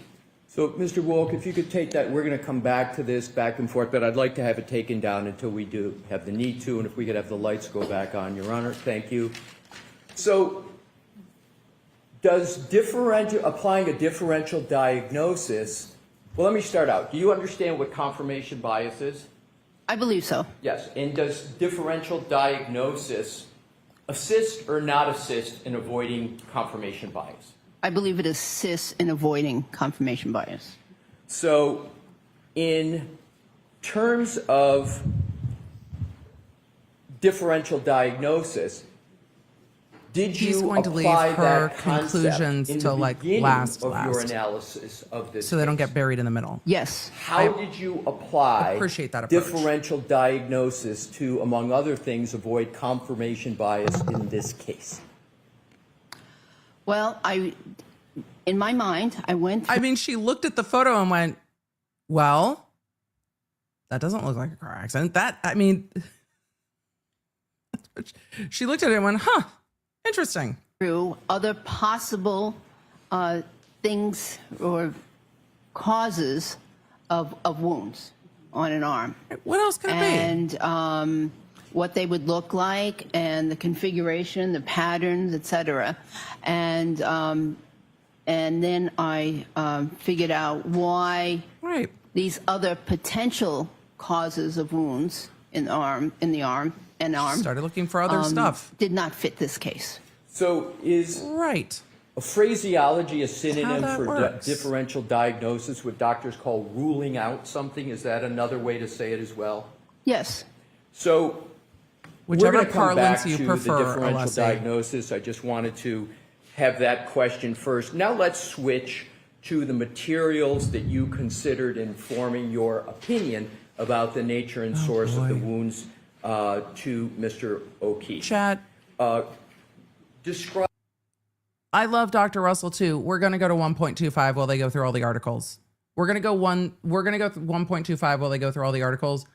Both she and Alessi speak in like 0.5 for me, which I appreciate. So we're going to go to 1.25 as we get through all of the articles.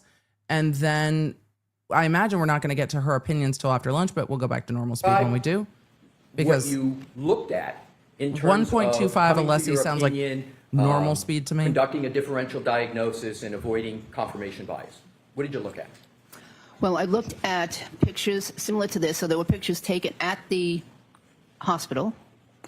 There were pictures taken at the medical examiner's office. I looked at the medical records. I looked at the autopsy report. And I looked at other reports from the Massachusetts State Police. And then, those are some of the things I looked at. Did you look at any photographs, including of clothing? Of what? Clothing? Oh, yeah, clothing, of course. Yeah, this is 1.25. Clothing did you look at? So They were speaking slowly. There was a shirt, like a hoodie shirt, that I looked at that had many defects in it. And when you say defects, what do you mean by defects? Is there a more layperson's term? Holes? Thank you. Yep, that. Did you look at any history of any dogs with regard to any municipalities and dog incidents? I'm going to sustain that, Mr. Alessi. Did you look at any municipal records with regard to your review in this case? So that's sustained. With regard to other documents, if any, could you describe any other documents that you looked at? Well, I also... She heard the objection. She heard the objection. Also, Brennan stands up for objections. So it's even though we can't hear him, he stands up, and it is it is easier for them to see. So they are going to sidebar on that. We're going to zoom past the sidebar on that. She reviewed and testified about her reviewing everything that's in this case: photos, clothing, medical records, etc.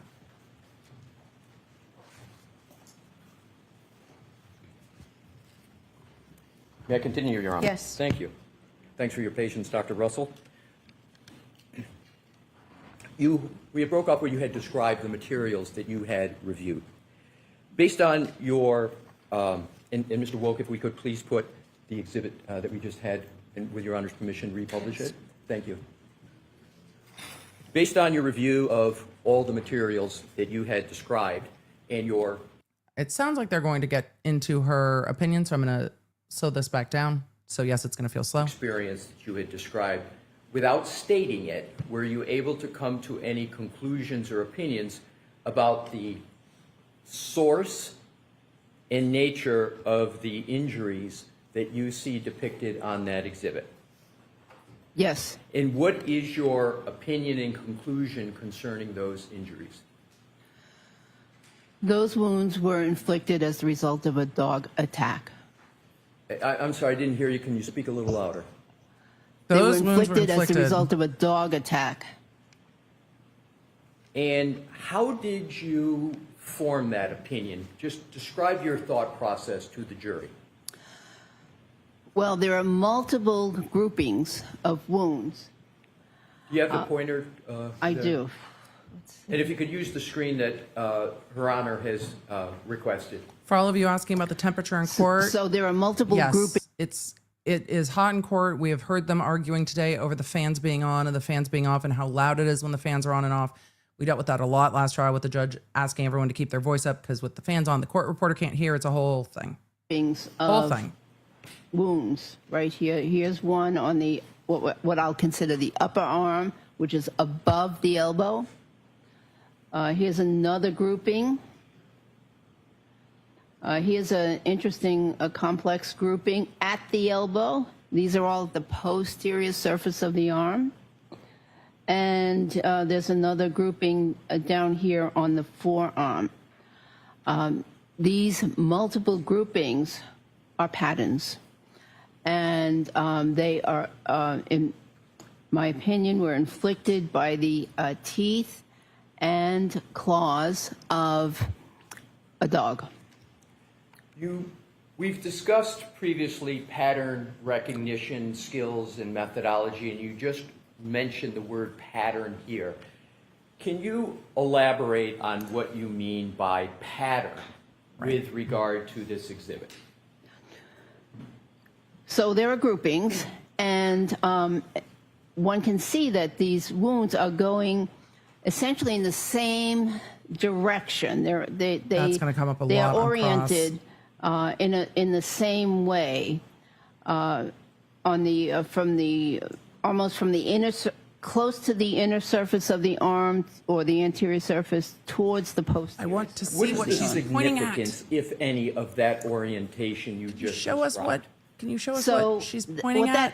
that gives me direction, and that tells me that the dog's teeth were over here. Over here. The dog is over on this side of the arm. And, Show us. Thank you. And the teeth started their punctures or their injuries over here, and through either the action of the dog or a combination of the action of the dog and the action of the decedent pulling away, or the victim pulling away, the teeth made these abrasions in this direction, from here down to here. And then here it's very complex because of the bending of the elbow.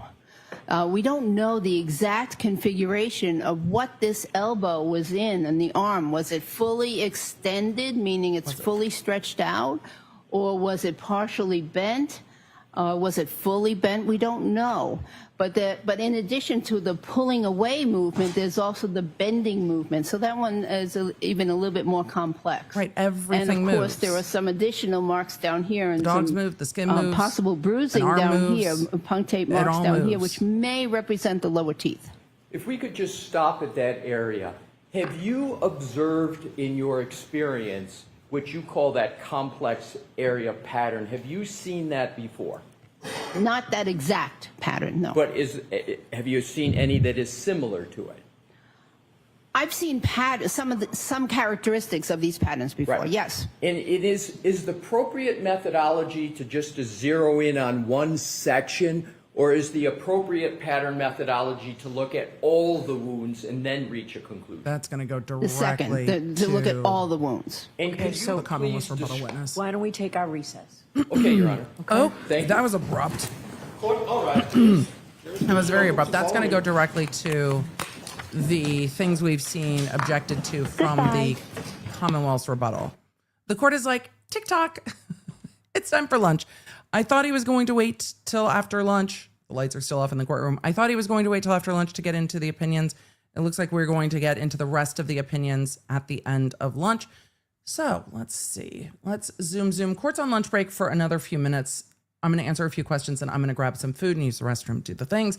We're going to take a quick lunch and then come back after lunch. But the court is also being mindful of the breaks the court reporter needs, the breaks that the jury might need. And if the court sees the jurors starting to go cross-eyed, it's going to be like, and it's time for lunch.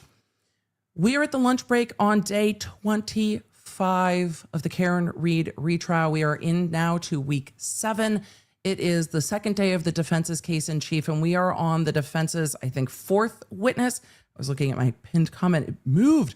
We were looking at the 4th witness, and we are finally seeing called to the stand Dr. Russell. For those of you new to this trial, Dr. Russell is new to you. For those of you not new to this trial, you've seen Dr. Russell be voir dired in the middle of the last trial, testify in the middle of the last trial, voir dired later in the trial.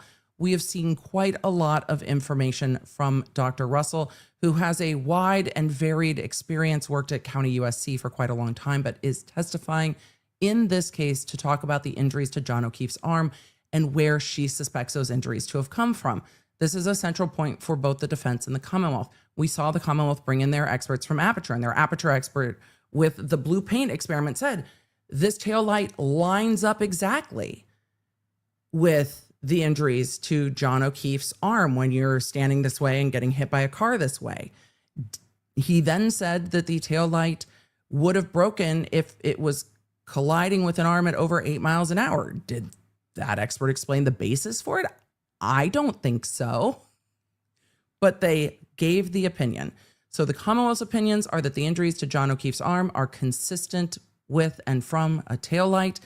The defense's expert is testifying now and in the middle of testimony that those injuries are consistent with and from a dog attack.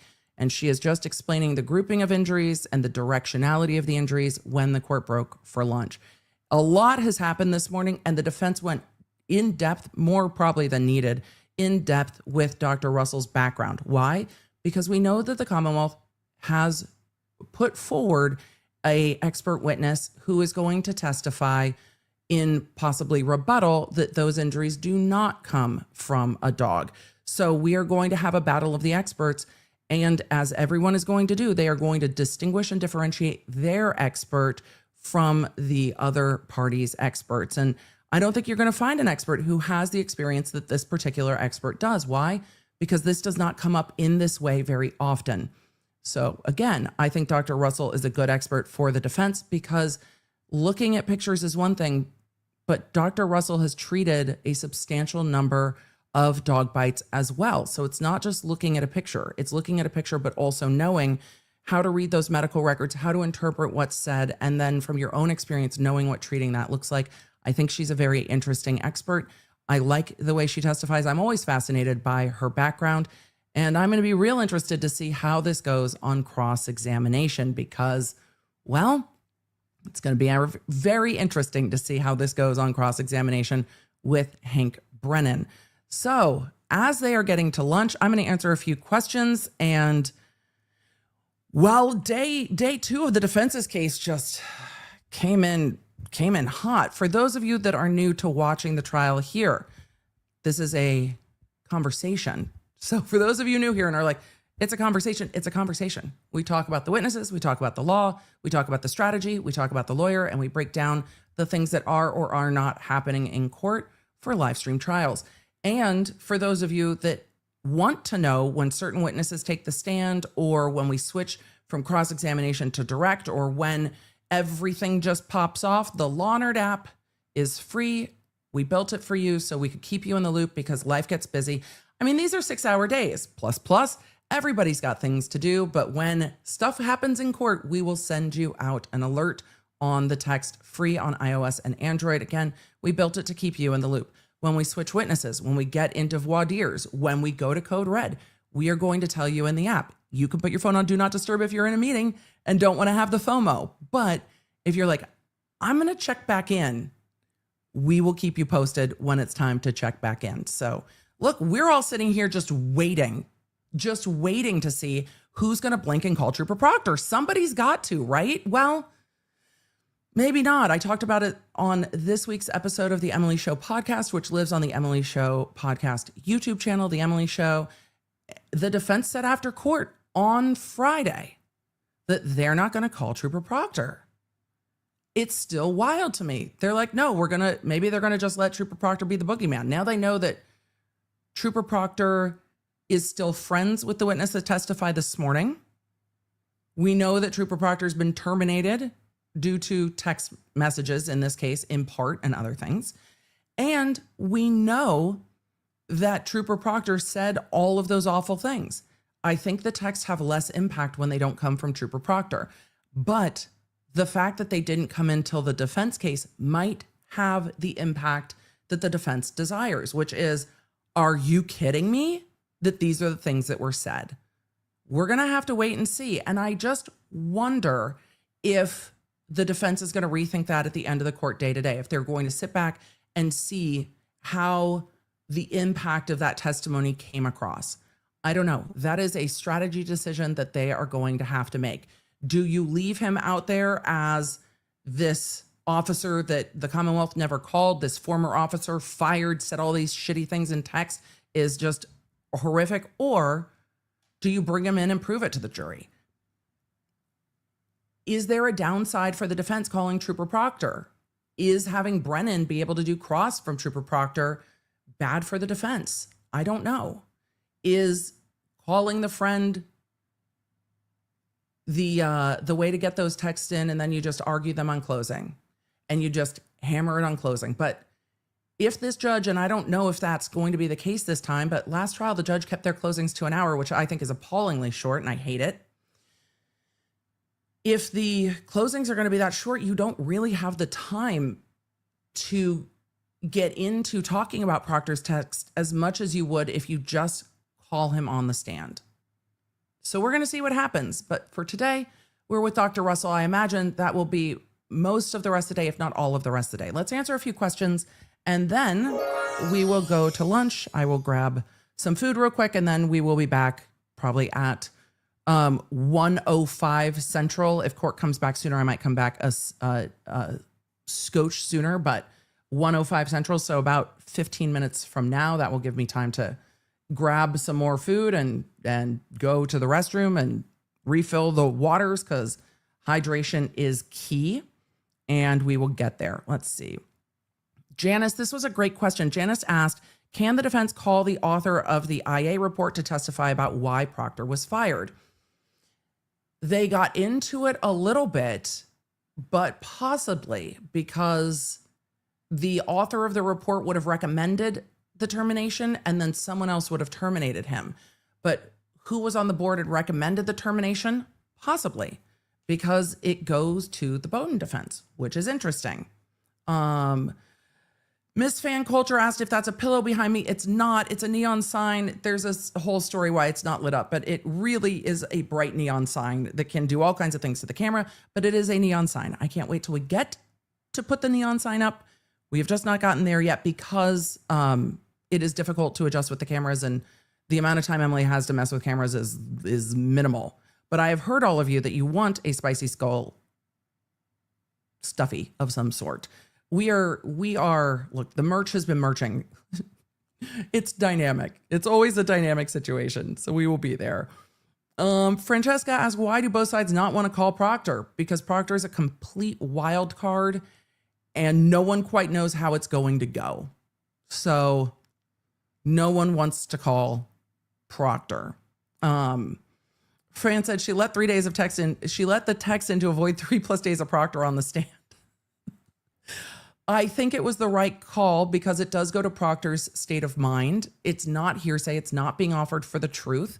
And I was very surprised this morning that the defense authenticated the text and then sat down. I wonder what the defense's plan was to bring those texts in and if we will see that play out and how we will see that play out. I'm very, very curious. Stephanie said, can the state call Proctor at rebuttal? They can, but if they're going to do that, they would have called him in their direct. They're not going to call him in rebuttal. They're going to address it in argument and be like, yeah, we didn't call him because he's been fired. So, Pamela said, why don't they want Proctor on the stand? I don't know. And I want to know, and I don't know, and I want to know, and I don't know. But there is a strategy there. We heard a snippet of that from Yannetti is we're not going to just call Proctor and let them, Brennan, just cross-examine him through their closing argument. That's what Yannetti said. So Yannetti's like, no, you bring it.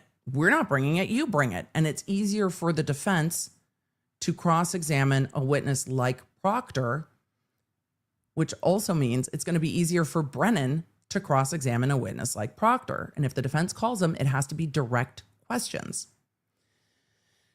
But Brennan reading in those texts is not what I had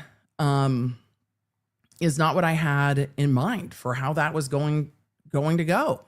A lot of you think Brennan is trying to push the defense into calling Proctor. They are definitely in a staring contest about it. Truly. Which I didn't think we would get to a point where the defense was like, you call him then. Because the Proctor stuff is just so bad. And I just wonder if to the jury it doesn't appear as bad when Proctor's not the one on the stand. I don't know. It's really hard for me to step back from how much Proctor knowledge I have at this point because of everything that's happened since the first trial and think about how the defense will perceive it in a vacuum because they've never heard these texts before. So it might have been just as appalling to them, even though it doesn't have the same impact for me watching as it did last trial. For the jury who never saw any of that, it might be like, wait, what? Wait, what is in those texts? Wait, what? Like the witness moment of being like, I don't stand by this. I don't want to read that. All of the jury might have just gone, what? It's so bad you don't want to say it in open court? Interesting. So that might have been a moment where the jurors are just like, oh, your friend said, and you don't even want to repeat it. So Brennan's repeating it. I don't know. It's really, really hard to tell how they will see it. Jessica in the chat asked, aren't you not supposed to share info of an ongoing case? Yes. Of all the problems in Proctor's texts, that is one of many. But yes, it is. It is one of them. Let us continue on. Crocker, thank you for the gifted memberships. Thank you to everyone that's tuning into this trial for the defense case and here for the conversation with the law nerds. Donnie B said AJ would have read that word loudly, just saying, oh, AJ, we know that Jackson loves a moment to curse in court. He leans into it full-throatedly. Like just 100%. Just 100% leans in. Let's keep going. Gary said it's a bold strategy, Brennan. Let's see how that pays off. And maybe it lessened the impact. Maybe it took the wind out of the sails. I don't know. Diabolically lied to said, EDB, do you think the Commonwealth reading these will hurt the defense case because he beat them to the punch?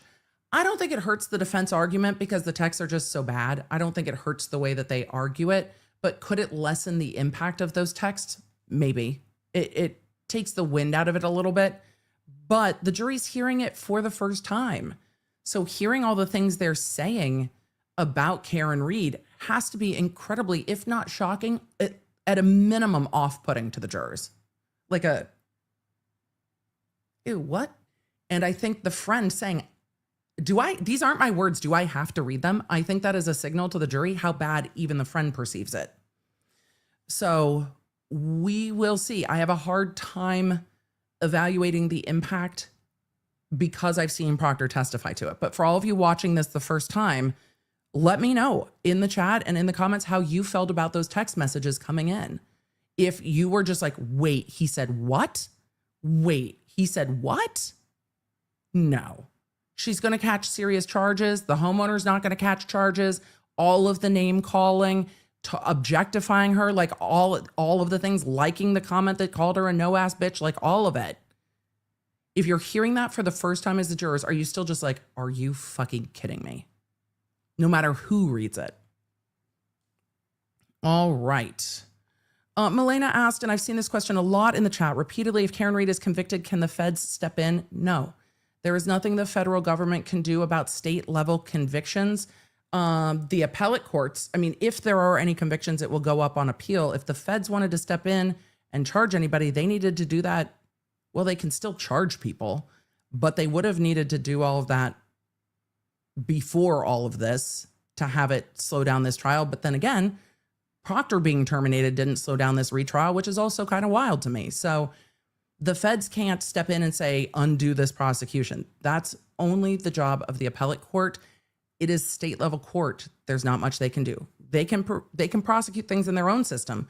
But till this point, as we're recording this today, they've chosen not to do that. But the feds are the ones who started investigating something.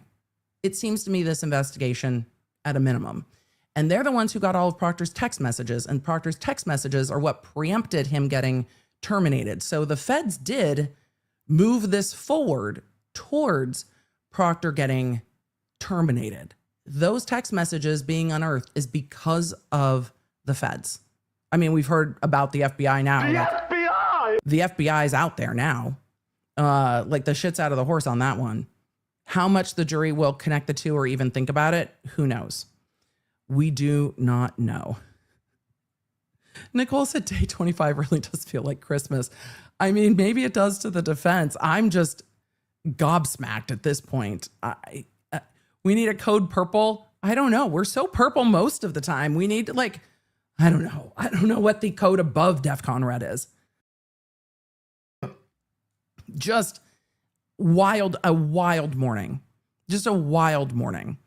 So I'm going to try to get to just a few more super chats and your questions that we've been getting to, and then I'm going to take lunch. I suggest you do the same and grab snackies, something to drink, all the things.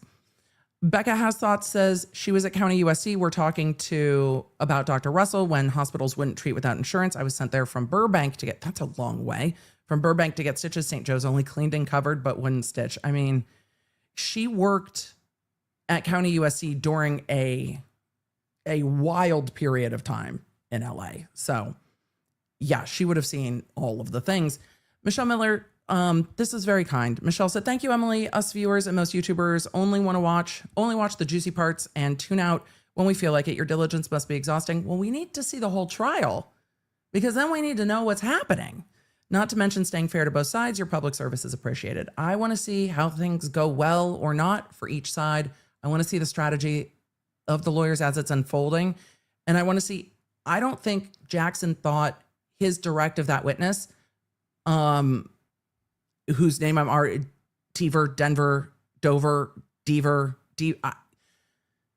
my brain has already buffered. I don't think Jackson thought that was going to go the way it went. But at the end, when she said my entire job is on the line with this testimony, that went exactly the way he wanted it to go. It took a minute to get there. That did not go how he thought it would, but it came back around to the point that he was trying to make. So watching the unexpected unfold in court and then knowing the basis for the case, I have seen, and I could rant about this for an entire podcast episode, but I have seen so much just flat out falsely wrong things coming out of the Diddy case because it is not televised, it's not streamed. There's AI reconstructions of court that aren't based on what's happening in court, that are totally fanfic at this point, that are wild. And so there's a lot of just untrue things coming out. And in high profile cases, untrue things can end up coming out. We saw it happen during Depp Heard. We've seen it elsewhere.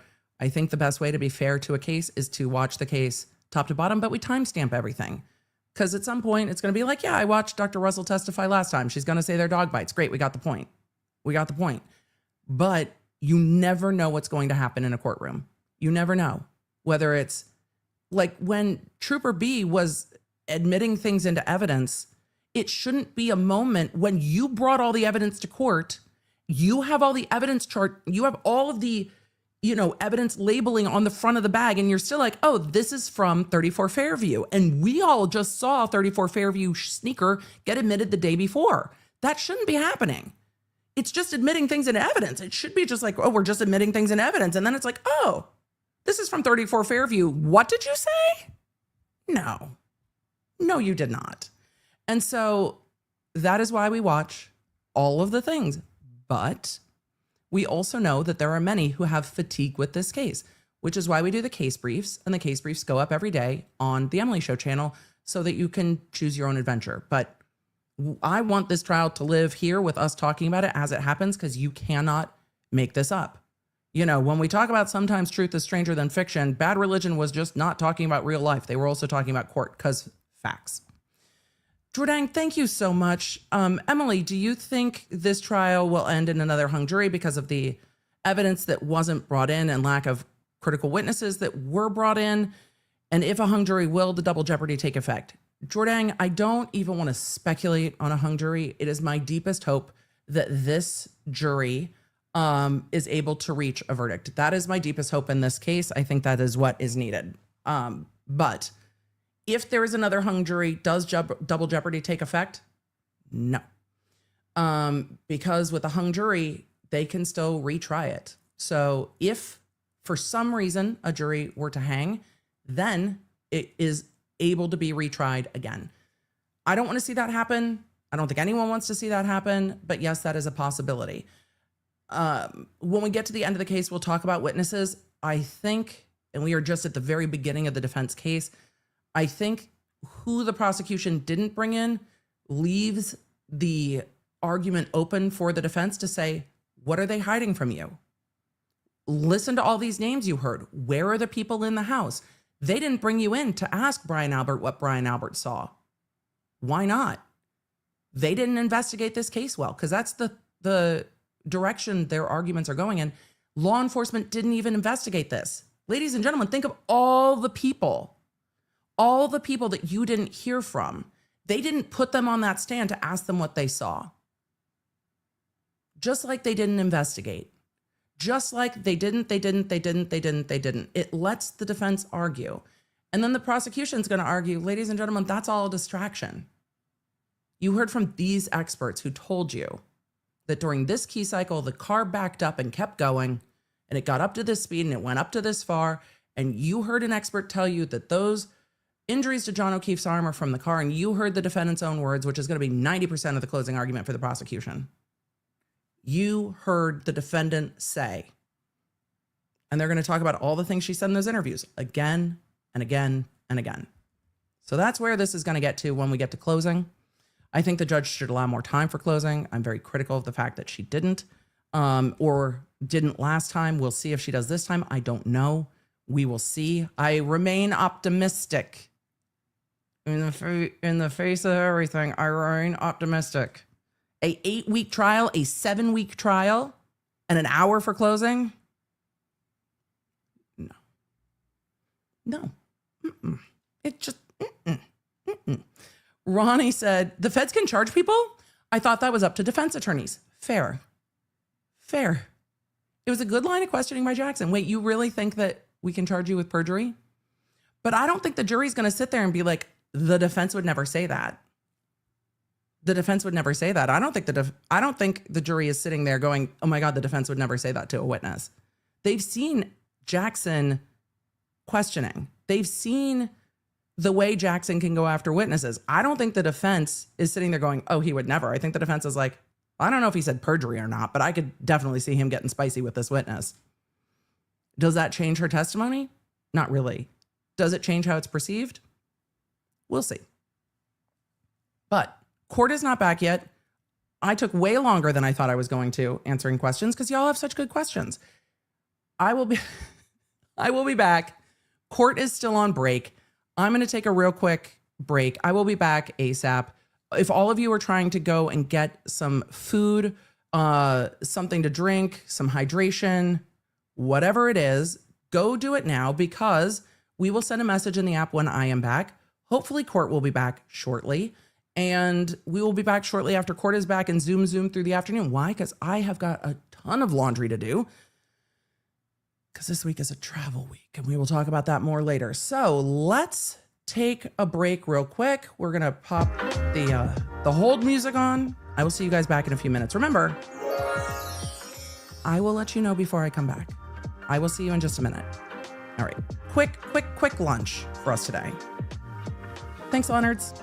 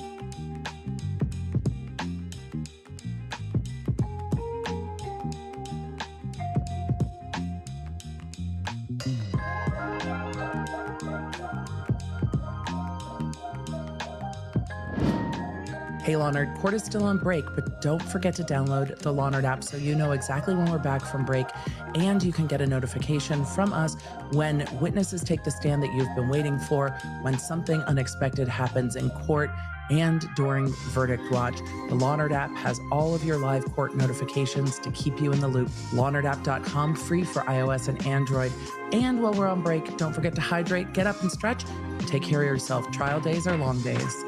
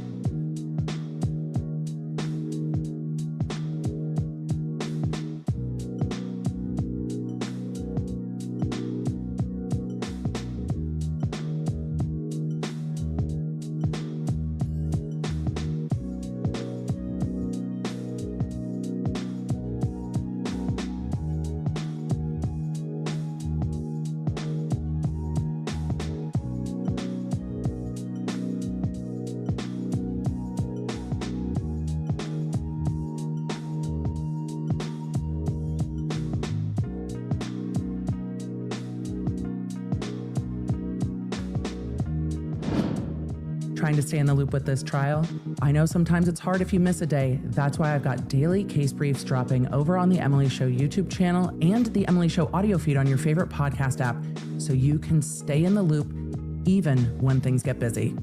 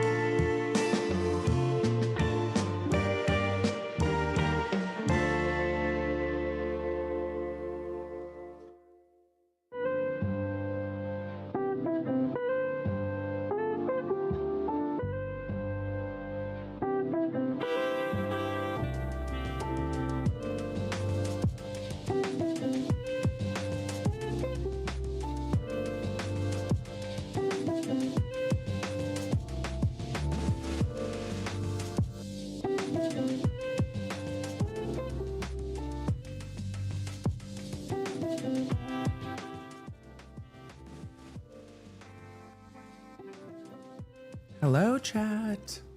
Are y'all ready? We're back from lunch. Emily, did you turn your lights on? Not really. I might leave them off. We might. It got real hot in the office. It got real hot in the office over the last hour or so. So if you hear the fans, they're not the court fans. Well, they might be later. We might hear the court's fans, but there's also a fan on in my office because it is getting warm in here. But Court just came back a few moments ago. Their lunch breaks tend to run a little bit long, which is great. It gives us room for Zoom room and time to answer questions. So with all of that, we are going to go back to court and see what is happening in the courtroom with Dr. Russell. I imagine this will be the rest of the testimony from today. That would be my guess. So who knows? They might finish up sooner, but I kind of doubt it. I just kind of doubt it. So I saw a couple of you asking where the playlist we use over lunch is from. We created it. Don't worry. We will have it available for y'all in ways at some point. We're working on it. We've got idea. The problem is during trial, if I ADHD down a rabbit hole and start doing something else, then I won't be here for trial because then I'll be doing something else. So I have to wait to shift gears. But we have plans. Don't worry. We have plans. All right. I had this queued up, I thought, and I was like, oh no, we'll just go back a minute. Did I go back way too far? Apparently so. We're just going to see the OnlyFan for a minute. There we go. Let's go. All right, Mr. Alessi, whenever you're ready. Let's go. Thank you, Your Honor. Good afternoon and welcome back, Dr. Russell. Dr. Russell's like, yes, I'm thrilled. This is riveting. Your Honor, if we could please publish Exhibit 1 in evidence. Okay. Mr. All Wolk. right. We're going to get back into what's going on with John O'Keefe's Dr. arm Russell, and the opinions there. Do you recognize Exhibit 1 from your review of the documents in this case? Yes. And what is it that Exhibit 1 represents? It's a picture of the forearm of the decedent.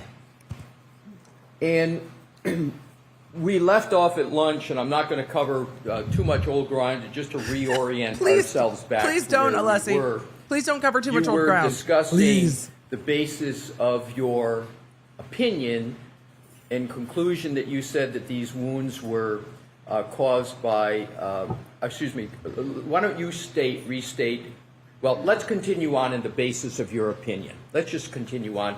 Yes, please. Can you what, go Alessi? through what is in Exhibit 1 and describe how it is that you came to your opinion?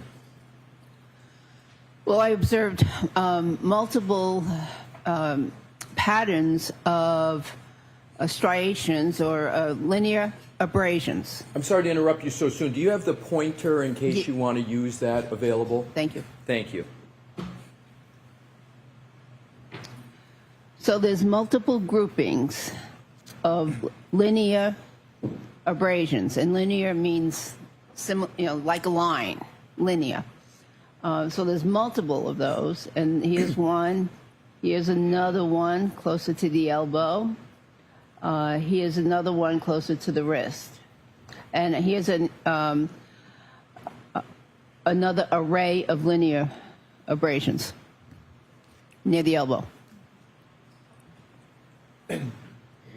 In terms of these wounds, in assessing their source, do you look at them individually, collectively, or both? She's going to say it's a pattern. Both. I look at them individually, and then I put them in context of how they relate to one another.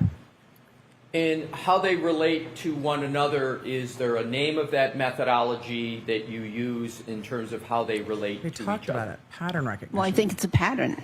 Right. Pattern methodology, pattern recognition. Right. And what pattern is it that you see here with regard to all of these wounds on the right arm? Well, I see multiple linear groupings together in a area from the mid arm to the mid forearm. Is there any analysis of direction that is involved in your analysis? Yes. What is it? I believe that these wounds were initiated closer to the anterior surface or the front of the forearm, I'm sorry, Dr. Russell, to interrupt you, but there's a fan back here which I can hear, but if you could just keep your voice up, that would be great. He's like, I can hear the fan. You, not so Yes, much. I believe they all started closer to the anterior or front portion of the arm. Like they started up here, up here, and the direction is towards the posterior portion of the arm.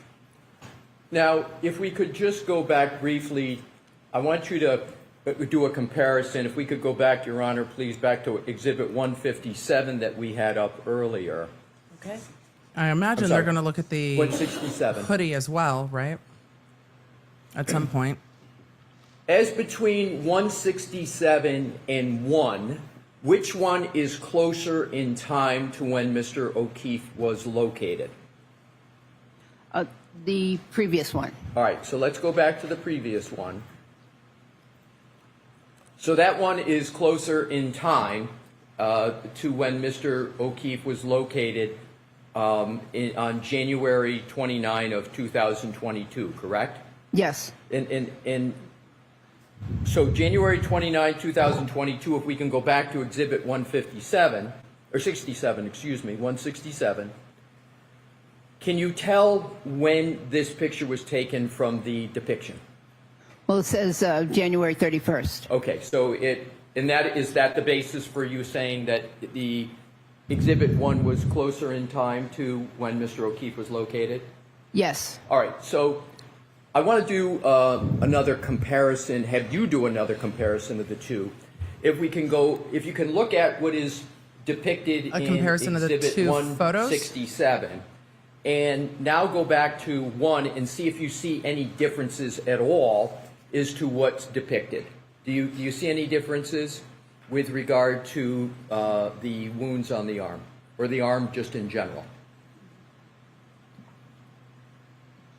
Let's go back to. Can you see side that by now. side Let's go them? back to 167. Well, the coloration of the photograph is slightly Right. different. And what do you mean the coloration?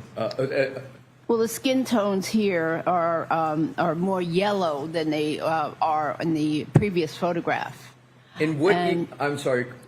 What is? Do you have a conclusion as to why there is a difference in skin tone in this exhibit compared to Exhibit 1? It could be a few Well, things. it could just be technique, lighting technique. I do see some lividity on the chest, postmortem lividity, and that's what that means is pooling of the blood, which happens after death. Can you explain to the jury what lividity is? Yes. So, blood follows the laws of gravity, and the blood will settle to the dependent parts of the body. In this case, the body the body of Mr. O'Keefe is horizontal, and so the blood is going to settle from the top of the chest, which would probably be up here somewhere, down towards the back, which would be the inferior portion of the chest in that position. And likewise, it would happen on the extremities too. So, you just mentioned the extremities. Do you see any lividity on the extremity here, the right arm? You know, actually, there is discoloration over here in the elbow area. Have they gone over I clearly do with see her okay. the photos? So there's several areas of lividity on the being arm. I'm sorry. taken at the hospital There's some versus right here. the This coroner's redness office? right here in the They near the done wrist. I believe that that's postmortem lividity. I believe that this redness in here near the elbow is also postmortem lividity, and yeah, that's what I believe. Okay. That's postmortem lividity. And again, lividity is that you said something that sets in after time, after death? Yes, it's the pooling of blood. Is there, with regard Right. to this depiction, do you see any bruising with regard to that elbow? You know, I think that initially, earlier this morning, with the lighting, I may have said that this was bruising, but now as I think about it, and I see all this other lividity here, lividity over here, I believe that's postmortem lividity. And if we could go back to Exhibit 1, and you said this is the one that's closer in time to when Mr. O'Keefe was located, do you see any lividity or bruising with regard to that photo? That photo looks like it has I yellowing don't of see the any skin. definite bruising. I do see some discoloration up here near the shoulder. I'm not sure if that's postmortem lividity or not. It could be early postmortem lividity. Okay. So if we It also could be from thank them you, warming Mr. Wool, can we take those him up that at the depiction down hospital. for the moment? What I'd like to do is to, and we'll come back to that. If we could have the lights back on, please. Thank Not you. post Malone, chat. Post mortem. Did the closed captioning say post Malone for that? I didn't see it because I was looking at the photo. Have you had experience prior to this case in performing your pattern recognition methodology closed captioning said it. skills Oh, good with Lord. regard to dog-inflicted wounds on humans? Post Malone would like to be excluded from this conversation. In other words, have you seen dog-inflicted wounds that have a pattern on humans? I've seen dog wounds that have had a pattern. I didn't need to do it utilize that skill because I also had other information about the case. You know, for instance, police officer or the victim himself said, you know, I was attacked by a dog. Right. And for those that can you give an example, like in the ER, just as to how you would come to have that knowledge or otherwise? How would you generally come to have the knowledge as to a potential source of the wound? She just said. Oftentimes it's the victim that tells me, or in the case of the law enforcement dog bites, I had both victim and police officers tell me that the police dog, inflicted these wounds. Right, And most of the so time and how many times generally in your career, we discussed it this morning, how many times generally did someone present with dog-inflicted wounds and you were told that these wounds were from a dog? Roughly how many in your career? Well, all of the law enforcement dog bites, so that would be 40 to 60 or so of those, plus most of the non-law enforcement dog bites, the patients or the mother have said this, a dog bit me or a dog bit my son. And for those where someone said something, the dog bit my son, Right. were the wounds that you saw similar to or different from the wounds that are depicted in Exhibit 1 that we've had up on the screen? On the civilian dog bites, there's some similarities, but not as many striations on the civilian dog bites. And are the more striations on what's depicted in Exhibit 1, does that lead you to more easily conclude it's from a dog bite, or is it harder for you to conclude it's from a dog bite? Neither. Right. So is your prior experience as an emergency room physician, as a physician in Cochrane, does that experience allow you to exercise pattern recognition skills with regard to Exhibit 1 and Exhibit 157? Sustained. Do you use your pattern recognition, did you use your pattern recognition skills in evaluating Exhibit 1 and Exhibit 157? Yes. In terms of characteristics of dog bites, if we can go back to Exhibit 1, please. Is Exhibit 1 highly characteristic of a dog bite or lowly characteristic of a dog bite? How would you describe the characteristics of what appears on Exhibit 1? She already What I gave see the on opinion Exhibit about that. 1 is multiple strikes from a dog. I'm going to allow it. Can you please repeat your answer? Brennan objected. Yes, so What you ruled. see? Multiple strikes from a dog. And with regard to, do you see any characteristics in terms of a medical observation with regard to those strikes? I don't understand the Okay. question. Are you familiar with the medical term pathognomonic? Oh, yes. What is Well, good for the two the of you. definition of... Sarah asked in the chat, and a lot of you have had conversation about, was Chloe an ex-police dog? That's not in evidence. This jury has very little evidence about Chloe. We will see what comes in evidence. That is not in evidence in this case at all. So for the answer in this trial today, no. There is no evidence of that before this jury. We will see if they develop that evidence or not to ask those questions.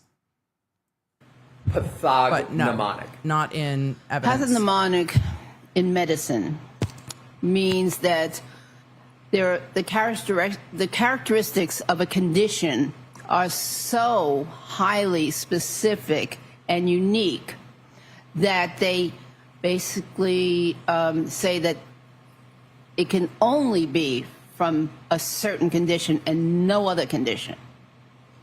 So to the exclusion of all other conditions. That's what is meant by pathognomonic. At least that's my understanding. Do It can you only be the one consider thing. these wounds pathognomonic? Sustain. How do you evaluate these wounds in terms of what you call their characteristics? I characterize them as highly specific for a dog attack. I'm going to strike the last word, Mr. Wilson.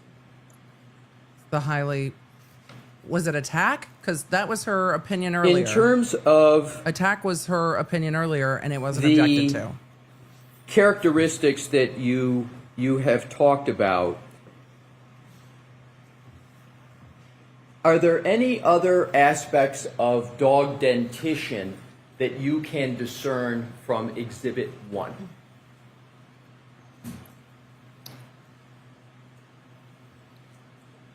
I don't understand the question. You mentioned earlier when we had the dog dentition exhibit up, you mentioned an arch. Is there any aspect of Exhibit 1 that concerns an arch? Yes. There is, in my opinion, an arch-like structure right here towards the lower part of the forearm, towards the wrist, suggesting that this here is made from the very front teeth of the dog. Now, when one looks at these injuries or wounds, one has to remember that, number one, this is not a mannequin. This is a person Dynamic, whose skin moving is somewhat elastic, Situation. whose skin will slide over the underlying bones, and Right. Humans are squishy so and they move. therefore some of the wounds may have been created by the exact same teeth, for instance, but look differently, depending on the part of the anatomy, the elasticity of the skin, also depending on things like if there was clothing or something in between the teeth and the skin. So one has to consider and also there may be motion motion effects. The living victim could have been pulling away from the dog. The dog could have been, pulling or jumping and only catching a glimpse, a little slight bit of the skin with his teeth. So there's a lot of movement and things that one has to consider when an injury is inflicted on a body. I'm going to strike that. Can we approach, Your Honor? Sure.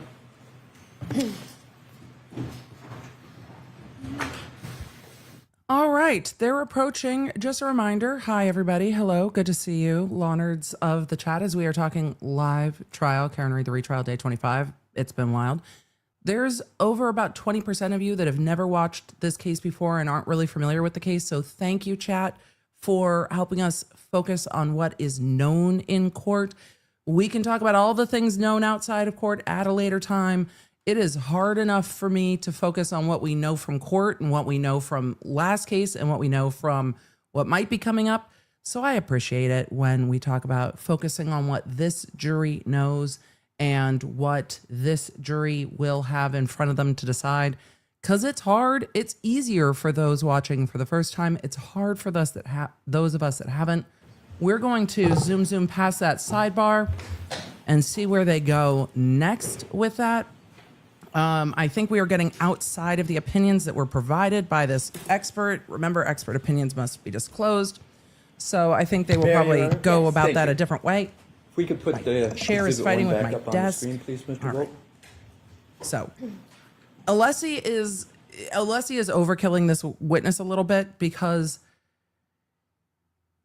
they have laid all the foundation. This is an important witness. He has gone around and around and around. She said what her opinion was. Her opinion was that those wounds came from a dog attack.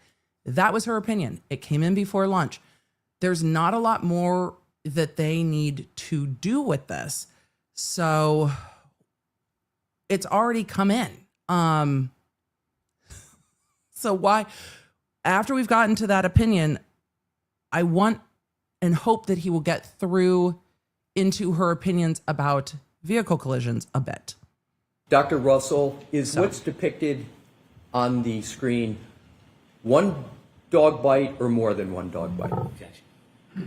Ask it differently, Mr. Wilson. And this is probably Dr. because it Russell, was not part of her Can disclosed. you determine She said dog attack. I think that From- indicates more than one. this depiction? How do you evaluate this depiction with regard to dog bites?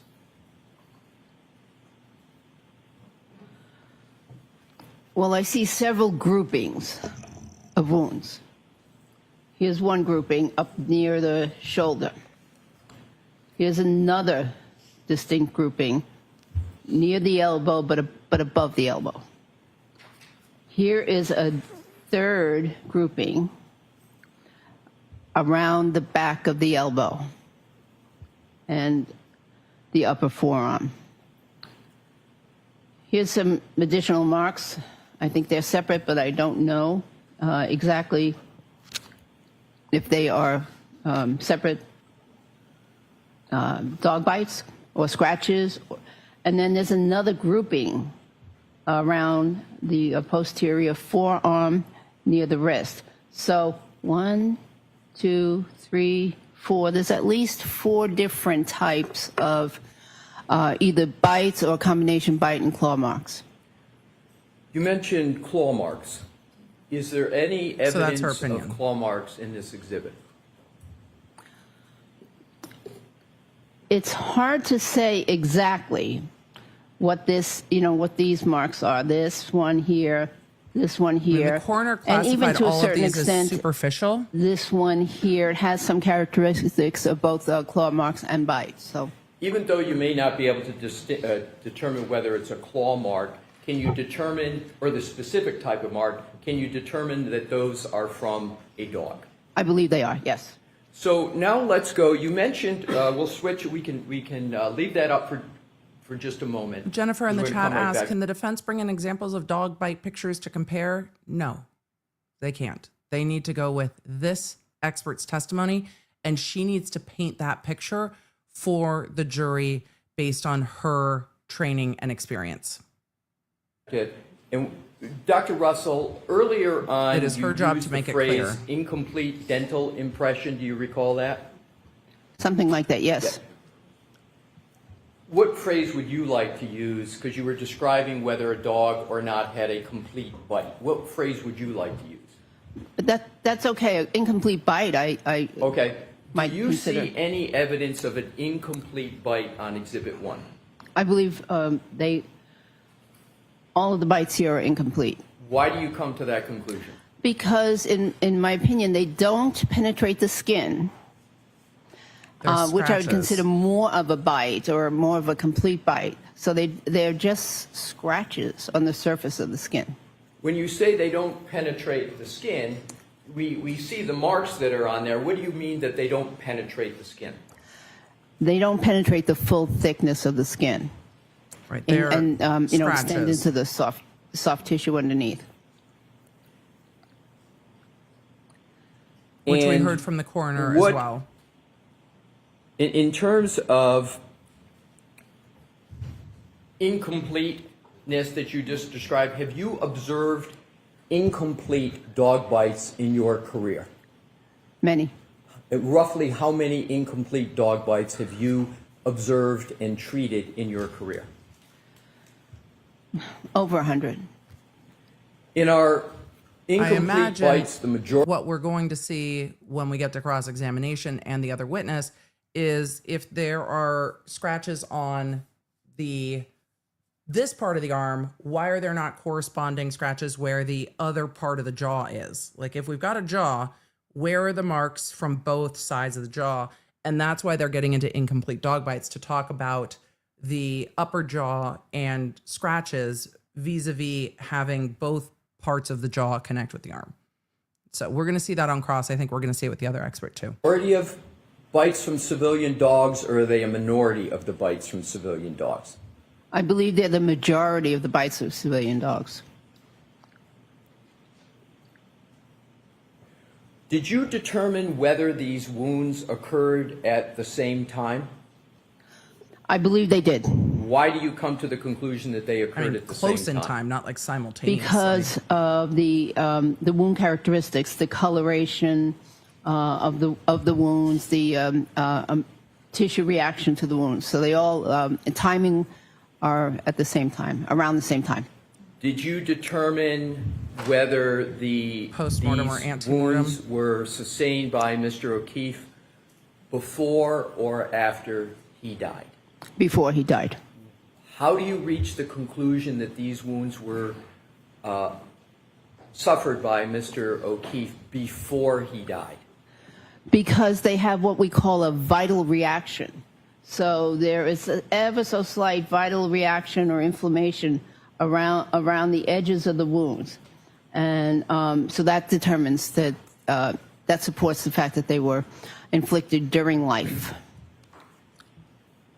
Dr. Russell, did you observe Mr. O'Keefe's right arm personally? No. Is it generally accepted in the practice of medicine, particularly emergency or pathology, to observe and determine the source of a wound from a photograph after death? It is generally accepted. And have you, in your career, used photographs to determine wounds and I would patterns imagine of quite a lot. wounds? Yes. And is that an accepted practice? Yes. And it is a generally accepted practice? Yes. Now, in conducting we're going to switch a little bit now to what you call the differential diagnosis.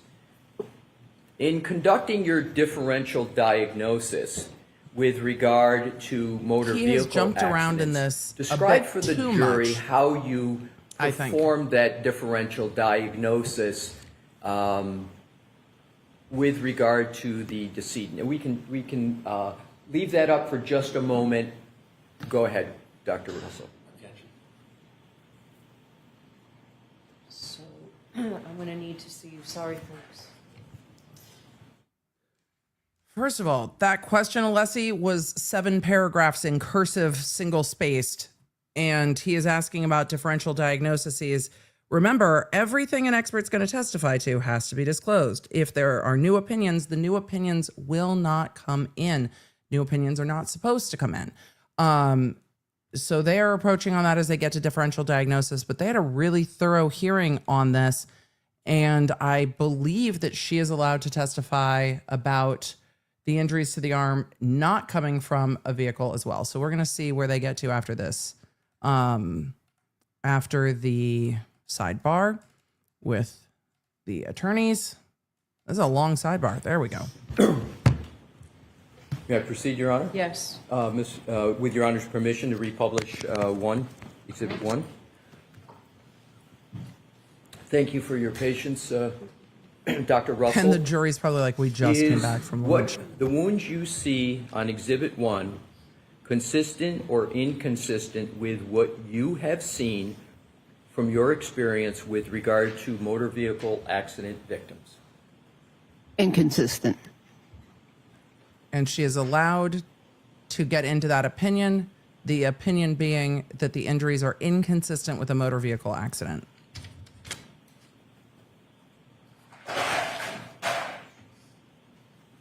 If I could have published Exhibit 206, which is in evidence, Your Honor.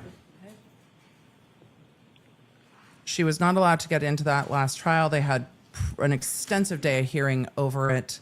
Do you recognize Exhibit 206? Yes. Did you review that as part of any report in this case? Yes. And can you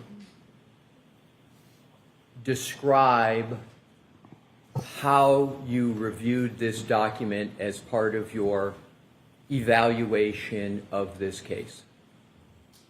Well, I reviewed the injuries, which are so this is a decedent, a picture of a decedent, a different case. Not they are the allowing an decedent in example this case. Totally Okay. separate case.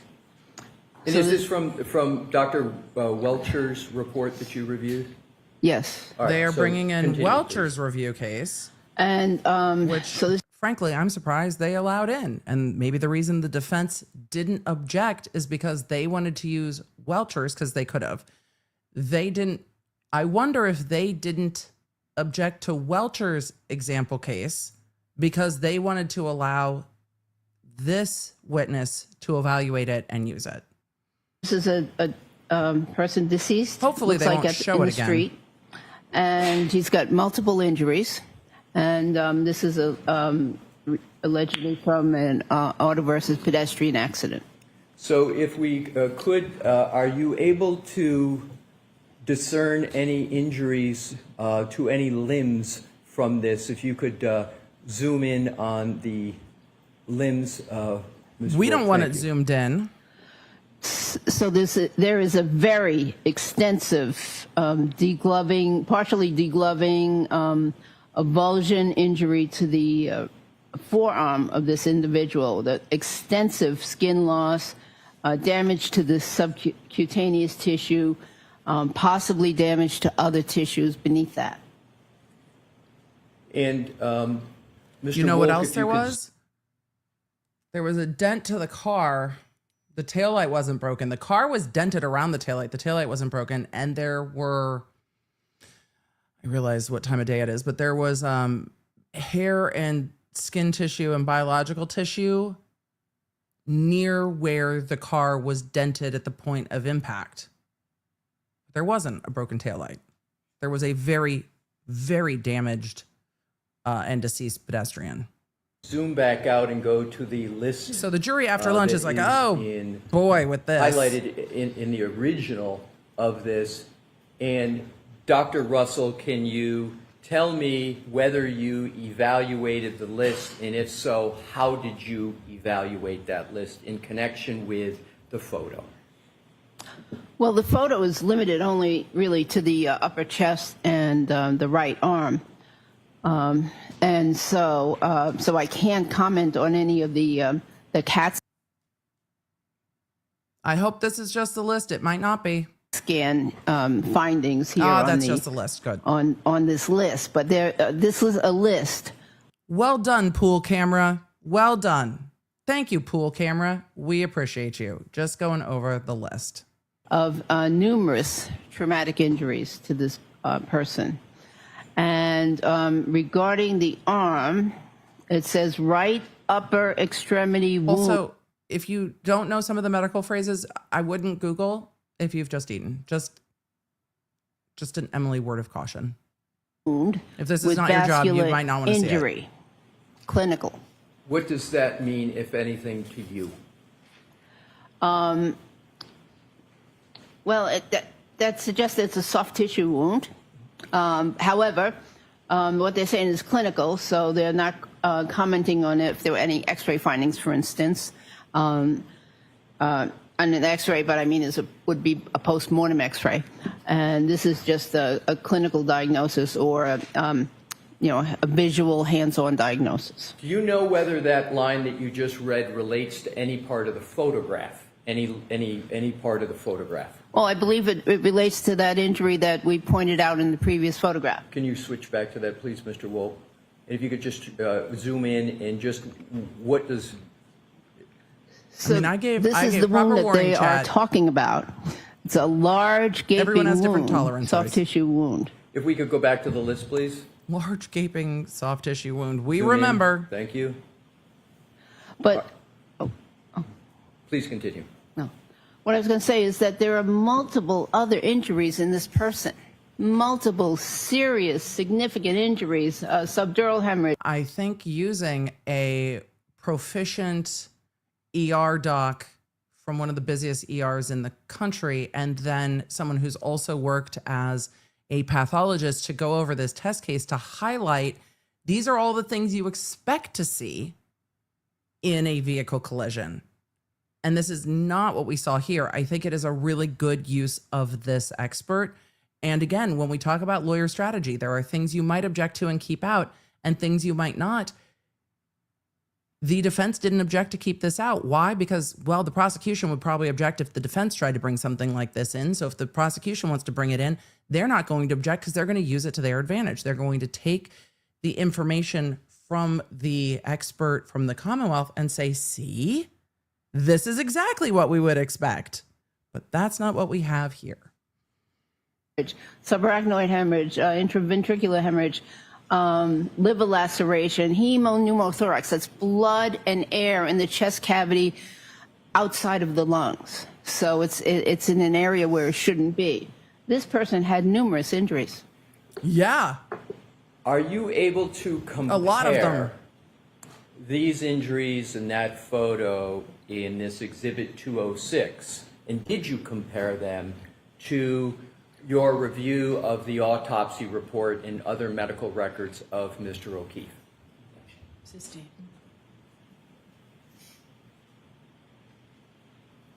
Answer the question? No, it was sustained. So one of the 3 times this judge has ever said sustained. You can take that down. Ask it differently. From your review, did Mr. O'Keefe sustain any liver laceration? No. Did Mr. O'Keefe sustain any gaping, as you called it, lacerations to the right forearm? No. Did Mr. O'Keefe sustain any pneumothorax injuries that you were describing with regard to pneumothoraxes. 206? No hemopneumothorax.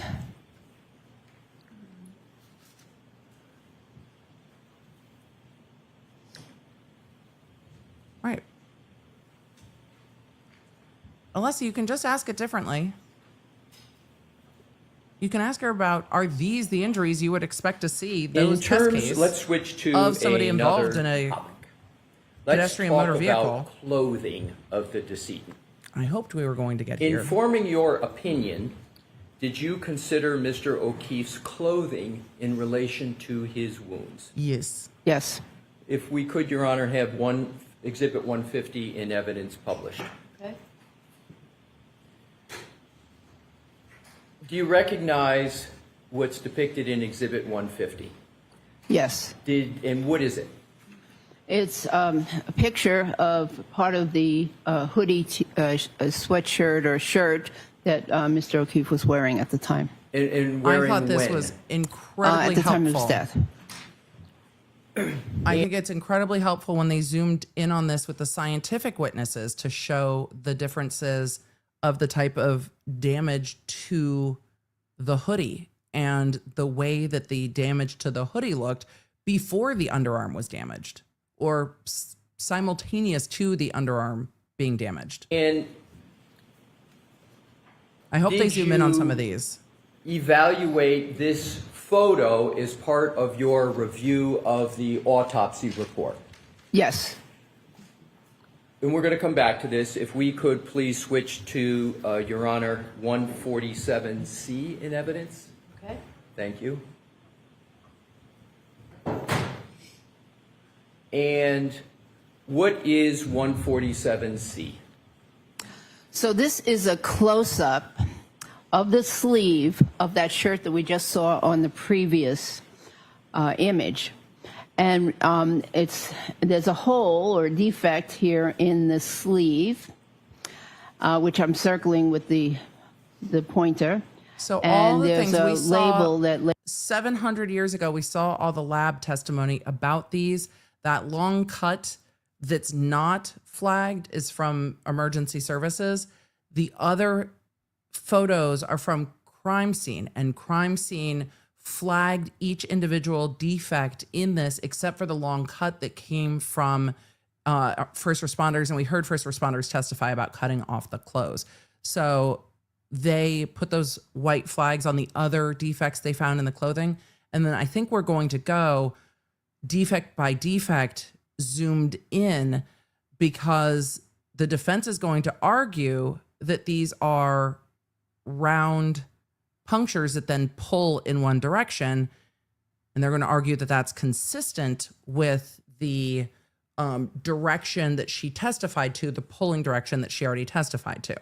So that's where we are going to see them, I think, go through each and every one of these flagged items of damage to the hoodie. labels it number 1. And so I see this hole that is rather round and appears to have some fabric coming out of the hole towards the exterior of the jacket or the shirt. Did you attribute any significance to the shape of the wound, and if so, what significance? The shape of the hole, yes. So it's rounded.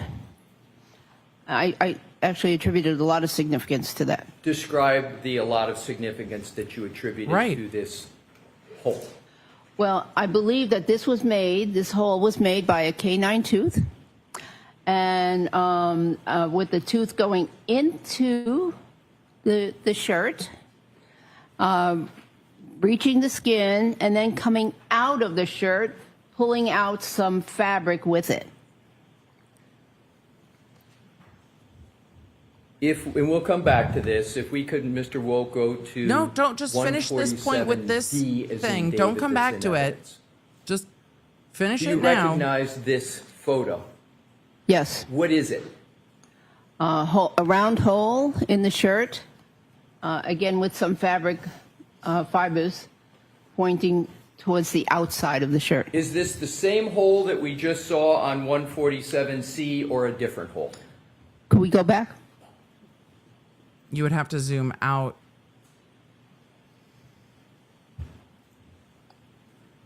You would have, I mean, the flag would have to be there. I don't know. Okay, so let's now go back to Exhibit 150.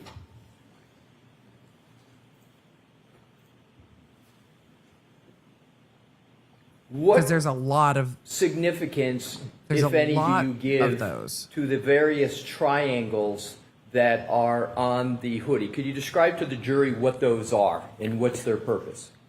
So the triangles are labels that were placed by either the police or the crime lab or someone. Scientific and the services. point of the triangle generally is pointing towards a hole in the shirt.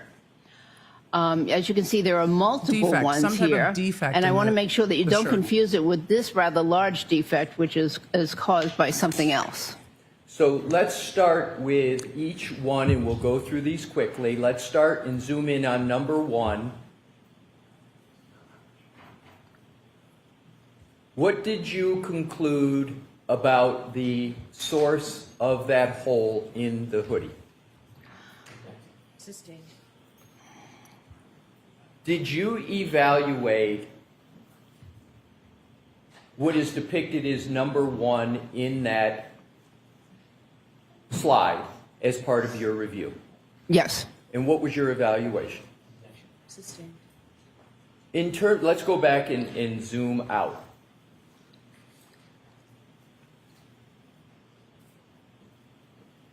Have you, in your career, examined clothing either as part of your forensic pathology practice or your He's backing up to emergency give more foundation medicine practice for this. to determine the source of defects in clothing?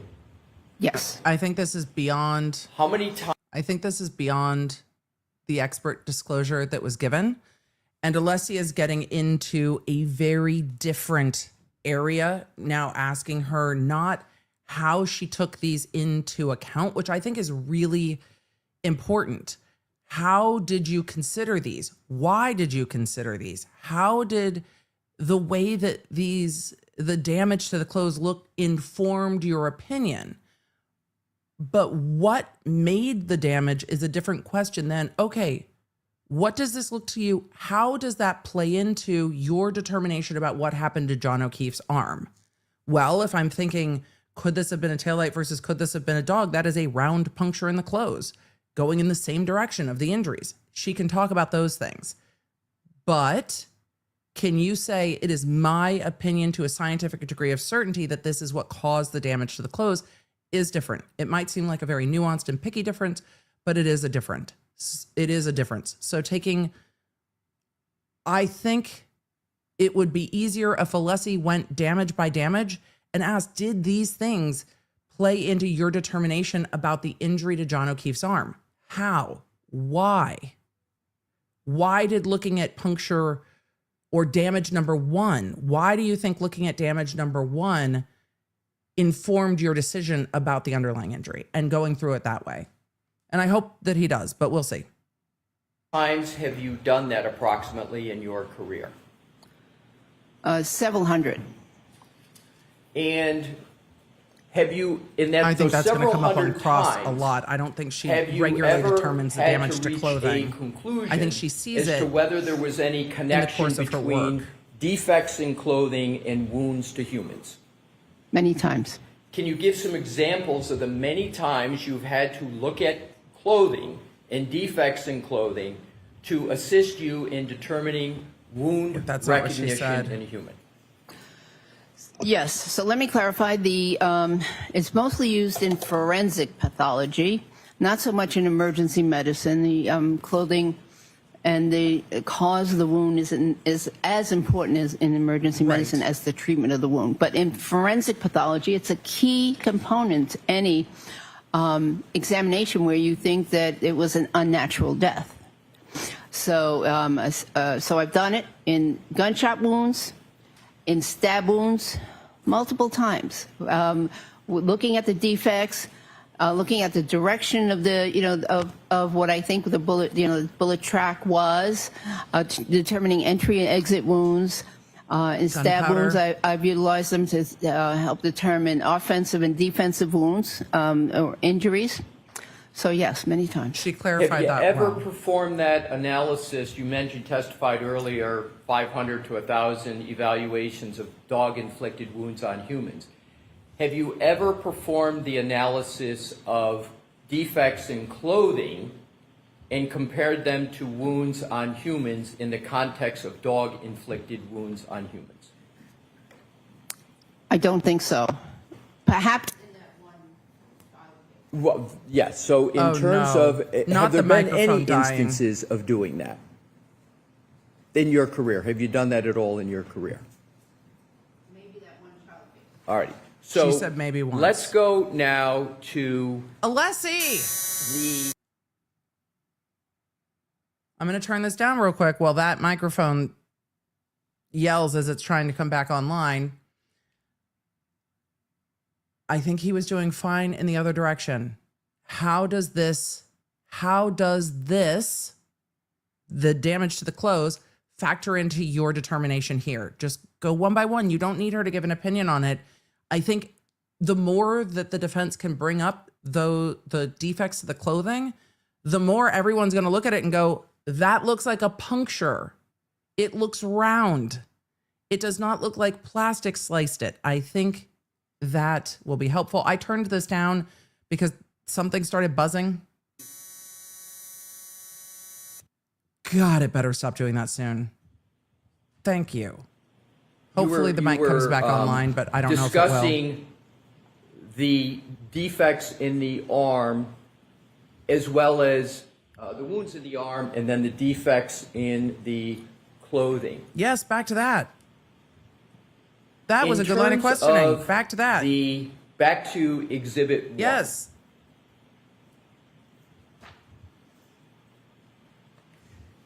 I wasn't the one buzzing. That was in court. My sound bites are distinct and different. In terms of that pattern that is in the arm, and in terms, let's go back to the hoodie. I'll strike that. Alessi, ask a question. Have you, in your career, in the terms of evaluating motor vehicle accidents, have you evaluated the clothing of victims of motor vehicle accidents? Yes. How many times roughly Well, the mic's have back you on, so yay for evaluated that. what clothing looks like in terms of motor vehicle accidents? Well, in many cases, I had to cut off the clothing in the emergency department, so I observed the clothing then. And then in the post-mortem cases, I evaluated the clothing, but oftentimes, sometimes it wasn't helpful. Have you ever evaluated clothing, Sir, in you're in the determining weeds. You whether found or not them. the defects in the clothing are consistent or inconsistent You don't need with an a motor expert vehicle opinion on this. accident? Have you ever evaluated that as a forensic pathologist? Not specifically. Right. And in terms of your observations in either emergency medicine or forensic pathology, have you ever observed defects from motor vehicle accidents in clothing? Yes. Is what is depicted in this exhibit consistent or inconsistent with a motor vehicle accident? Sustained.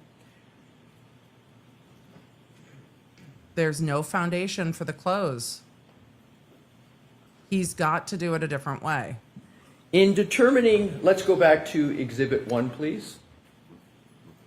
He is fully into the In weeds on this. determining and reaching your opinion And he doesn't need with an opinion regard to the on source that. of these wounds, is it necessary for you to reach that opinion to see a specific dog to determine whether the wounds are from a dog in general? No. And in your experience that you talked about earlier today, the 500 to 1,000, was it ever necessary in that experience to go locate the dog, to see the dog, to treat or evaluate the patient? No. Right, he's differentiating because the Why Commonwealth is expert it, well, said they went and saw the dog. So he's differentiating that that's not needed to determine, like in the in ER. terms of, we're going to move to another. In the ER, when you're treating an animal bite, you're not like, bring me the dog before I treat this. You're like, oh, that's a dog bite. Treat the dog bite. Make sure you don't get any infections and treat the dog bite. You're not worried about what the dog looks like. But the Commonwealth expert is going to make that argument, right? Well, you didn't see the dog. You didn't see. The same with the car. You didn't go see the car, etc. But it seems like Alessi gave up the point on the clothing instead of talking about how the clothing factored into her opinion and correlated with the underlying wounds. Category. I hope he gets back to it. I don't know. Studies. If he will, though. Did you review any studies informing your opinions in this case? Can we put the lights on and take this? Yeah, No, yes, thank leave you, the Your lights Honor. off. It's Yes. so much better. Yes, many.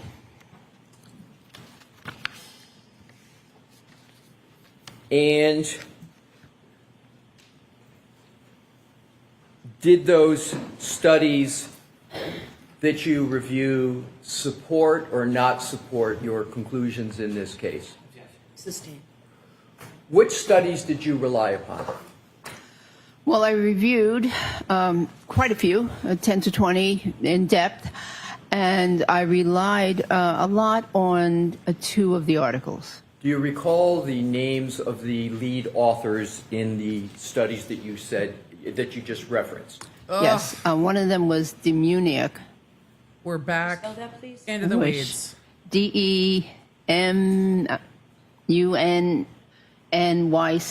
I believe. And was there... And then See, the foundation should go first, then the opinion, and we've bounced and like ping-ponged around between foundation and opinion. So if this is hard for you to follow, yes. If this is hard for the jury to follow, also yes. The opinion came in, she said it was a dog bite. I'm sure the jury is sitting there going, okay, why are you still talking? Like, why are you still talking? You said that this was from a dog bite. You said that the clothes are consistent with that and factored into it. You said all of this already. Why are we going backwards? there was another one, Pollack, Pollack.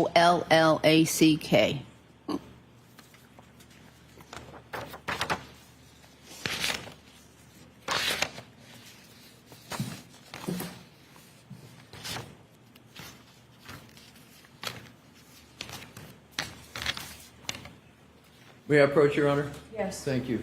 Your Honor, Again, I don't think he needs to get into an opinion from the we've already pre-marked clothing. as exhibits for identification. But we'll see where he's going. Two studies. I may be incorrect in that. If so, I have studies. I'm going to show them to Mr.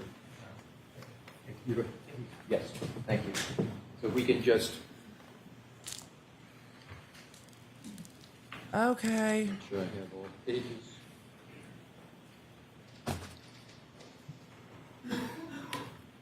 TJ Life in the chat said, I'm impressed that she has insane recall. It is what you expect to see with most expert witnesses, that their recall for details and facts is quite good. They also review it before they come in. Okay. If I can just have them go. Okay. We are also seeing some preemptive questions because I could of have marked for identification the fact that there's a rebuttal witness. as one document, please. PPP for ID. We're on PPP for IDDD. I'm kidding. PPP for ID. But Alessi's questions have gotten very wordy. I think it's hard when you're not sure exactly what is going to come up in rebuttal, and you want to make sure that this jury understands that the surest way to make sure they understand is to keep it simple. And we have jumped beyond keep it simple. And yeah, we've jumped well beyond keep it simple.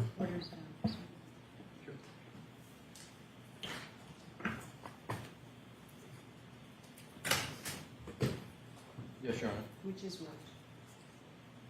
Exhibit PPP is the Demunic, and exhibit QQQ. I don't think the court will allow us a rebuttal in this case. We've seen no indication of a rebuttal, but I don't think the court will allow us a rebuttal.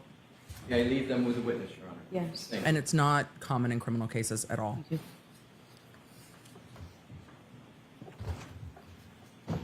Dr. Russell, I have But they can bring some of this up after cross. provided you with And their those two redirect. exhibits. I would ask you to just briefly take a look at them and let me know whether you recognize those as the articles that you were referencing before. So she's reviewing the articles he handed her. I Now, don't let's know start why. out with the Munich study. Is that exhibit PPP? PP. Right. So is this the study that you referenced earlier in your testimony? Yes. Can you briefly describe for the jury how that study related to the opinions in this case? Are these the studies that you cite to as a basis for support for your opinions in this case? Yes. And is QQQ a study that also supports your opinion in this case? Yes. Now, I did. in I went pew terms pew pew of- as well, Chad. I went immediately pew pew pew. But I think he is going to cross the other expert about relying on these articles, which is why we are getting into it here. Your conclusions with regard to, if we can go back once more to exhibit number 1.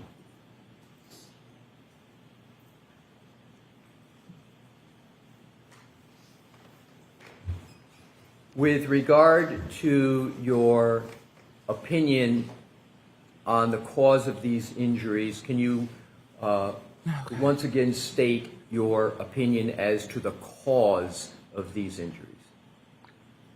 I believe these injuries were caused by a dog attack. So I'm going to strike that word. Yeah, so Dr. Russell, if you could, with regard to bite parlance, can you state what your opinion is? It's on the record twice now that it wasn't stricken. The word attack has been stricken twice. So is it a dog bite? Is it not a dog bite? The opinion that she disclosed to the experts was dog bites or dog bite, not attack. So a dog attack is the word that the issue is, or the issue is with the word attack, because her expert opinion disclosure was that these come from dog bite and scratch, not vehicle. And she has been allowed to say these come from a dog. She's been also allowed to say these are inconsistent with the vehicle. The word attack is the issue. But the first time she said it, the prosecution didn't object and it came in. And I was like, attack? Okay. Now we are back to arguing over the word attack. With regard to bite. So do you have an opinion as to what caused these injuries?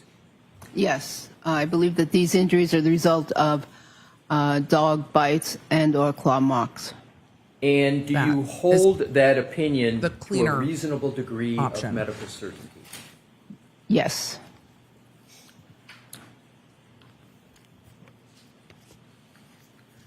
That is all the questions I have for this witness at this time. That got way more far afield than needed. It's an important witness for them, and we know that, but it got far afield. Some of this could have been left for after cross, but I think Alessi wanted to close every possible circle, dot every possible I, cross every possible T. But at times, I think her opinions got jumbled in the middle of all of that. However, clear to me that her opinion was not a car. Look at that other car injury or that other exhibit case car injury. Look at all those injuries. Those injuries weren't present here.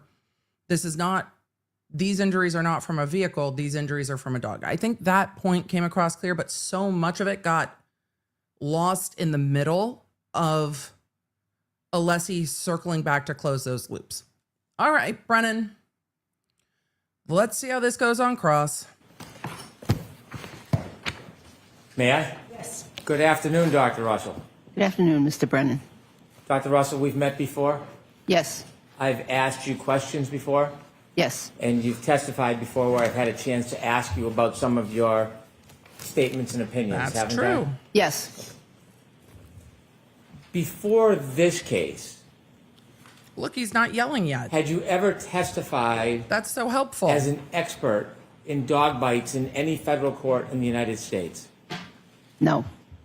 Federal? Before this State? case, had you ever testified in any state court in anywhere in the country as an expert in dog bites? No. Other than this case, have you ever testified in a courtroom as an expert about dog bites? No. Okay. It matters because Last their year, expert is you going learned to, I imagine, be different. that there was litigation regarding this case, Commonwealth versus Karen Reed, correct? Yes. You learned a little bit of information about it, and it piqued your interest, didn't it? Yes. Did you know that the case was receiving a lot of attention? No. Did you know that it was on television? I had no idea. I mean, it was in the until Boston I got Globe. here. You spoke to a colleague in Los Angeles, correct? I'm sorry, I spoke to who? A colleague? Not a colleague. I spoke to really. a district attorney in Los Angeles. Right. And did you just bring up the subject, or did that person bring it up to you? I brought it up. When you brought that up, is it because you knew of the relationship between that district attorney and somebody on the defense team? Yes. You wanted to get involved in this high-profile case, didn't you? No. Well, you weren't called by anybody on the defense and retained as an expert in the traditional sense, were you? That's correct. It was after you reached out yourself and interjected yourself into this case. It's argumentative. I did so for a reason. And the reason It's being that I knew cross. I was one of the only people in the United States board certified and residency trained in emergency medicine and also residency trained in forensic pathology. And therefore, I had a unique skill or knowledge set. And I was one of the very few people that had the knowledge of dog bites, as well as those other trainings. And because of the fact that you held this opinion about yourself, And I don't doubt you that. won. I don't doubt that at all. Some of the jurors might not like that she reached out to the defense. That's going to be, that's not unexpected to me. And that's where Brennan is going, because there are going to be some that are like, I don't like that you involved yourself. Fine. But does it ring true to me? Absolutely. Here's why. Because when she was like, hey, none of these articles really account for the type of work we're doing. Somebody needs to rectify this. I can answer the question. She went down that avenue of study to author articles that said, I can answer this question. So does it surprise me when she saw something and she went, I actually think I can answer that question? No, it doesn't surprise me that she's like, I think I can answer that question. But some jurors may not see it that way and be like, oh, you reached out because you wanted to be involved on the defense side.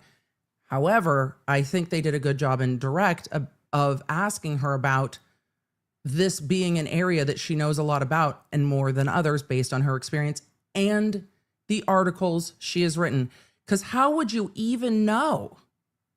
How would you even know about the articles she's written? How would you find that? But the prosecution's going to go down to, you inserted yourself because you had a opinion on this case. Look, she's busy enough. She doesn't need to be involved. But that's exactly where Cross is going to go, which does not surprise me.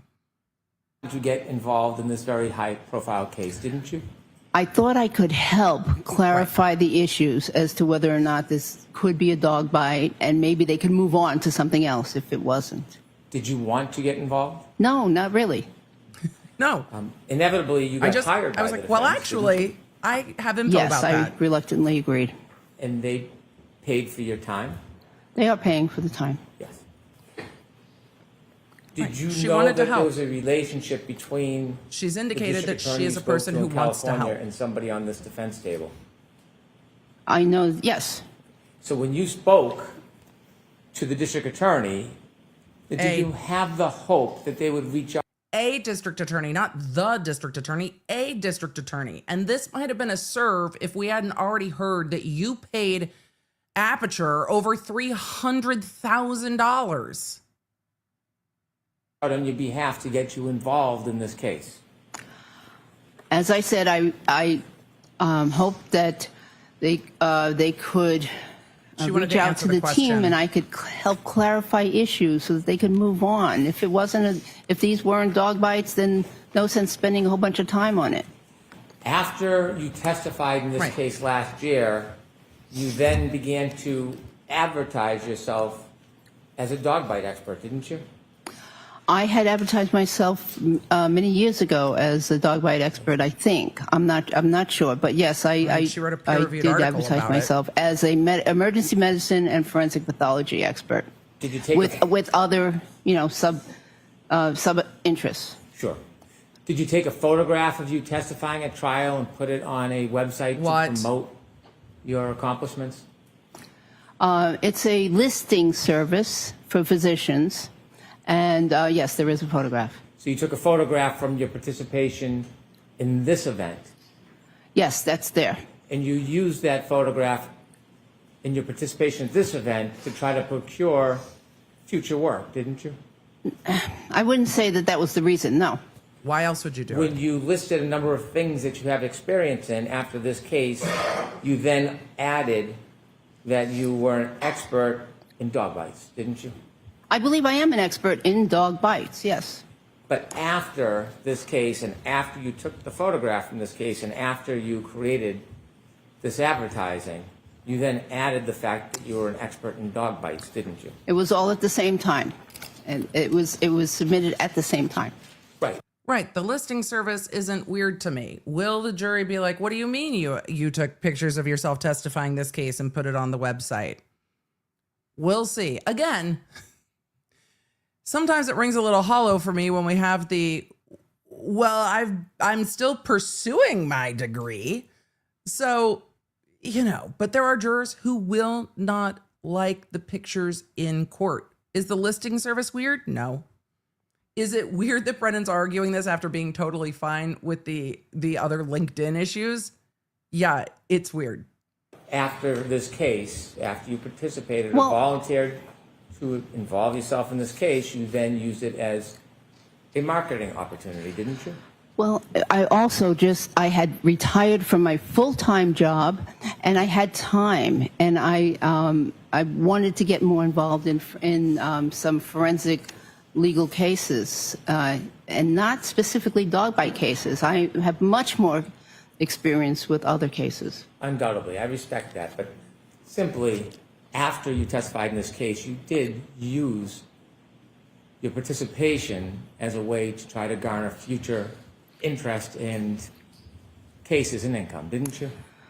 I did, but I did not mention this case. Have you testified in any other court since this case as a dog bite expert? No. His You had demeanor is written different than I a few thought. articles that were peer reviewed it would be. on dog bites back Like his in, is it demeanor is the way 1990s? different. Yes. And they involved law enforcement canines? Yes. And you describe in those articles how a law enforcement canine grabs and holds. Is that the technique they call it? Yes. Where they lock their jaw and then they pull and hold on to the subject that they're attacking or holding? Yes, that's It's a what they whole were trained to different do back demeanor. then. And you would agree that there's a difference between, generally, the way a domestic dog bites and a law enforcement dog bites? Generally, yes.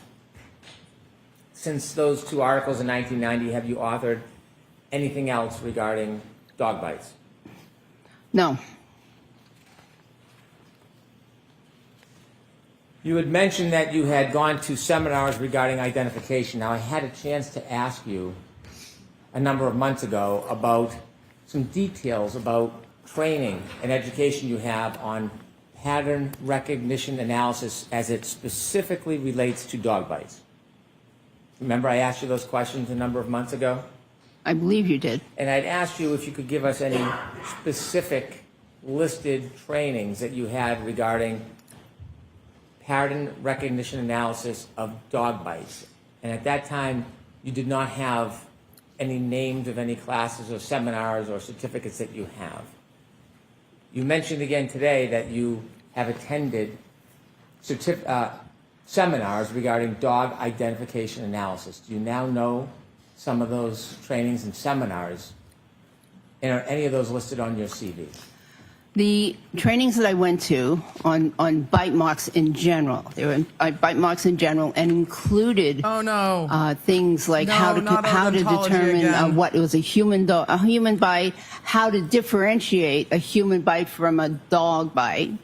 No. But no, I did not specifically attend seminars limited to dog bites only. However, actually, there was one this past February that I did attend at the American Academy of Forensic Science. Over your Not many, the many decades, teeth. you did not attend any seminars on pattern recognition analysis of dog bites, did you? Of specifically dog bites? No. I only want to talk about dog bites. I know you're well trained and educated. I respect that, but I want to talk about dog bites. I don't think there are any seminars just in dog bites. She went to a medical seminar. They covered human bites and dog bites. I don't think you've got a whole seminar just on dog bites. You didn't attain any certificates in pattern recognition analysis of dog bites, did you? I don't think there are any that exist, any training programs like that. In fact, forensically, No, she just worked in the ER for a fuck ton of have time. you ever and was been a presented coroner. with a But wound sure. and been She needs a asked certificate. to determine whether or not the source of it was a dog bite, other than right here in this very case? Have you ever been asked to do that in your entire history? In my clinical career, perhaps once or twice, but not, not that I can give you a specific name. Well, the couple times, tell us what stands out. When were you asked ever over your entire career to do a forensic evaluation of a wound and identify whether it was a dog bite? When did that happen? A forensic evaluation? No, never, Never. never. Okay. It just doesn't come up. Okay. And so this is the first Right. shot, the first It crack just you've doesn't had come up. at looking at a photograph and trying to make a determination based just on a photograph whether or not the wound is generated from a particular mechanism, and in this case, your opinion, a dog bite. No, actually, I disagree. I've been taking photographs of dog bites since the 1990s.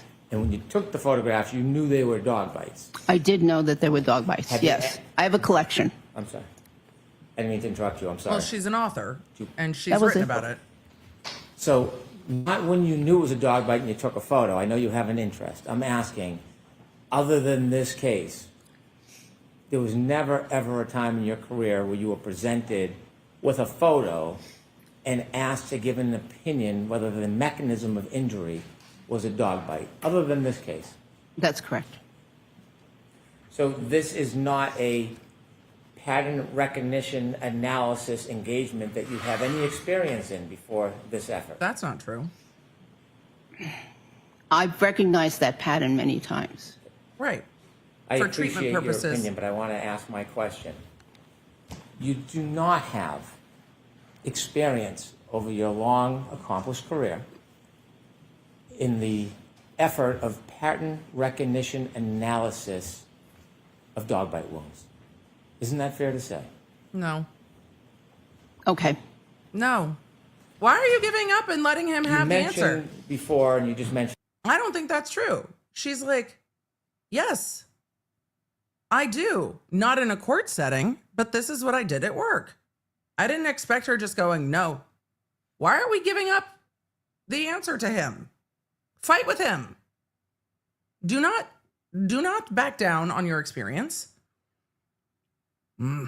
again, so I want to ask you some more questions.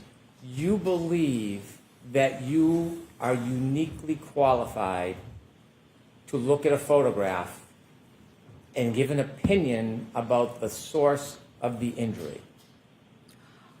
I'm not uniquely qualified. That's done all the time in forensic pathology. Many forensic pathologists do that. Did you just say you're one of the very few physicians in the United States who has both the forensic and the clinical now he's experience mixing the issue. to look at a photograph? Didn't Dr. Wolf come in here and do the exact same thing? Wolf hungry like the? Didn't he come in here and look at pictures and say, this is what causes that type of brain injury? Like, isn't that literally what your doctor did? How is it different? Oh, wait, it's not different. It's the same thing. Okay. And make a determination, the mechanism of injury. No, I said, if I said that, then that was incorrect. I meant dog bites. But your question just now was, not specific to dog bites. You're correct, ma'am. Postmortem photographs are used all the time in forensic pathology You're correct, for ma'am. second opinions. You're right. correct, My ma'am. apologies.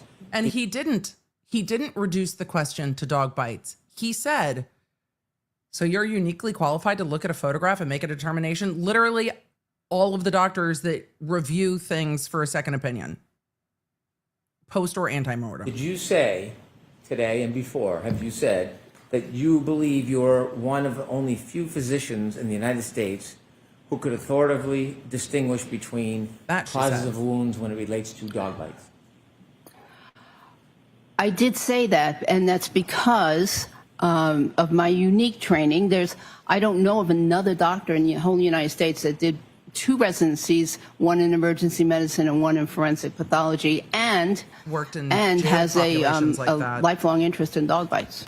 So, Dr. Russell, from your perspective, as far as you know, you were the only person in the entire United States of America who was qualified to look at a photograph and make a Again, determination that's not what she said. whether the wound was derived from a dog bite. No, I am one of I'm the only physician that I know of that can do that. There may be, a few others out there. There may be, but I don't know of That's any why she other wrote the book. physicians That's why that she can wrote do that. The Do you articles about it. recognize anybody other than yourself who has this very particular expertise to be able to do this kind of work? I'm not aware of anyone. You were a medical examiner, a forensic pathologist, Yes, and you know there's about, or would you agree there's probably about 900 to 1,000 medical Isn't examiners she around the dual country board at the same time certified? over Or did a period dual of time? fellowships? I believe that there might be. There's probably. I think there's around 500 or 600 practicing forensic pathologists. And do you think because they are forensic pathologists, those 500 or 600 people have the unique qualifications as you do to be able to give an opinion about the genesis of a wound? Wounds in general, perhaps. Dog bite wounds, I doubt that very many of them have a specific interest in dog bite wounds. And so you think that of all those forensic pathologists, medical examiners, you think that qualification and experience itself is not enough to qualify somebody to give an opinion on a photograph about the genesis of a wound related to dog bites? Well, if a forensic pathologist has autopsied 1 or 2 cases of dog bite wounds It's not the versus same. my experience with over 500 to 1,000 cases of dog bite wounds, I'm not so sure that person would be a very good expert in that kind of a case. Have you ever heard of a doctor named? Which is fair. He's going to try to pit her against the ME, which I think the jury probably liked the ME very much. But it's different experience. Most forensic pathologists also do not treat live patients. They do autopsies. So you don't have a high percentage of deaths relating from a dog bite that you're going to need to do an autopsy on, where you might see much higher volume if you're treating in the ER. So yes, she has a very, very varied experience because a lot of MEs never treat patients. That's not shocking. Dr. La Posada? I've heard of Dr. La Posada. Have you ever read any reports by Dr. La Posada? No, Has anybody ever shared with you any information or opinions of Dr. La Posada? I believe she has a very good reputation. Have you ever? Well, how do you believe that? Who told you Because I've heard of her name at national organizations. I believe she's given presentations nationally. I've seen her name, over a dozen years or so. that? Do you know whether or not she has any participation in this case? I believe she does. Well, so you know when you're providing accolades that she has maybe some involvement in this case? You know that? I would provide those same accolades if she didn't have involvement in this case. Do you know that she has involvement in this case? I believe she does. The attorneys have not shared everything with me Well- in terms of who the witnesses are. Somebody must have shared her name. Who shared her name with you? I'm very familiar with her name outside this case. Who shared her name that she may be a participant in this case? I don't remember. I don't remember. Well, somebody might. I think I got a file or something, but yeah. So when you were reviewing this case, did you get materials from any of the attorneys authored by Dr. LaPosada? I don't think I read a report. I was very interested in reading a report by Dr. LaPosada. I was very interested, but I didn't see one. So when you received materials in this case, you didn't read all the materials the defense gave you? I don't believe they gave me the report. What report? Any report that Dr. LaPosada might have written. Do you know whether or not you've received the report or not? I received something that had her name on it. I don't remember what it was, but I was looking for a medical examiner's or a report, an actual report, and I did not see. She's like, I recognize the name. I saw something with the name. That could have been a witness list. That could have been an email. That could have been a lot of things. She's like, I recognize the name. I saw the name and recognized the name because it's someone who's well regarded. Okay. See one. Dr. Russell, you are meticulous when you look and examine things. Right. So you would know what you've received and what you've read and what you haven't. So the fact that you're telling us that you saw something with her name on it, can you give us a little more information and share with us what it is you actually received about this Dr. LaPosada? What did you get from the defense? I saw something. I think it was the name of a file folder, but I looked for a report and there was no report in it. Did you ever ask for one? I didn't ask because They'll give me what I'm supposed to have. I really wanted to read it, but I didn't. It wasn't given to me, so I didn't ask. Were you ever told what other people's opinions might be regarding So those she photographs? went to look to see if she could find it. And it I'm wasn't aware there. that there was a Dr. Sheridan involved in a previous proceeding, and he believed that those were consistent with dog bites. Did you ever receive any reports from the defense about what other person's opinions would be in this trial about dog bites? Oh, yes, I received a report authored by a non-physician. Yes. So when you say non-physician, you're trying to make the point because you think that person might be your opponent in this case? I don't have any opponents. Okay. So, why did you qualify him as a non? That's the best answer ever. I don't have any opponents. She's like, sir, no one's on my level. What are you talking about? I don't have any opponents. Also, she's like, I don't have a side in this. I wanted to answer the questions. She's like, I wanted to help. However, depending on where the jury is coming from, there will be jurors and individuals who do not like that she put a picture of herself testifying on a website, that do not like that she has held herself out as an expert. Everyone who testifies in this case has in some way held themselves out as an expert who can be hired to come talk to cases. That's how you find them. Except that's before the first case, she didn't. She saw an article and went, I think I can answer that question. Hey, I think I can answer this question. Fine. But there will be some who do not like it and do not like that she was holding herself out in that way after the first trial and putting up pictures and what have you.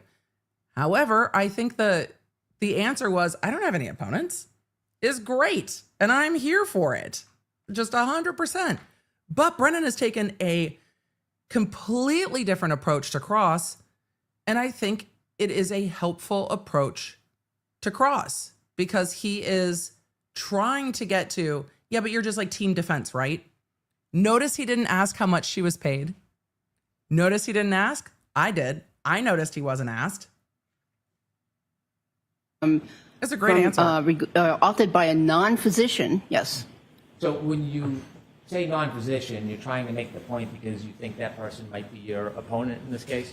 I don't have any opponents. Okay, so, I love it so much. why did you qualify him as a non-physician? Because I believe that in order to really understand wounds on a human being, one needs to have treated wounds, seen lots of wounds, and I think that the person that is best qualified for that is a physician.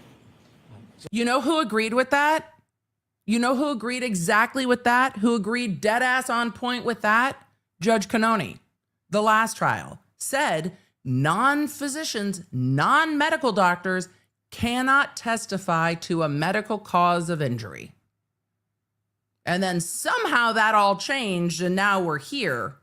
But last trial it was non-medical doctors cannot testify to the medical cause of injury. And now it's just whatever. I do think that when it comes to the cause of injuries like this, you do need a medical doctor.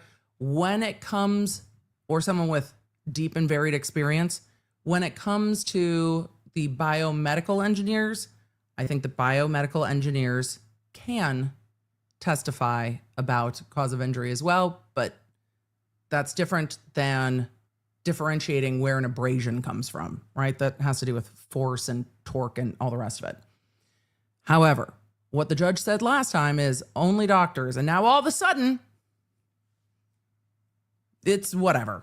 So a medical examiner wouldn't cut it. So, Medical examiner is a physician. So you think a medical examiner has enough experience to come in and give an opinion on Some- dog bites? Some, but in their case, I would hope that they have had actual clinical experience with autopsying some cases where there were dog bite wounds, because I don't think they worked in the emergency room or any other clinical setting where they treated people. So I'd want to see if they had experience with dog bites. Non-doctor as a disqualification. How about a dog trainer? Would a dog trainer who's not a doctor have the experience in your mind to come in and give an opinion about photographs and the genesis of the wounds? Objection, Your Honor. I'm going to allow it. I think it's a good question. How about a non-doctor, as you said, you've made a What about a dog trainer? They're simply Do dog trainers get bitten? I don't know. I've never trained dogs. Do dog trainers see individuals that have been bitten by dogs? Do they see dog bites? Is that a field that they work in? I don't know. What about a dog trainer? a dog trainer, maybe even an uncertified dog trainer. Would that person have the qualifications in your mind to be able to look at photographs and determine whether or not the cause of the injury is a dog bite? There may be a certain small subset of people who have, very much experience with dog bites that could qualify, as suggesting that these are consistent with dog bites. But I don't think that they could definitively. I think that someone could, who dealt with many dog bites in the past on humans, could possibly say that they were consistent with. Even if they didn't have the clinical experience?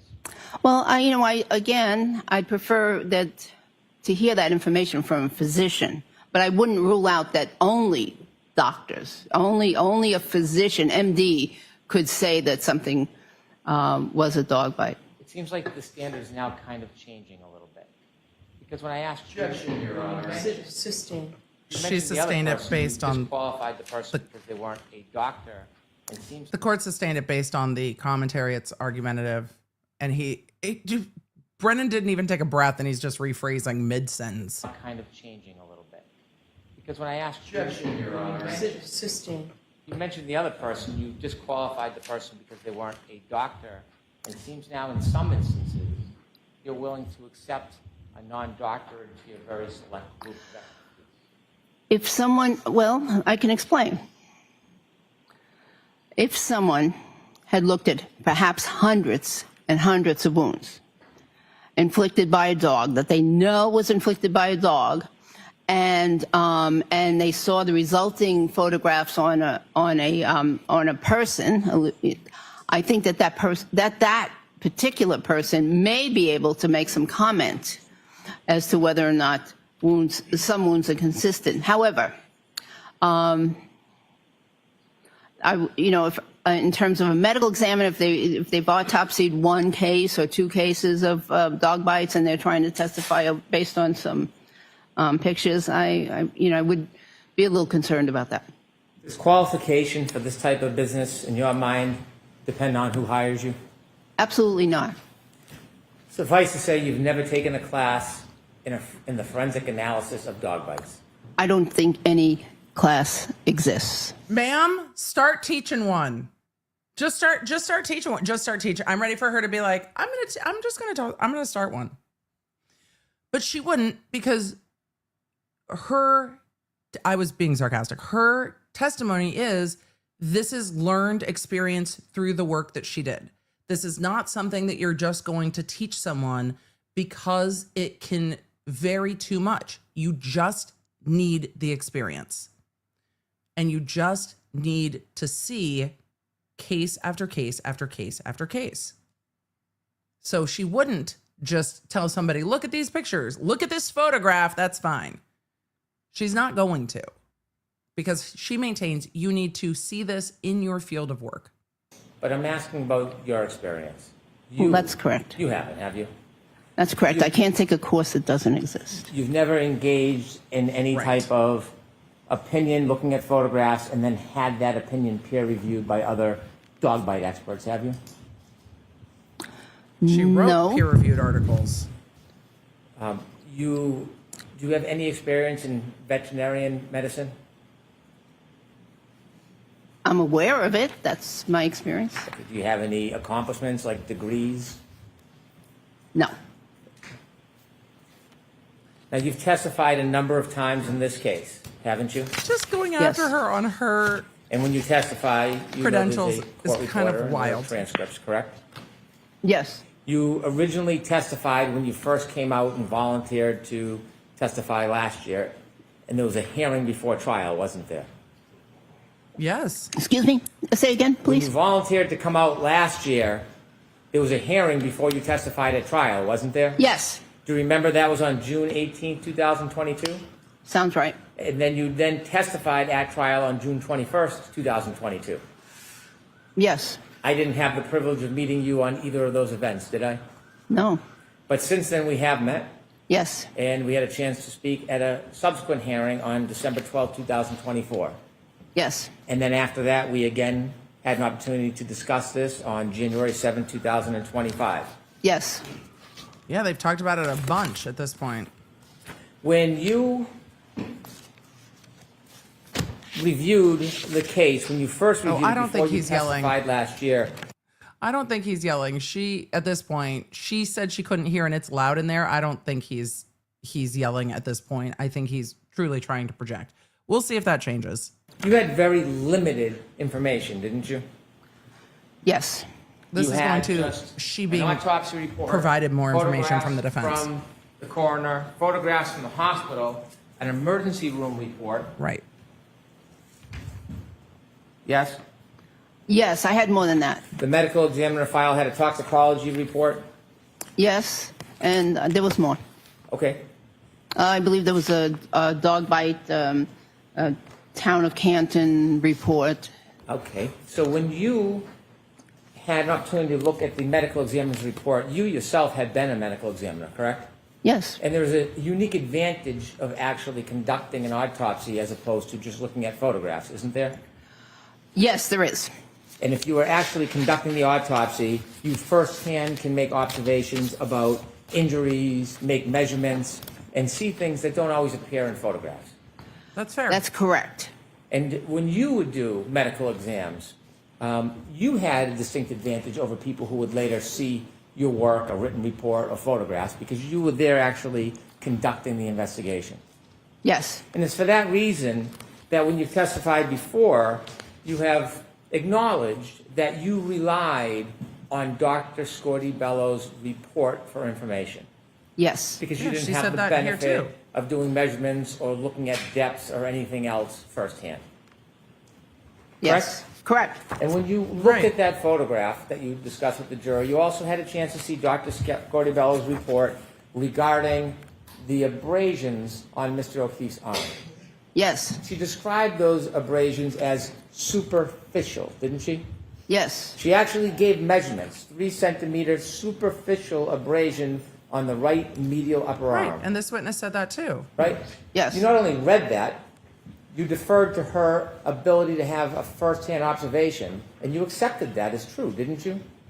Right. Yes, but there's no interpretation of that abrasion. Multiple abrasions from 2 to 3 millimeters and up to 7 centimeters on the posterior right arm and forearm. Yes. Did you read that Right. from I Dr. did. Scordi-Bello? Yes. Did you accept her finding and observation? Yes. And you would agree she was in a far superior position than you when she made these observations and notes, correct? They are not inconsistent with what I said. That's not what I asked, though. Okay. Sorry, I didn't mean to be sharp. Okay. I apologize. He was a bit sharp, but that's what she said. Did you rely on her She said that the ability injuries and were first-hand superficial. observation of those wounds? Yes. And did you appreciate or accept the fact she had a superior opportunity to evaluate those wounds firsthand that you did not have the benefit of? She made no interpretation of those ones. Well, She did, though. did you know that Dr. Scortibello had described? I mean, she did, though. The interpretation of the wounds she made were, well, okay, no, fair. She made observations of the injuries, not interpretation of the injuries. So she made observations. That's fair. But she made observations of the wound. I think the reason Brennan's going back and forth about the ME's observations of the wound is because from the photos, those can look deeper than they actually are. And he wants to talk about the superficial nature of the wounds, because I imagine that's going to come up with his expert as well. But she relied on that from the medical examiner, and she talked about it on direct. Okay. them as superficial? They are. Did you know that she said there was no depth and no puncture? Not inconsistent with what I said. I understand. That's doctor, not but what I'm he asked, asking, though. Do you I- know that her position is that there was no puncture and no depth to those wounds? Objection, Your Honor. Can we have the witness see the report that he keeps referring to?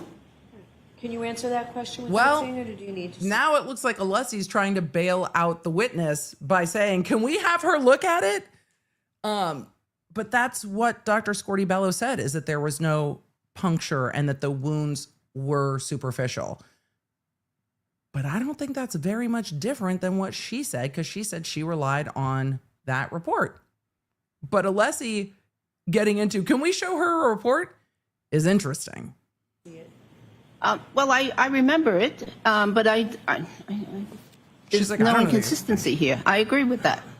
Would you accept that Dr. Scortibello's opinion is that there was no depth and no puncture to those wounds? May I see the report? It might not be in the report. I'm asking about any testimony. Brennan, didn't you just say you relied on the report? And now you're saying it might not be in the report?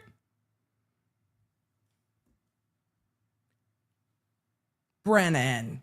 Anything that she's ever said, would you agree or accept her position that there is no puncture or depth to those wounds? I rewound it. I want to do Your it Honor, again. like all the questions that were about an autopsy. Yes. Sorry.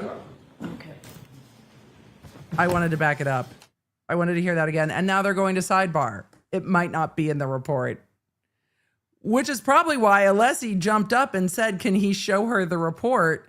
Because she was agreeing with stuff that, or not agreeing, saying, well, that's not inconsistent. And that is why we got those strategic objections. And now we're going to sidebar. It's like, well, then show her the report. And I saw a number of you ask, what about testimony? She could review Dr. Scortibello's testimony from the last trial before this trial. She can be given those transcripts to review. She can't watch it this trial, but there was testimony last trial. But Brennan got caught in the, well, you relied on her report, and in her report it says this. May I? Well, maybe it's not in the report. Dr. Russell, I read to you the measurements that were in Dr. Scortibello's report. Are you aware that Oh, she Brennan. testified that these superficial abrasions did not have any depth or any puncture? I don't recall that. Well, So show her. would you agree if Dr. Scortibello testified in this court that those superficial abrasions did not have any puncture or depth? Would you agree with that assessment? Objection, Your Honor. In that form, it's sustained. Would you agree that the superficial abrasions on Mr. O'Keefe's arm had no punctures? I agree. Would you agree that the abrasions, the superficial abrasions on Mr. O'Keefe's arm had no depth? No measurable depth, yes. Between the last time you testified and then you testified So here today, right back to the same thing. have you spoken to the attorneys at all regarding the issue of punctures? No. Because you are agreeing today that those superficial abrasions did not have any punctures, right? They don't appear to have any punctures. But you, in the past, have testified very, very differently than that, haven't you? No. Now, The only we've time I spoken many remember her times, talking we're going to about go puncture through many of those examples later, but we'll was the hoodie. do that a little bit later, Dr. Russell.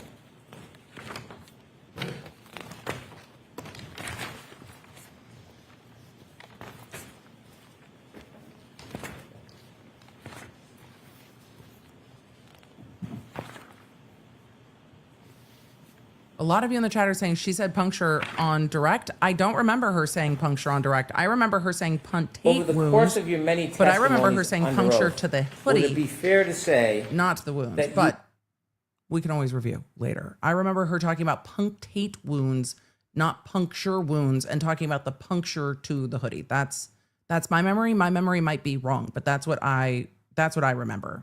you have changed your opinions about the superficial abrasions to John O'Keefe's arm? And I remember because I was annoyed that they didn't stop and explain punctate because she and Alessi were just off in their own world and didn't slow it down to talk about it with the jury. I backed that up a little bit. Over the course of your many testimonies under oath, would it be fair to say that you have changed your opinions about the superficial abrasions to John O'Keefe's arm many times? I don't believe that's fair to say. In the past, when you were describing Mr. O'Keefe's superficial abrasions on his arm, did you give varying and different opinions about the cause of each individual wound, area of wound? I don't believe so. Did you take new When you information and first modify your answer? Gave Like opinions. That all was of the other, before all the of the other last experts have said, no, we modified our opinion. We got new proceeding. information. You came in and you were questioned before you Did testified. you get new in that initial information? Proceeding, right? Okay. I'm trying to be as specific as I can. You testified last year. Yes. And before- In Please. there was a hearing and then there was a proceeding. Okay. That prior hearing, can we call the first event the prior hearing and the next one the prior proceeding? I'm confused. I don't want to confuse you. I'm Hearing, just trying to follow the proceeding, rules. hearing, proceeding. You testified twice last year, didn't you? 3 times. 3 times. Okay. The first time you testified was just before the judge? Yes. Okay. When you first testified before the judge, do you remember that you had uncertainty about how each and every one of those wounds was caused? She I don't still remember does. that. And do you remember when you then testified a couple days later at the proceeding that some of your opinions changed? She still does. She said some of them are caused by teeth, some of them are caused by claws. And she said she did not narrow down which was which. She said it could be either. She still said it could be either. From the first time you testified? I don't believe that. And then when you later met me and we've had a chance to talk over the last 2 events, December and January, would it be fair to say that your opinions regarding the individual areas of wound changed? I don't believe so. Okay. At some point before or during our conversations in December and January, you wrote a report, didn't you? Yes. When you wrote that report, you hadn't written a report before the first time you came in and testified, had you? That's correct. And it was between those hearings in December and in January where you wrote your first report. Sounds correct. You dated that report December 9, 2024. Does that ring a bell? Yes. When you wrote that report, you did not write that report alone, did you? I did. You had some help, didn't you? Not in the content of the report. Well, you sent the report back a number of times for review and revisions, didn't you? In terms of organization. And some of the language in this report is really not your language. It's the language of somebody who helped you write some of this, isn't it? You know, if somebody helped me write it, it would have been much better written than that. Didn't you agree that you had some assistance with the report? Haven't you testified to that before? And no, and in terms of organization, there was some comments, though, this sentence belongs, you know, with this paragraph or the, you know, whatever. But in terms of content, that was my work. Well, it was your report, correct? It's my report. And when you write a report, it's your words, not somebody else's. Isn't that true? That's correct. But nevertheless, you had somebody assisting you. True. In terms of organization, yes. Who was helping you with the report? It was somebody from the law office. Well, it was this gentleman right here, Attorney Alisi, who just asked you questions. He helped you, No, didn't he? actually, it wasn't. Was it from his law firm that somebody helped you? I believe so, but it was in terms of organization. Do you remember who was helping you with your report? I don't remember her name. Would you agree that after that report was written, many of your opinions changed? No. In your report, you provide your background. Yes? Yes. And you've been licensed to practice medicine since 1988 Yes. as a physician? Yes. And you've been licensed to practice medicine as a surgeon? It's called, in California, it's called physician and surgeon license. Do you have a physician and surgeon's license? I do. Okay. Have you ever practiced as a surgeon? Well, in the emergency department, we do surgery. We have to do some surgery sometimes. We have to open up people's chests and, you know, and compress the heart sometimes when they have gunshot wounds to the chest. I've had to put chest tubes in. I've had to debride dog bite wounds and other wounds. So yes, there is a component of surgery. If you In do the stitches, that's considered surgery, isn't it? Maybe. Well, medically speaking, stitches is surgery. I don't know. Maybe. Okay. Do you have a surgeon's license? I have a physician and surgeon's license in California. Now, when you first looked at this case and testified, do you remember when you were looking at Mr. O'Keefe's superficial wounds, you said that you thought they appeared to be consistent with an animal attack? I do remember that. And when you were describing animal attack, you were a lot less specific than you were today, weren't you? Yes. Well, You were there were some less limitations sure that aren't. about your opinion when you first testified about this case than you provided to this jury today. I was Limited. certain that it was a dog attack. However, as I mentioned before to you, in medicine, we're taught never, you know, nothing is 100%, and therefore never say, you know, anything's 100%. So that's why I gave that that generalization. However, I have reviewed the case, but I personally was certain that that was a dog. Right. Now you sound like the engineer. The engineer who's going, in engineering, I say nothing certain. It's possible that that this thing launched off into space. It's not probable. Look, after some of the witnesses we've seen, I don't know if this is going to be a serve either, because you had all the engineers testifying, look, I'm an engineer. I don't want to say anything's 100%. It's more likely this, but it could launch off into space. Okay. That those were dog marks. Now, I have reviewed this case over and over and over again. Plus, I've read additional articles more than once, and which substantiate, again, my findings. So, so my degree of certainty perhaps increased. So when you first testified in this case, back in June of 2022, are you agreeing that your testimony was less certain? She said her than degree of today? certainty increased. That's what she just said. Believed that it was a dog attack at that time. When you testified, you didn't say dog attack, you said animal attack at the beginning, didn't you? Yes. And when you were asked about the cause, you said that it could be bite or scratch wounds. Correct. So back in June, when you were looking at He has individual made some headway wounds, for her. I you, just don't at that know if time it's anyways, going to be a were serve. unable to differentiate between bite and scratch wounds. They are very similar.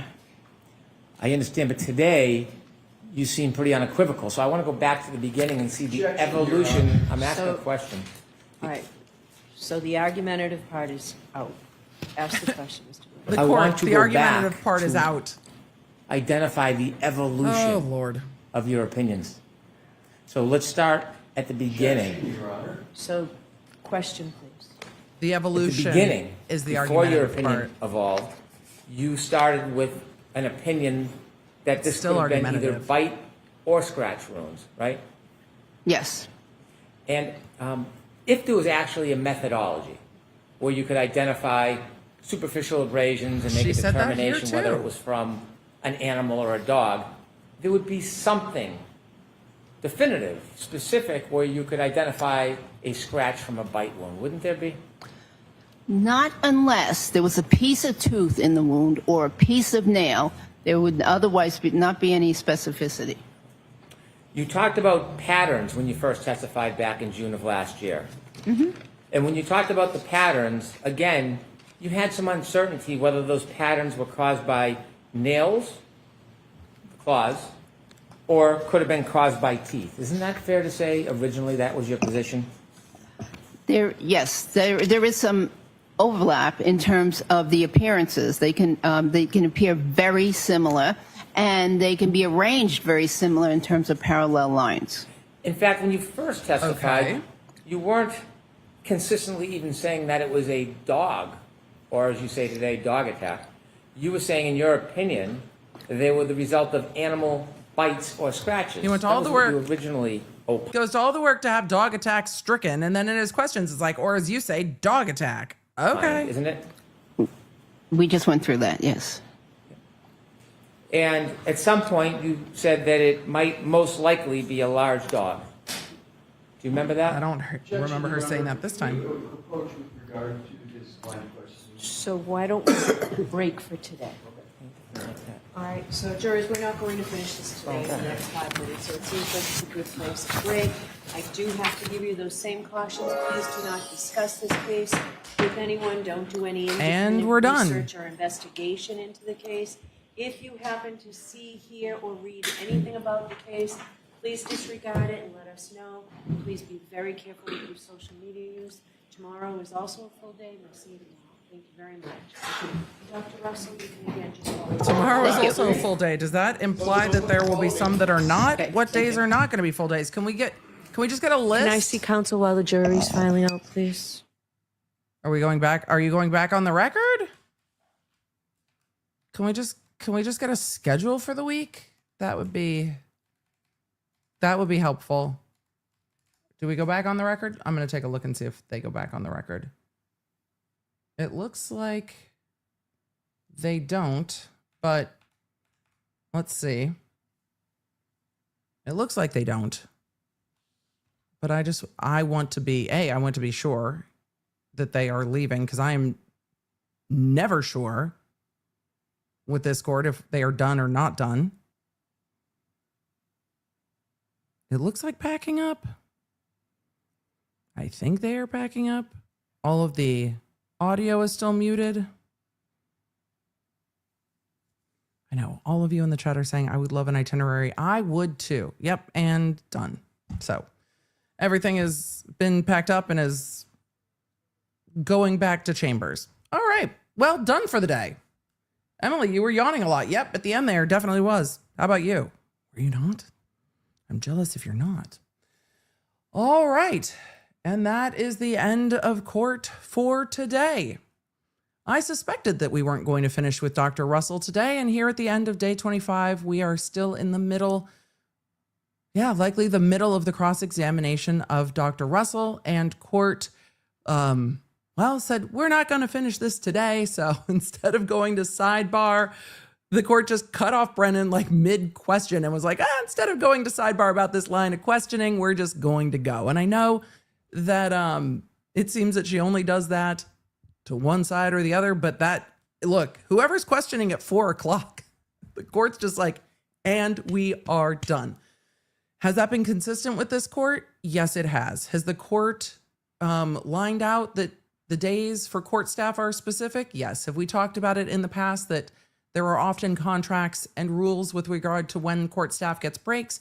How long of hours court staff works? Yes, there are. So do I think this is all just the judge being like, we got to go. No, it can very often be a lot of factors, but we've talked about that in the past. There's a lot of dynamics to running a courtroom. And just because the judge is done on the bench, well, generally the judge is not done, but the court staff is also not done. They've got a lot of work they have to do at the end of the court day as well. So does that surprise me? No, it doesn't. It's more surprising to me when I see courts running incredibly long, because there's still work that the clerk and the court reporter and everybody else has to do when the jury leaves. So am I shocked by it? No. Do we count on it in this court now? Yes, 100%. Court is done at 4, like on the dot. So at the end of day 25, a lot has happened today, including the testimony of Dr. Russell, and we were getting into the areas we thought we would on cross-examination with Attorney Brennan. Attorney Brennan was asking about the fact that she now does expert work and advertises herself for expert work and used a picture from this case in expert work. How that lands is going to depend on how the jury views the defense and the witness in this case. If it's, oh, you inserted yourself into this case, you parachuted into this case, you now advertise yourself in this area, you've only ever testified as an expert to this issue in this case, and now that is like the center point of your marketing, some jurors might be like, hey, what? And some jurors might be like, well, it doesn't come up very much. It's really just going to depend, because I think this witness answered very clearly, it doesn't come up very much. It's just interesting to watch Brennan try to attack a witness' CV and experience after what we've seen in the previous weeks of trial. It's wild to sit here and just be like, wait, what? So she does expert work now, and you're mad that she's a hired expert. Your hired experts are hired experts and have had some wild CVs. And then he started questioning this doctor about whether or not she had some kind of a certificate in dog bite analysis, to which she said that doesn't exist. And he's like, oh, you don't have a certificate? Sir, could we go back to some of your experts? It's kind of a wild line of questioning to see. He did ask this witness if she had been paid by the defense. Notice he didn't ask how much she had been paid, right? Because the Aperture contract of over $325,000 has already come out. And so any amount is going to be less than that any of these experts are paid. But trying to go tit for tat on some of that just falls flat for me, because it's all of the experts. And it's like, okay, it's all of the experts. But if you want to fight her because she doesn't have a certificate when she is given her background and experience and how many injuries like this she's seen and the fact that she's written peer review articles on them, I don't think it's a serve. I think it just comes across as incredibly petty, being like, oh, so you don't have a certificate? Really? What certificate is going to be different than her peer-reviewed articles, knowledge, and training? I think the marketing aspect is a better avenue for cross-examination. And I think talking to her about her opinions and prior testimony is a better area of cross-examination. I don't know if the jury is still listening at this point, because the roundabout way we got through direct took a little bit of energy to follow. And now we're getting into Brennan's cross-examination on whether or not Dr. Russell's testimony has changed. She said, I am more confident in my opinion now, but in medicine, nothing is 100% certain. Where have we heard that before? I don't know. With all of the other experts that have said in engineering, nothing's 100% certain. You know what this witness didn't testify to? The victim was like launched into space or something. No, that happened with the Commonwealth experts. So some of the pickiness on cross, you can miss me, because on other things on cross, there were points that were made that could be persuasive. I think that when Brennan makes good points on cross, sometimes it gets very lost behind his approach. And that can happen with Alessi too with this witness. The good points that Alessi made got lost at times in the weeds of how deep into her credentialing and experience he got, and not doing it in sync. It was out of order. So it felt like Alessi was going forward into opinions and then backward into expertise and then forward into opinions and then backward into expertise more instead of just going into all of it at once. And so that did get difficult to track. But once Brennan got to, but you don't have a certificate in this, I'm like, oh my God, stop. Just stop asking about a certificate, Brennan. Really? Just wild. However, what was really helpful with this doctor is that when asked about other experts, she said, look, if somebody has seen this many animal bites, I'm not saying they have to be a doctor. I would prefer to see a doctor talking about the cause of injury. But if somebody has seen hundreds and hundreds and hundreds of dog bites, then I'm not going to say they can't recognize a dog bite from a picture. She didn't take it to the end degree where it starts getting ridiculous, which we can see with some experts. She said, look, if somebody has a tremendous amount of experience, then maybe if they've seen dog bites enough, then they can look at a picture and see it. Brennan also tried to say, but you didn't do the autopsy, so you weren't in the best position to see these. Brennan also brought in experts that looked at pictures and talked about what their opinion was. So again, it's like, well, can you do that? Or can you not do that? Because that's what Dr. Wolf, hungry like the, testified to. I looked at the medical reports and the pictures. And from the medical reports and the pictures and the autopsy, this was my opinion. And Brennan was like, thank you, sir. Dr. Russell, I looked at the medical reports and the opinion. I looked at the photos and the opinion. And this is my opinion. And he's like, but you just looked at the photos. It's the same thing. It's like that meme of The Office where it's like, it's the same picture. Like, it's the same thing.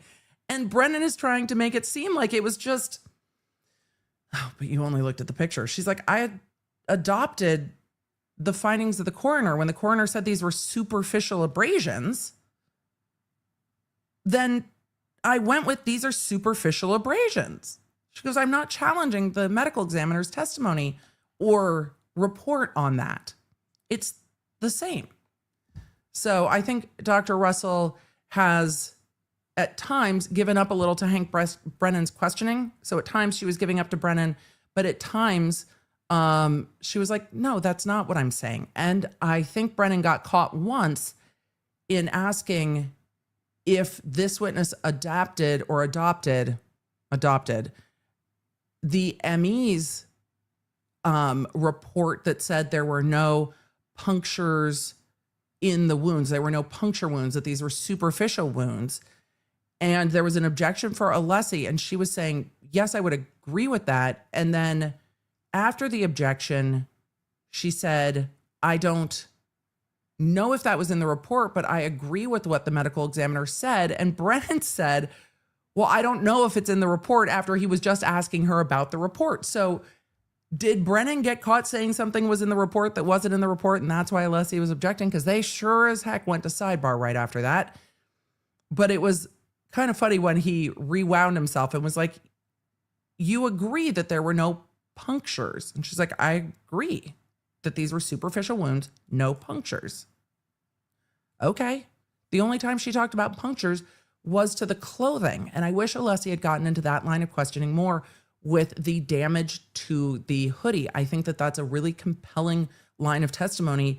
And we haven't gotten to see the close-ups of the hoodie nearly enough. I think it's really noticeable when they zoom in on the clothing that those are round, those are very round looking, I don't know what to call them other than punctures. They are round holes in the clothing that kind of pull to the side. I think it was a great line of questioning. I wish Alessi had asked her more about why she relied on the clothes and what she relied on in the clothes, and describe what did you see in the clothes that supports your opinion that the injuries are from a dog and those injuries are not consistent with a vehicle collision. And he didn't circle back to it. Maybe we'll see it tomorrow on Redirect. So tomorrow we are going to resume with a full day of court and the cross-examination of Dr. Marie Russell, one of the key experts for the defense. And the name that kept coming up in this, the other doctor's name, is a different pathologist that is also an expert for the defense. I wonder if that will be the defense's next witness, if they're going to call Dr. Russell and then call the pathologist that they hired in this case. We heard the defense on opening say that there was no no hypothermia here. And we haven't seen any testimony about that. We didn't see that in the last trial. So I'm really interested to see if we are going to get into a competing medical examiner opinion. I'm real interested to see it. So is that who's going to be up next? That would linearly make sense that they would call Dr. Russell, then call their other medical examiner. I forget the name off the top of my head, but the other doctor that they were talking about today.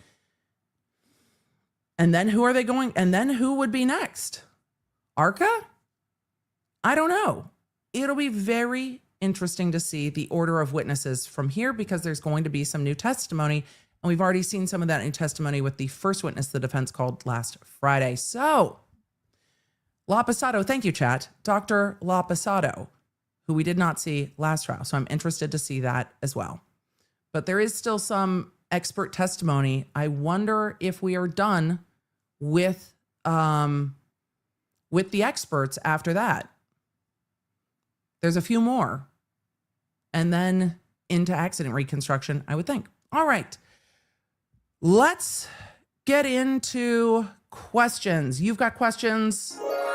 I've got questions. I've got lots of questions. You've got lots of questions. I've seen lots of questions.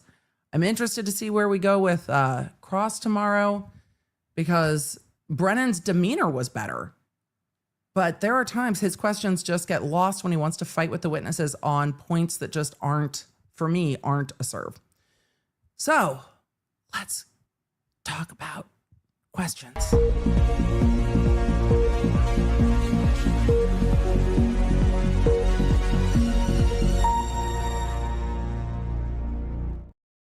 And I saw a number of you ask, and I was trying to pull up the question where I saw it, but there's a lot of you in the chat because, well, there's over 50,000 of you watching, so the chat is moving. But a number of you asked, what is the big deal about, Connie asked, others asked, what is the big deal about the FBI being mentioned today? They have done everything in their power this trial to not mention the FBI and not mention second trial, but the shit's so far out of the horse on that one. It's just everywhere. It's just everywhere. But they have really tried not to talk about an FBI investigation in this case, and they have referred to them as from another agency or law enforcement from another agency or a proceeding, a different proceeding. So they have sidestepped around it so it does not create a negative inference for either party, including the defendant. And so they have not mentioned who that other agency was. Just like ARCA, it was not allowed to be discussed who ARCA was hired by. So they have not mentioned the FBI at all. They mentioned the only other federal agents that they mentioned or other federal agency was related to Higgins being employed by ATF. That was it. But they have not mentioned the FBI, other agents, other agency, things like that. Until today, when the witness on the stand earlier in the day said, well, when I had this call with the defense, I felt like the defense, I meant to unpin that and didn't do it well. I felt like the defense was threatening to charge me with perjury, so I told the FBI about it. Well, that's in there now too, but so far, no one had actually said the FBI. Other agents, other agency, no one had said FBI. And they have been really trying to sidestep it. But this witness wasn't sidestepping anything. She was just like, the defense said this, and I told the FBI. I told the FBI. Tammy asked, can a judge admonish a witness for their snark? Today's witnesses did not go off the rails in the way that I have seen in other cases. But yes, witnesses can be admonished to just answer the question. Courtrooms can be cleared to address witnesses and their demeanor on the stand. That hasn't happened in this case. This is the witness testimony in this case, though there are moments that are very surprising to me, has not gotten off the rails the way that we have seen in other cases. But there are times where the witnesses like fight with the attorneys. And this is not in this case, this has not happened this way. So, yeah, it has not happened in this way. So a number of you have asked, but that's the deal with the FBI. That's why the FBI being mentioned is a deal, because they have tried so hard to keep that from being the thing. So let's see. We need to be better. I read that totally. The D got put in the wrong place, and then I just read it as like apologies. Sometimes screen names are hard because with the dyslexia, my brain just doesn't break up letters properly. Do defense attorneys ever hire people similar to the jurors to watch the trial as it proceeds and say how they think it's going? I don't know if the defense in this case would hire a shadow jury because the whole internet's talking about this case. I think they probably just read the internet. In civil cases, does that happen sometimes? Yes. I've never heard of that happening in a criminal defense case, but most of the criminal cases, you are dealing with the prosecutors and the public defenders, and you are not dealing with any agency that has the money to do that. In large civil cases, sometimes, but I've never seen that in a criminal case. I've never heard of that in a criminal case. That doesn't mean it's never happened. I don't think that would happen in this case. Carlot 11, as a somewhat new person watching this trial with no side chosen, I was definitely engaged in the defense theory because those injuries and hearing those texts. And now we have a whole nother side of it, a whole nother side of hearing the text and a whole nother side of what they think happened. So the jury has heard one side and now they're hearing the other side. And I think when you get to the end of a prosecution case, particularly if you feel like I really have questions, you're like, okay, well, what's the other side of this? What is the other side of this? And that's not unusual to me. A lot of you are asking me about new filings. I have not seen any documents. I've only seen headers on the docket. So because I've only seen headers on the docket, I do not have the documents. If I get the documents tonight, I will go over them tomorrow, but I only have the docket. Let me take a look real quick. I'll show you what's on the docket, but what's on the docket? Well, my docket timed out. I will show you what's on the docket, but without the text of those, and I have not seen those anywhere. If I see them before the morning, we will cover them in the morning, but I have not seen them. And we're not pulling them up now because then I will never be done for the day. And then Griffin will be angry with me. And I try very much to reduce the rage of my 13-year-old because 13-year-old is missing brother and I do not want to make him spicy. I don't want to make him spicy. That's what we're doing. A number of you in the chat said that Rittenhouse's defense team hired a shadow jury. I didn't know that. Well, there you go. I didn't know that either. I'd be really surprised if they did it in this case. Though I don't think the internet necessarily is a fair perception of how the jury might see things because most, not all, but a lot that are watching this case know a lot more about this case than the jury does. There's surprisingly little this trial that the jury knows versus last time. We don't have the whole butt dial kerfuffle of everything. Like that hasn't even come in. So there's a lot that the jury hasn't seen. Like a lot that the jury hasn't seen in this case. So it's kind of hard to gauge how the jury might respond. However, these attorneys are very skilled. They have lots of experience in trial work. I suspect that Alessi probably has the least trial work of all the attorneys. And that's not to say he's not a tremendously smart and experienced attorney. He is. I just don't think he does as much trial work as like a Jackson or Yannetti and Little, who do a high velocity of trials and have done a high velocity of trials for a long time. Doing trial work is a whole separate animal than other types of legal work. So let's take a look at what's on the docket. I'll show you what's on the docket. You asked about it. I will tell you what is on it, but we do not have the documents. So we do not have the documents. So we do not have the documents. But this is what the docket says. As I can't in biggin. Hold on. No, it's fighting with me. Give me 1 second. That is fighting with me tremendously. And that's not helpful at all. Nope. I need to put it in the other. Hold on. I've got to put it in the other browser. It's in the wrong browser. Apologies, chat. So I don't pull things up because it is difficult. So hold on. Let me pull it up. We will go to the docket, but not the documents because, well, we don't have them. And you can't just pull them from the docket. All right, let me just pull this up on the right. Thank you. Well, that was easier than anticipated. Finally, something has gone easily. Yay. Also, this docket is really clunky. Just really, really not user-friendly. Some jurisdictions are much easier. Idaho, though it takes them a minute to get things on the docket, is easier. LA is expensive, but the docket isn't super clunky. It's just documents are expensive. Federal is pretty easy and pretty fast, but also not free. So it's kind of a pick your poison sort of a situation.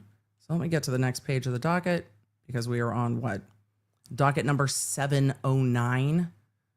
That's so many docket. It's just so many docket items. It's a wild amount of docketed items. All right. Let's share this screen and go to the docket that so many of you have been asking about. Because we have a minute and we can.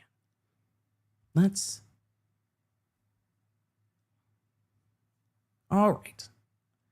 This is, let's see if we can embiggen that a little bit. Nope, that is worse. That is 100% worse. Give me 1 second. Let me move this screen over so we can see both. There we go. All right. These are the newly filed things today, which is the proposed jury instructions from the defendant. It's going to be that time soon. Defendant's motion to impound defendant's motion to present a missing witness argument. That only means that they want to argue, if Proctor's not called, they want to be able to argue it to the jury. Affidavit of Elizabeth Little in support of the defense motion to impound. Defendant's motion to present a missing witness argument and request a jury instruction. So they want to be able to argue to the jury at some point that these witnesses weren't called. And there is going to be a jury instruction on point.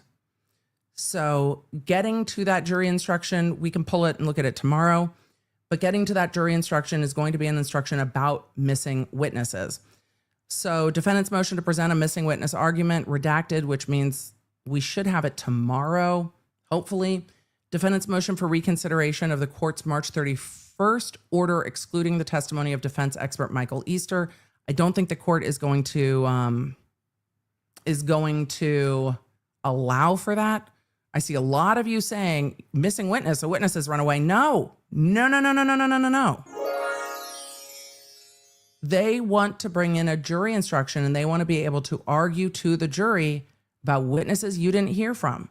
Hey, you didn't hear from this witness. It does not mean that a witness is unavailable. That is not what it means at all. And they're not saying a witness is unavailable. They want to be able to argue to the jury, look, these witnesses weren't called. Not necessarily Proctor. This might be about Higgins. I am not going to speculate who this is about. This is not that somebody is not appearing for court. This is a legal argument and a request for a jury instruction about witnesses that weren't called. Ladies and gentlemen of the jury, you didn't hear from. So it could be whoever. You didn't hear from this witness or that witness. This is not about a witness that's not responding to a subpoena. This is not about witnesses who aren't available. This is about a jury instruction about, hey, the Commonwealth didn't call. So they want to talk to the court about bringing a jury instruction about that. And then they're asking the court to reconsider that defense expert, Michael Easter, who was their expert about police procedure. So I'm not going to speculate who this is about. We'll see the motion at some point, but this does not mean someone's missing. Present a missing witness argument. That does not ask the court for an unavailable witness instruction. That does not ask the court to issue a body attachment for an unavailable witness. That does not ask the court to go get somebody and bring them to court. None of that. This is just a jury instruction issue. can we make this argument at closing, and can we get a jury instruction? That is all. Serenity said, do witnesses sometimes run away? Oh, yes. Oh, yeah. Oh, yes. Oh, yes. James said, so missing equals not called? Yes. Yep. That's it. It does not mean somebody has run off when subpoenaed. If someone runs off when subpoenaed, you will hear them asking the court to get a body attachment. They might call it something different in Massachusetts. There is different language used by the lawyers talking to the court about a subpoenaed witness that they cannot find. That is completely different. That is completely different. This is about jury instructions and argument. This doesn't mean somebody's actually missing. Chesney says, are they brought in cuffs? It really depends. Oftentimes they're arrested and then brought into court not in cuffs, but there could be situations where they're brought in cuffs, and then you can have contempt hearings and the rest of it. But no, this does not indicate to me that a witness has run away. This does not indicate to me that a witness has been subpoenaed and is like, fuck you, I'm not coming to court. None of that. This indicates to me that the defense is working on their jury instructions and laying the groundwork for what they want to argue in closing. That is it. So no body attachments, bench warrants, nobody's being arrested, nobody is missing, nobody has fled the country, nothing like that. No. This is planning for closing arguments. That's it. It's not dramatic. It's not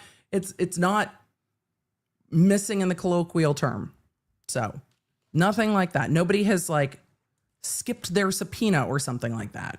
So that's not what's happening. Hopefully that helps. But if we get a copy of the motion, we will go through the copy of the motion. So I want to see how they want to argue it before I speculate on that. It's just not dramatic. Monica said, but it would be funnier if it was dramatic. Today's been dramatic enough, man. Today's been really dramatic. This is not dramatic. Today has been dramatic. So, VB Vermont said, are they obligated to call all of the witnesses? No, they're not. They're not they're not obligated to call all of them. And it would be kind of hard for the defense to argue the Commonwealth didn't call all these people, because the defense reserved all of them on their witness list too. So Danny said, Emily, what are your thoughts on the text about John's brother-in-law's death? I have no idea if that's true or not. I hate that that came in court. I don't know if that's true or not. So, I mean, none of those things are offered for the truth of the matter. All we've heard in court is that John's brother-in-law died of a heart attack. I hate that that text came in court. I think it probably didn't serve any purpose and could have been redacted out. But also, my first thoughts generally go to John O'Keefe's niece and nephew, who I think have been enough. And having personal business coming up in court, true or not, is painful. So I think it should have been redacted out.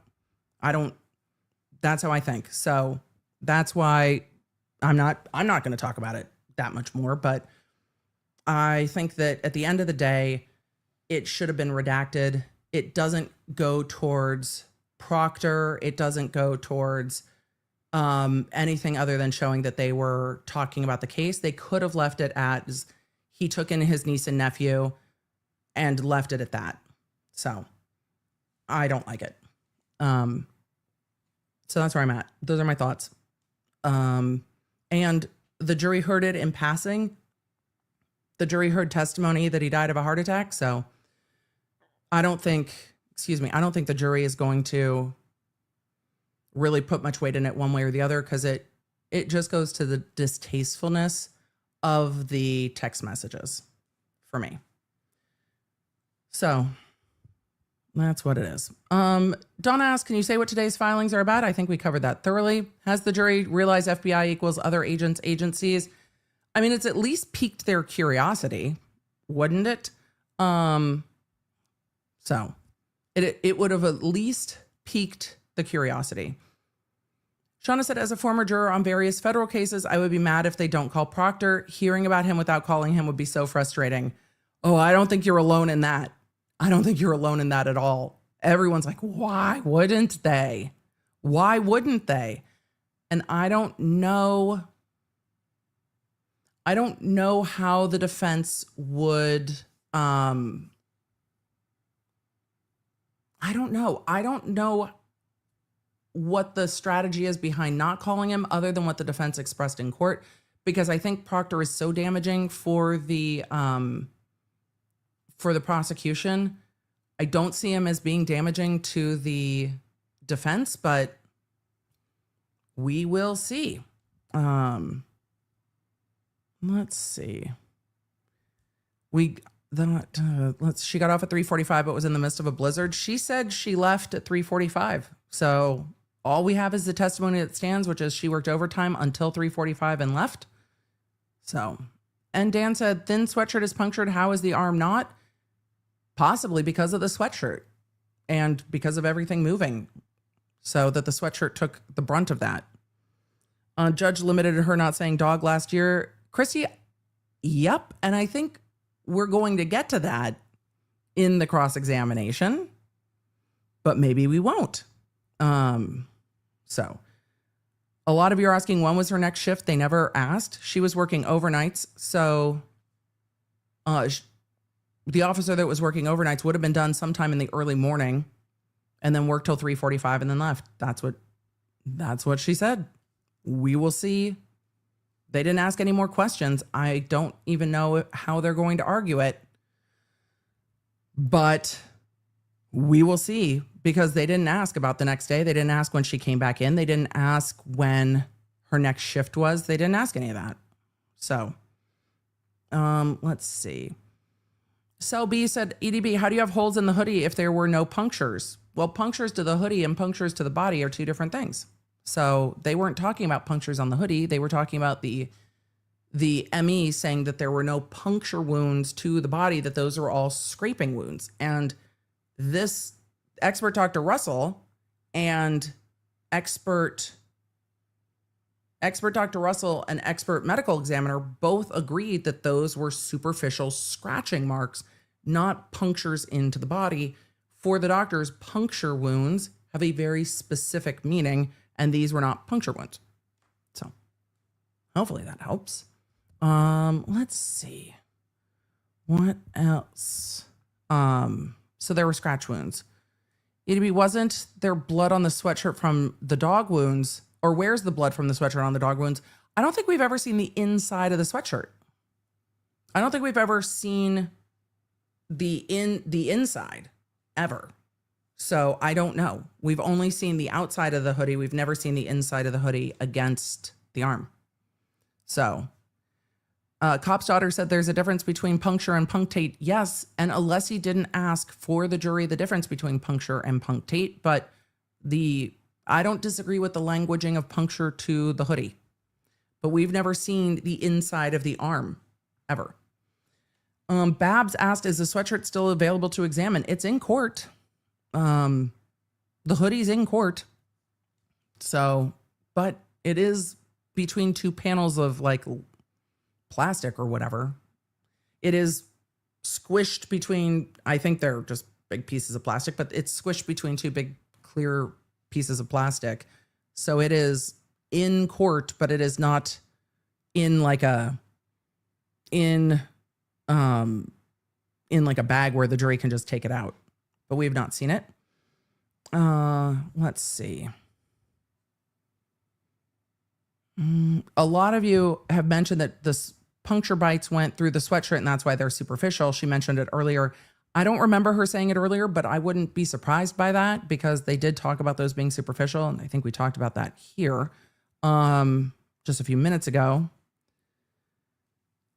The dash in between with Matt Bond said, so I guess she won't be testifying for the dog bitten by human. No, I don't think. I think she probably has the experience too, but she's probably seen less human versus dog than vice versa. Anyone else waiting for him to bring up Katy Perry's astronaut training? I don't know what else Hank is going to bring in. It's a lot Let's see. Kimberly said off topic. I don't think it's off topic, Kimberly, because it does go to this case and the defenses being made in it. Could the defense have been pushing the no collision point to go towards Bowden? Then MSP knew this and didn't investigate thoroughly. I think the failure to investigate is going to be the heart of their closing argument. No collision and then failure to investigate. Absolutely. I think we will see that, but it's going to take a while to get through the other witnesses here before we get to closing and then rebuttal. Diana, this is a good question, and a number of you have asked. Catching up the portion of Welcher's deceased victim. I remember the arm looked degloved. Yep. Explains the injury. Taillight right under it was intact. It was intact, and the damage was to the body of the vehicle, not the taillight. And a number of you have asked, how can they use those pictures in the example case? And in a lot of cases, the autopsy photos and such are sealed. So how Welcher is using those, if he has the family's permission to use those, I mean, there was no identifying information about that victim, but I don't know what permission he would have, what would be allowed, what wouldn't, I don't know. So I would only hope that those, I mean, aren't sealed in another court. I imagine if somehow they were, that the defense would have found that they were sealed, because using sealed photos in another court would be inappropriate. If it's not in that case, ask Courthouse Becky about how preciously courts treat sealed documents. It's kind of a big deal. But I don't know what permission he would have or not have about using those, and whether or not those were sealed, and all the information redacted out of that case. I think the reason that it wasn't objected to by the defense is because the defense wanted to ask Dr. Russell about it to prove the point. And the defense did ask Dr. Russell about it, I think with some import. I just wish that some of the testimony had been clearer. Today, a lot, I think, got lost in the weeds with Dr. Russell. We'll see. Amanda Scott said, is it normal for defendants to attend sidebar? It depends on the case. In this case, it's normal because there aren't headphones for the defendant to listen in to the sidebars at counsel table. And when Karen Reed asked, hey, well, through her attorneys, can we have headphones so she can hear the sidebars? The court said, we don't have those. She can come to sidebar. So that was the determination in this court. But no, I've not seen it. Other courts generally have headphones, or the attorneys go back and tell them what happened. Josefina said, can the defense bring up the independent investigation into the investigation? Nope. And I don't think we've gotten there to the point where the door, I saw a lot of people saying, is the door open to talk about the FBI? No. The defense and the witness, I think the witness said it, but the defense wasn't intending it. I don't think the door has been open to bring in that independent investigation at all. I don't think we're there, but the words FBI have been mentioned in court. It didn't happen at all last time, but the words FBI didn't come up. They're up now, but I still don't think they will get into it. But how will they address that with ARCA? Well, we worked on this case prior with a previous agency, and now we're working with the defense team. I don't know. I think maybe you leave it there. Colleen, thank you for the 5 gifted memberships. Let's see. Bam, it's wild. Thank you so much for the compliments from your kiddo. Why the FBI decided in the first place to get involved and check text messages of Proctor? Well, YouTube now, we don't really exactly know. And the thing about the FBI and the U.S. Attorney's Office is they don't tell you, which is so annoying. I would very much like to know. We know that's how they got it, but we don't know exactly why. Maybe one day we will. Maybe one day we won't. I don't know. And so, do you think Proctor might be a witness for the FBI and therefore they can't call him? No. No, not no. Not after the termination, not after they say their case is closed. Nope.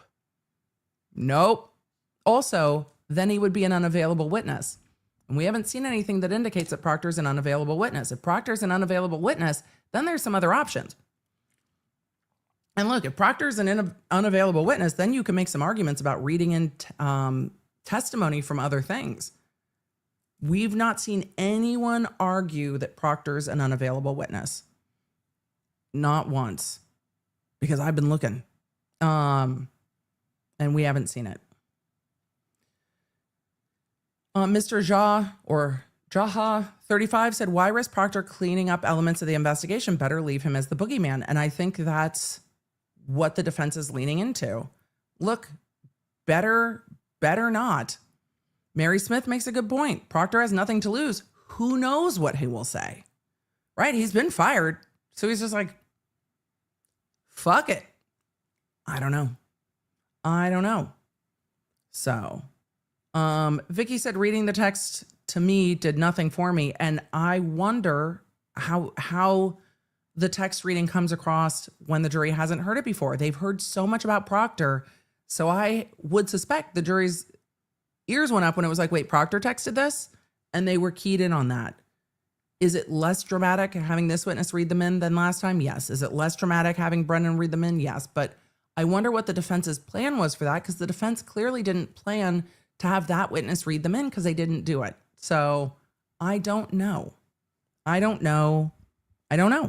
It will be interesting. How does the defense get the butt dials in? The Lauren, they would have to call Higgins and Albert to talk about it. You've got to bring in those witnesses.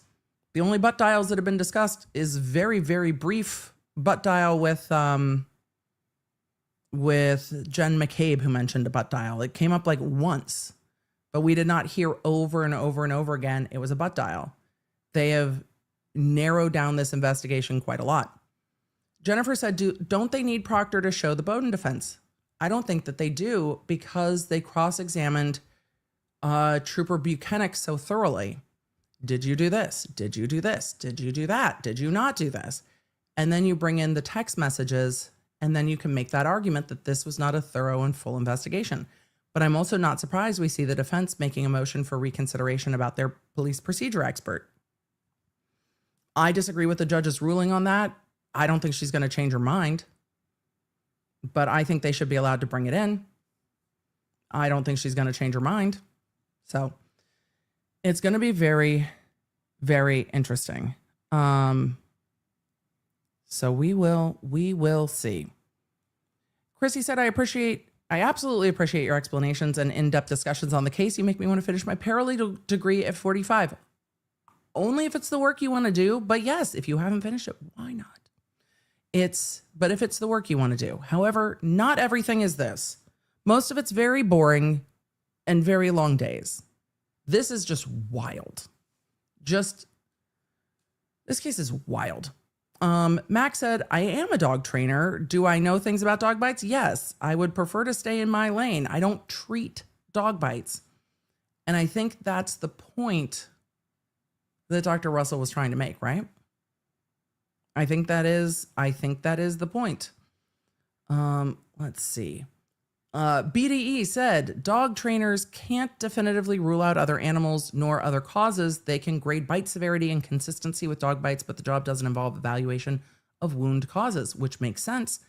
And that, I think, is where you need someone like Dr. Russell to say, I have seen these injuries. I have seen vehicle collisions, and one of these things is not like the other. And then the Commonwealth brought in their experts that said, I have seen vehicle injuries, and this thing is consistent. So you have two very different experts testifying about two very, very different things. What the Commonwealth has not presented is a medical expert talking about the injuries to the arm and the cause of the injuries. The medical examiner said, look, those are injuries. They're superficial. This is what they are. I can't tell you where they came from. It was the biomedical engineer that came in and said, oh, those are from the taillight. And then you have the defense medical experts coming in saying, no, those are from this. So it's going to be a battle of the experts. and you have different types of experts. It's not like a biomedical engineer versus a biomedical engineer. You have a biomedical engineer versus a doctor and forensic pathologist. And that's an interesting thing to have the difference of types of experts. Because I think the medical examiner is some of the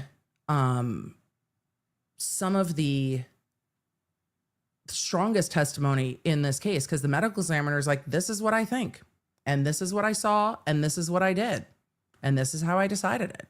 So that is really what the medical examiner was basing it off of. And I think the medical examiner saying that they can't determine what caused this really goes to why this case is so incredibly unique. My brain was buffering. It's been a long day, but is what goes to how incredibly unique this is. Because the ME said, look, I can't tell you this or this or that. This doctor who had worked as an ME comes in and says, this is what I can tell you.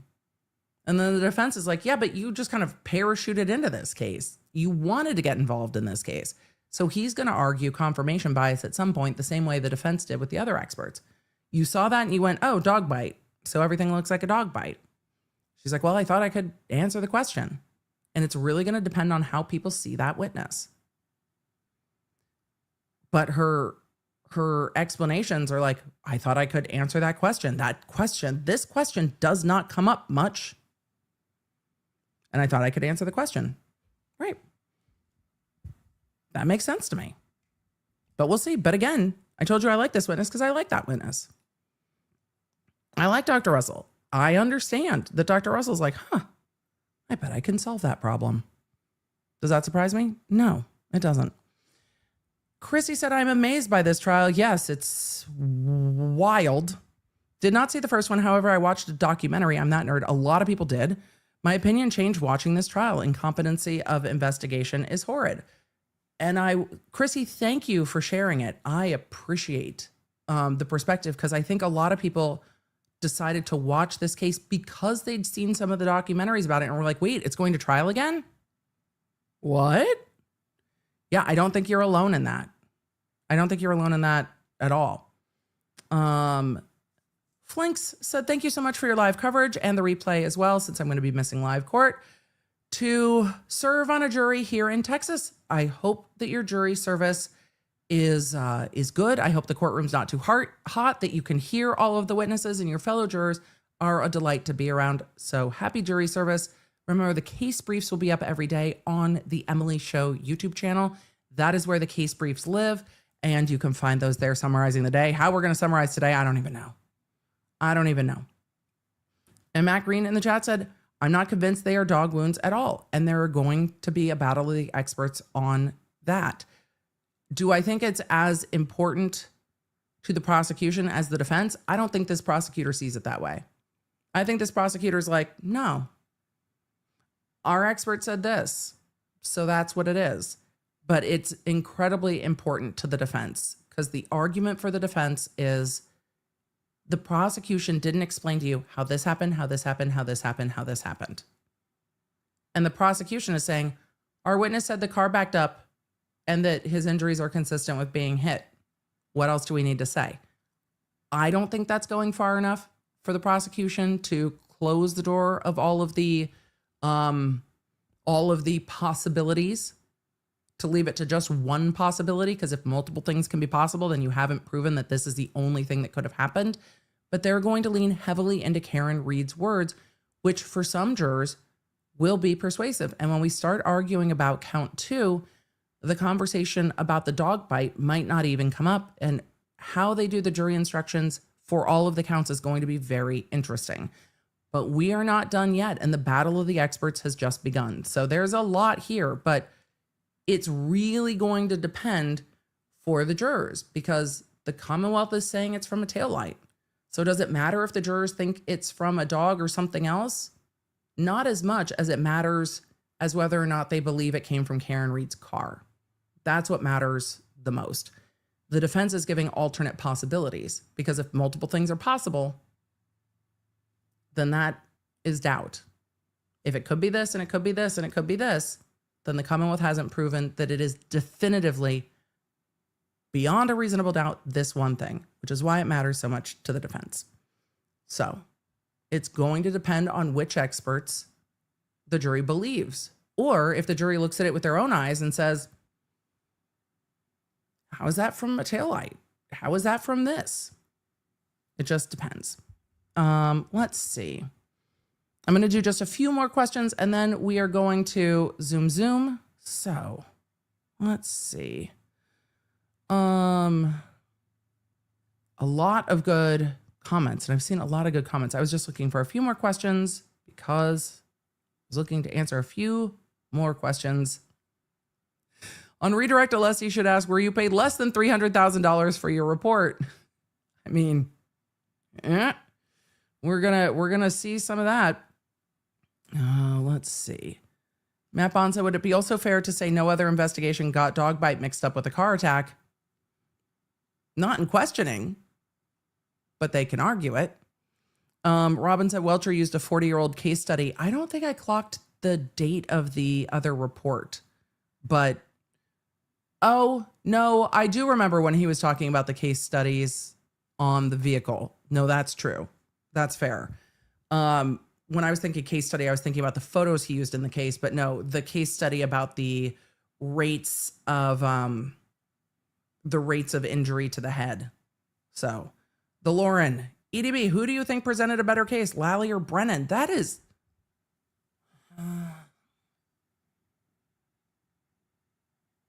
that's a hard question because they are so incredibly different. Brennan's questioning is smoother. Brennan's case went faster. So much was left out, intentionally so, but so much was not discussed in this case. It is really hard to compare the two. His questioning is much easier. So there's that. His questioning is easier to follow. I think the prosecution's case was easier to follow.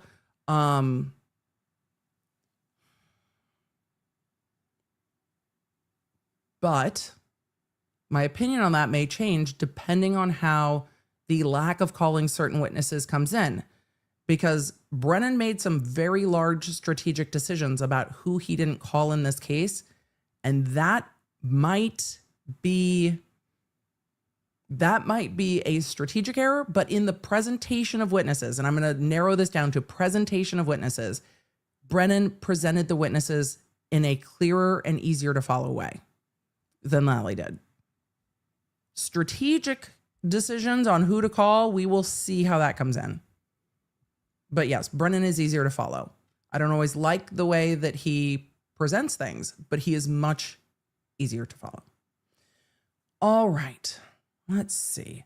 Is Hank trying to be like Alessi right now? No, Hank is a very experienced attorney, and he is not going to get completely full fucking feisty sassy pants with this doctor on cross until, or if, which I doubt, she gets that way with him, because it's not earned. When you come out of the gate super spicy at a witness who the jury probably likes, it can be a huge disconnect. So no, I think that's all part of his strategy. And we have seen Brennan shift gears very strategically. He is not a dumb attorney. You might not like his style, which I understand. There are definitely times when I don't like his style at all, but it is a choice. And so everything he does in front of a jury is a choice different than the things he does when the jury's not present. It is a choice. So it is strategic. But he definitely was a whole different prosecutor on cross with Dr. Russell than he was during voir dire, than he was during other witnesses. Whole different vibe. And I think the cross-examination has gone smoother for it because there's things that she's not fighting him on. She's like, yeah, I agree with that. Which was the same with the first witness for the defense, DeSorga. There were times when I think Brennan just wanted to fight with him, and DeSorga was like, no, I agree with you.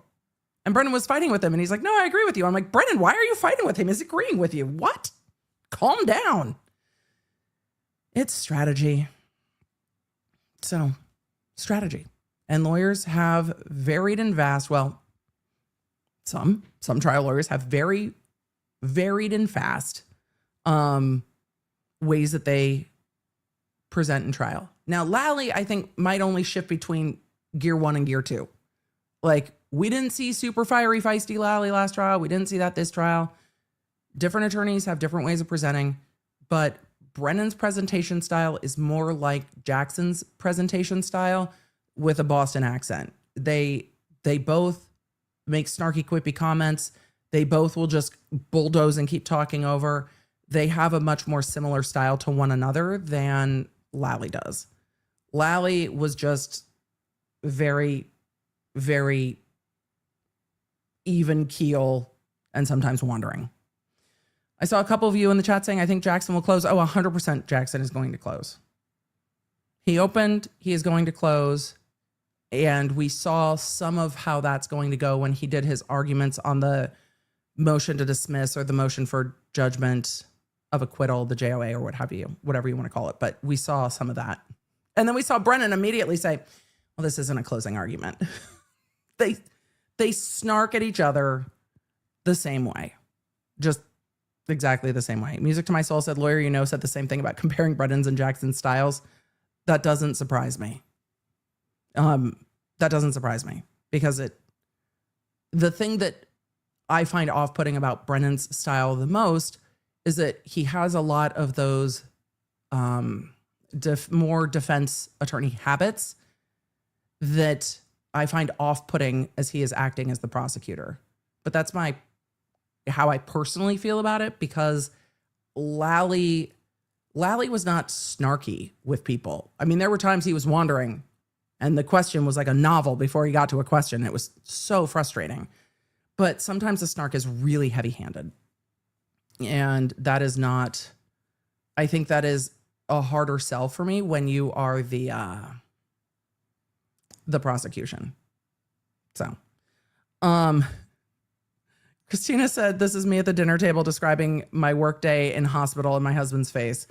Yeah, Dr. B and I definitely toned down the work talk around the kids because there were days at work. Well, there were days at work when Dr. B is like, I'm going to need you to stop describing that case immediately. And I'm like, oh, my bad. B-Man said, EDB, you need to do a collab with lawyer you know on this case. We talked about it early on and we have just not had time. He was like, oh, I've got time. I'm like, I am on a plane to take my kid to DCI. It's the amount of busy that's been going on at the Baker house has been crazy, but he and I keep saying we need to find time and we just have not had time to do it at all. So we just haven't had time to talk about this case. Mostly because my schedule's been insane, which you guys know. All right. Kathy asked a question from much earlier. Should AJ have asked Officer Deaver?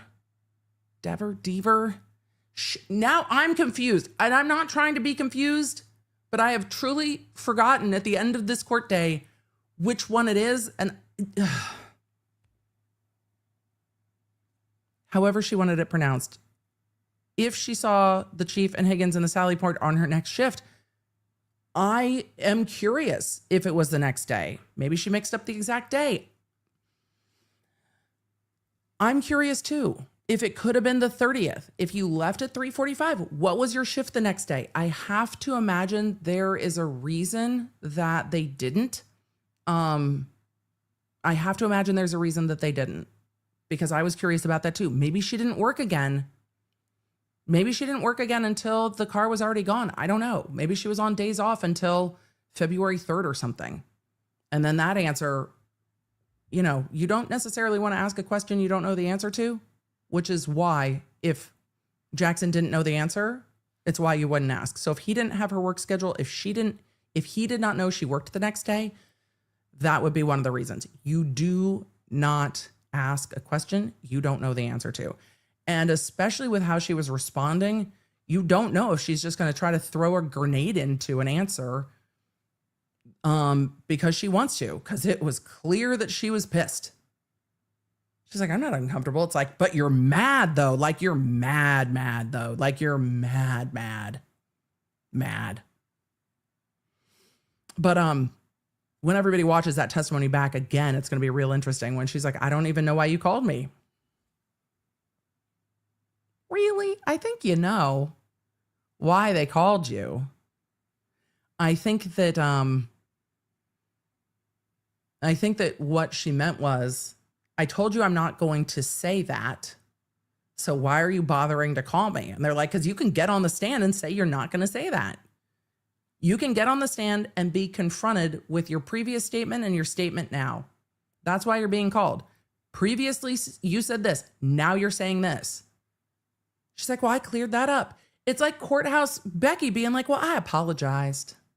Ma'am, that doesn't make it okay. Well, I apologized for that. When she was talking about plagiarism in her book, well, I apologize for that. It doesn't make it go away. Well, I called the FBI and I retracted it. And their lawyers said that wasn't perjury. So it's fine. So why are you calling me? Because first you said this and now you said this. It's a big change. It's a big change.